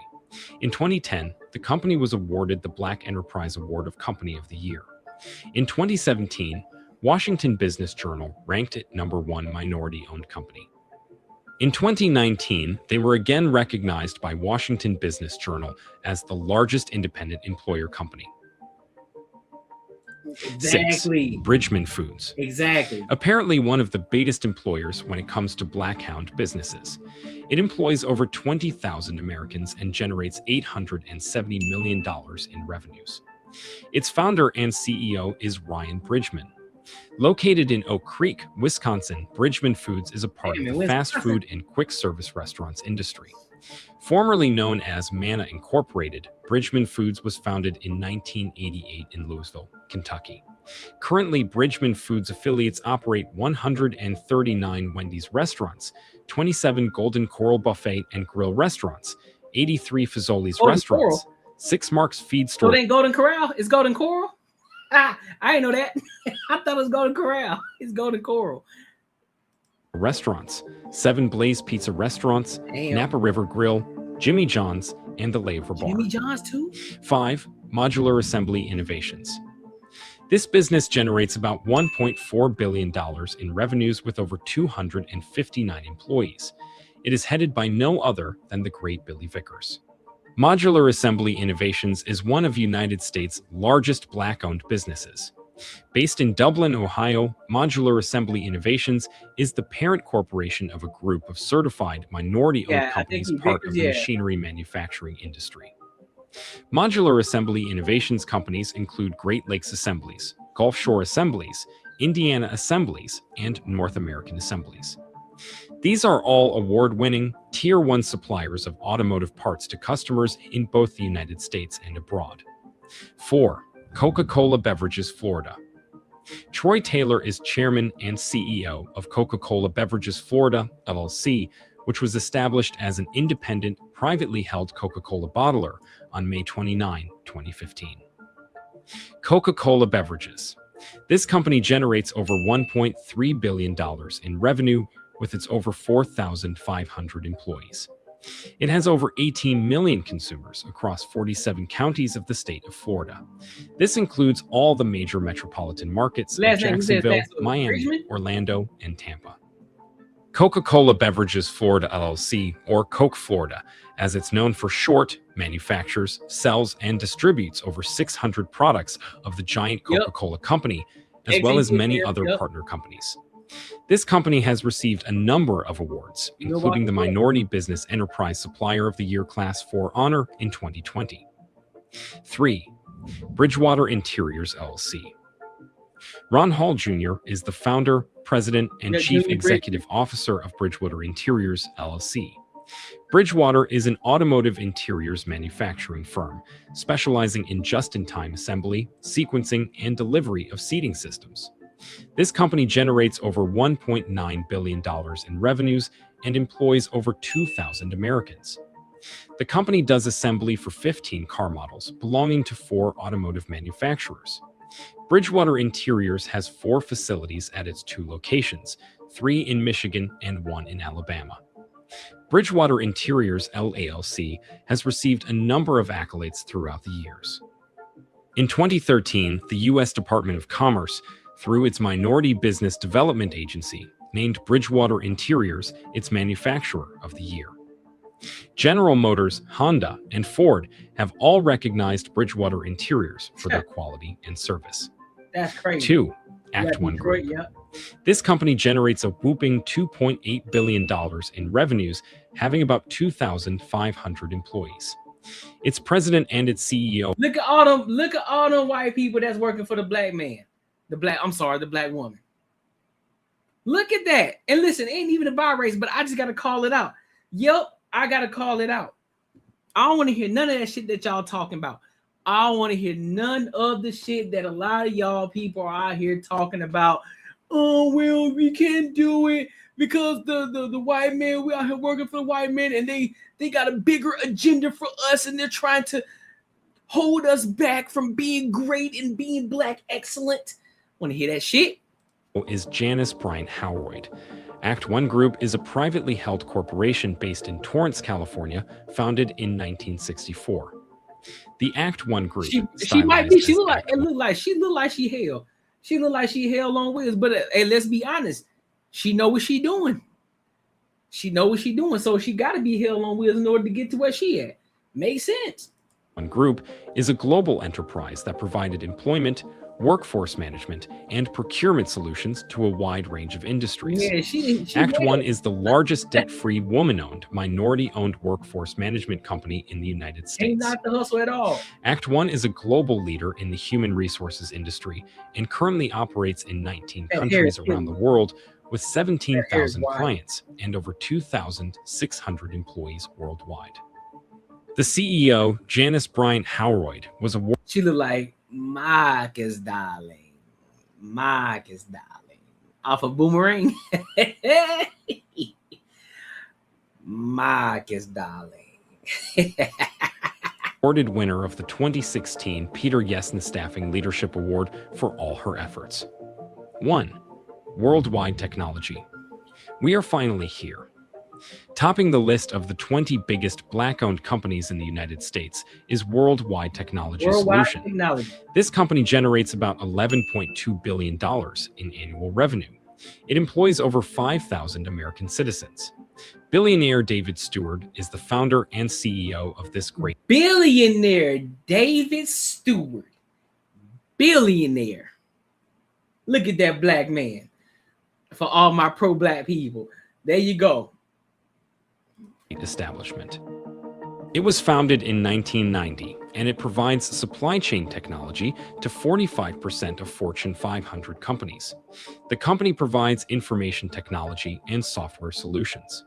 Some of the world's most recognizable brands are Worldwide Technologies customers, namely Boeing, Cisco, AT&T, Microsoft, and the U.S. Air Force. That was it for the biggest and richest Black-owned businesses in the USA. Damn, that's Which crazy. one would you invest in? Let us know in the comments section below. If you enjoy this video, But you see, that's what I'm saying. See, this. Listen, again, I say this damn near every live stream. I'm not ignorant to what has happened before. I'm not ignorant to the fact that there are some racist people out here, all racist, I'm pretty sure. But that is not an excuse to why you can't be great in America. It is not an excuse at all. It's not an excuse. I don't want to hear it. I already know it's your favorite segment, bro. That's why I had to add it in. This is why there's no excuse at all. That's why when everybody started talking about what the white man is doing and all this extra shit, I stopped listening. I closed my ears. I'm like, okay, and what's your point? You got illegal immigrants coming over here making bread, starting their businesses, food trucks, and all, doing what they out here doing, working their ass off, getting to a bag. But you over here asking for handouts. You over here talking about reparations when you could have been got to a bag already. Oh, he's running in the path of progress? Still doing numbers.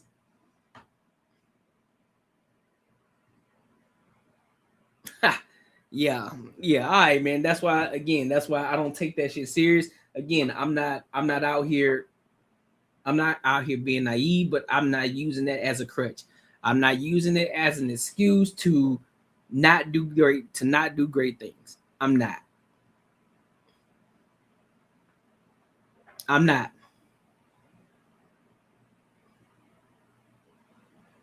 You say I live in Minnesota, not good and cold, running in the path, not blocking the path of progress. Exactly. That's what I'm saying. Exactly. Again, we have come across a group of individuals who are doing great things, companies that people don't even know that's black owned. I guarantee you, most people don't even know that these are black owned companies. They think a white man owns this. And this ain't even about race, but this is for the pro-black people. This is for the pro-black people. You probably don't even know that these companies are ran and owned by black people. Because they're so victimized in their mind, they think that black people can't be great. They think that black people can't do great things. They think that they only are supposed to be at the bottom. That's because of their victim mentality. Hell, Bullshit will tell you he out here getting to a bag. Yeah, this is for the pro-business people. Exactly. Pro-business. That's what we about. Pro-business. If you ain't got a business, listen, you trying to learn so that way you can get to that point. You have an idea of where you're trying to go, but you just need that path to get there. You need that vehicle that's going to drive you to get you there. And whatever that vehicle may be, just stay on that path to get you there. My vehicle, YouTube. That's my vehicle. Outside of my job that I work, YouTube, this is the vehicle to get me to where I'm trying to go.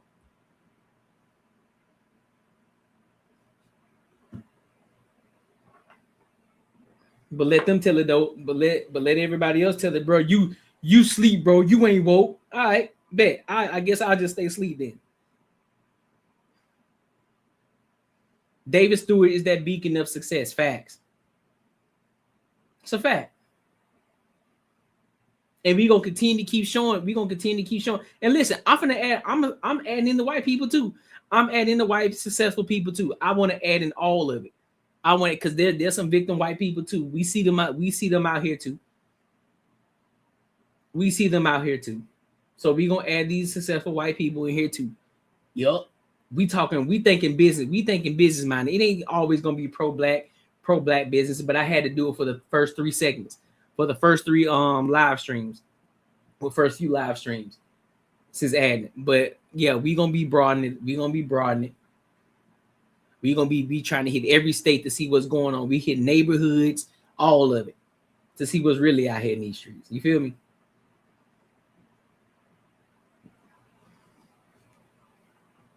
This shit's crazy, bro. But listen, make sure you like, comment, subscribe for the algorithm, and make sure you hit the bell notification. Hey, I appreciate you. Only stupid people care about what people look like. Doesn't reveal anything about anyone. That's a fact, Matt. That is a fact, Matt. That is a fact. I agree 110%. I agree 110%. But listen, man, tonight was dope. Listen, if you haven't subscribed yet, please do so. Make sure you share this with your family and friends. If you haven't liked, make sure you like. Also, if you want to join the Earn Circle, be sure to do so. Link is in the description as well as pinned in the comments as well. That's where people grow to think, and we think sharper, and we move different over there in the Patreon. So you definitely want to tap in. I do got some more videos that's coming. I just haven't put them out there just yet. I'm going to be doing interviews with people who are in business as well. One of my main things too is, of course, I'm going to be doing business with people who are actually successful in their field, but I also want to talk to people who are actually just starting out their businesses, who are trying to grow, who are trying to get to that point as well. I think that'd be beneficial for people in showing other people who may just be in the thought process of just thinking about it, that they see people actually doing it and actually just going forward instead of the people who just talking about it. I think that'd be beneficial as well, showing those people how to get over that first hump of, you know what, just do it. Just go for it. Just do it. So it's going to be a mixture of all that. So you definitely want to tap into the Patreon. All right. Cool. Tonight was dope. Tonight was good, man. I appreciate y'all. I thank y'all for kicking it with your boy tonight. Make sure you are here Tuesday night, 7:05 p.m. MST with the Banter and Barter Show. That is the panel. Wednesday, I am here again solo like tonight, 7:05 p.m. MST time. So wherever you at, just adjust to 7:05 MST time. So if you're in the East Coast, that will be 9:05 p.m. And if you're in Central Time, that would be 8:05 p.m. And also, like tonight, I will be here at 9:05 MST time p.m. So again, Central Time, that's 10:05, and Eastern Time, that's 11:05. All right. So till next time, my people, I thank y'all. I appreciate you. I'll holler.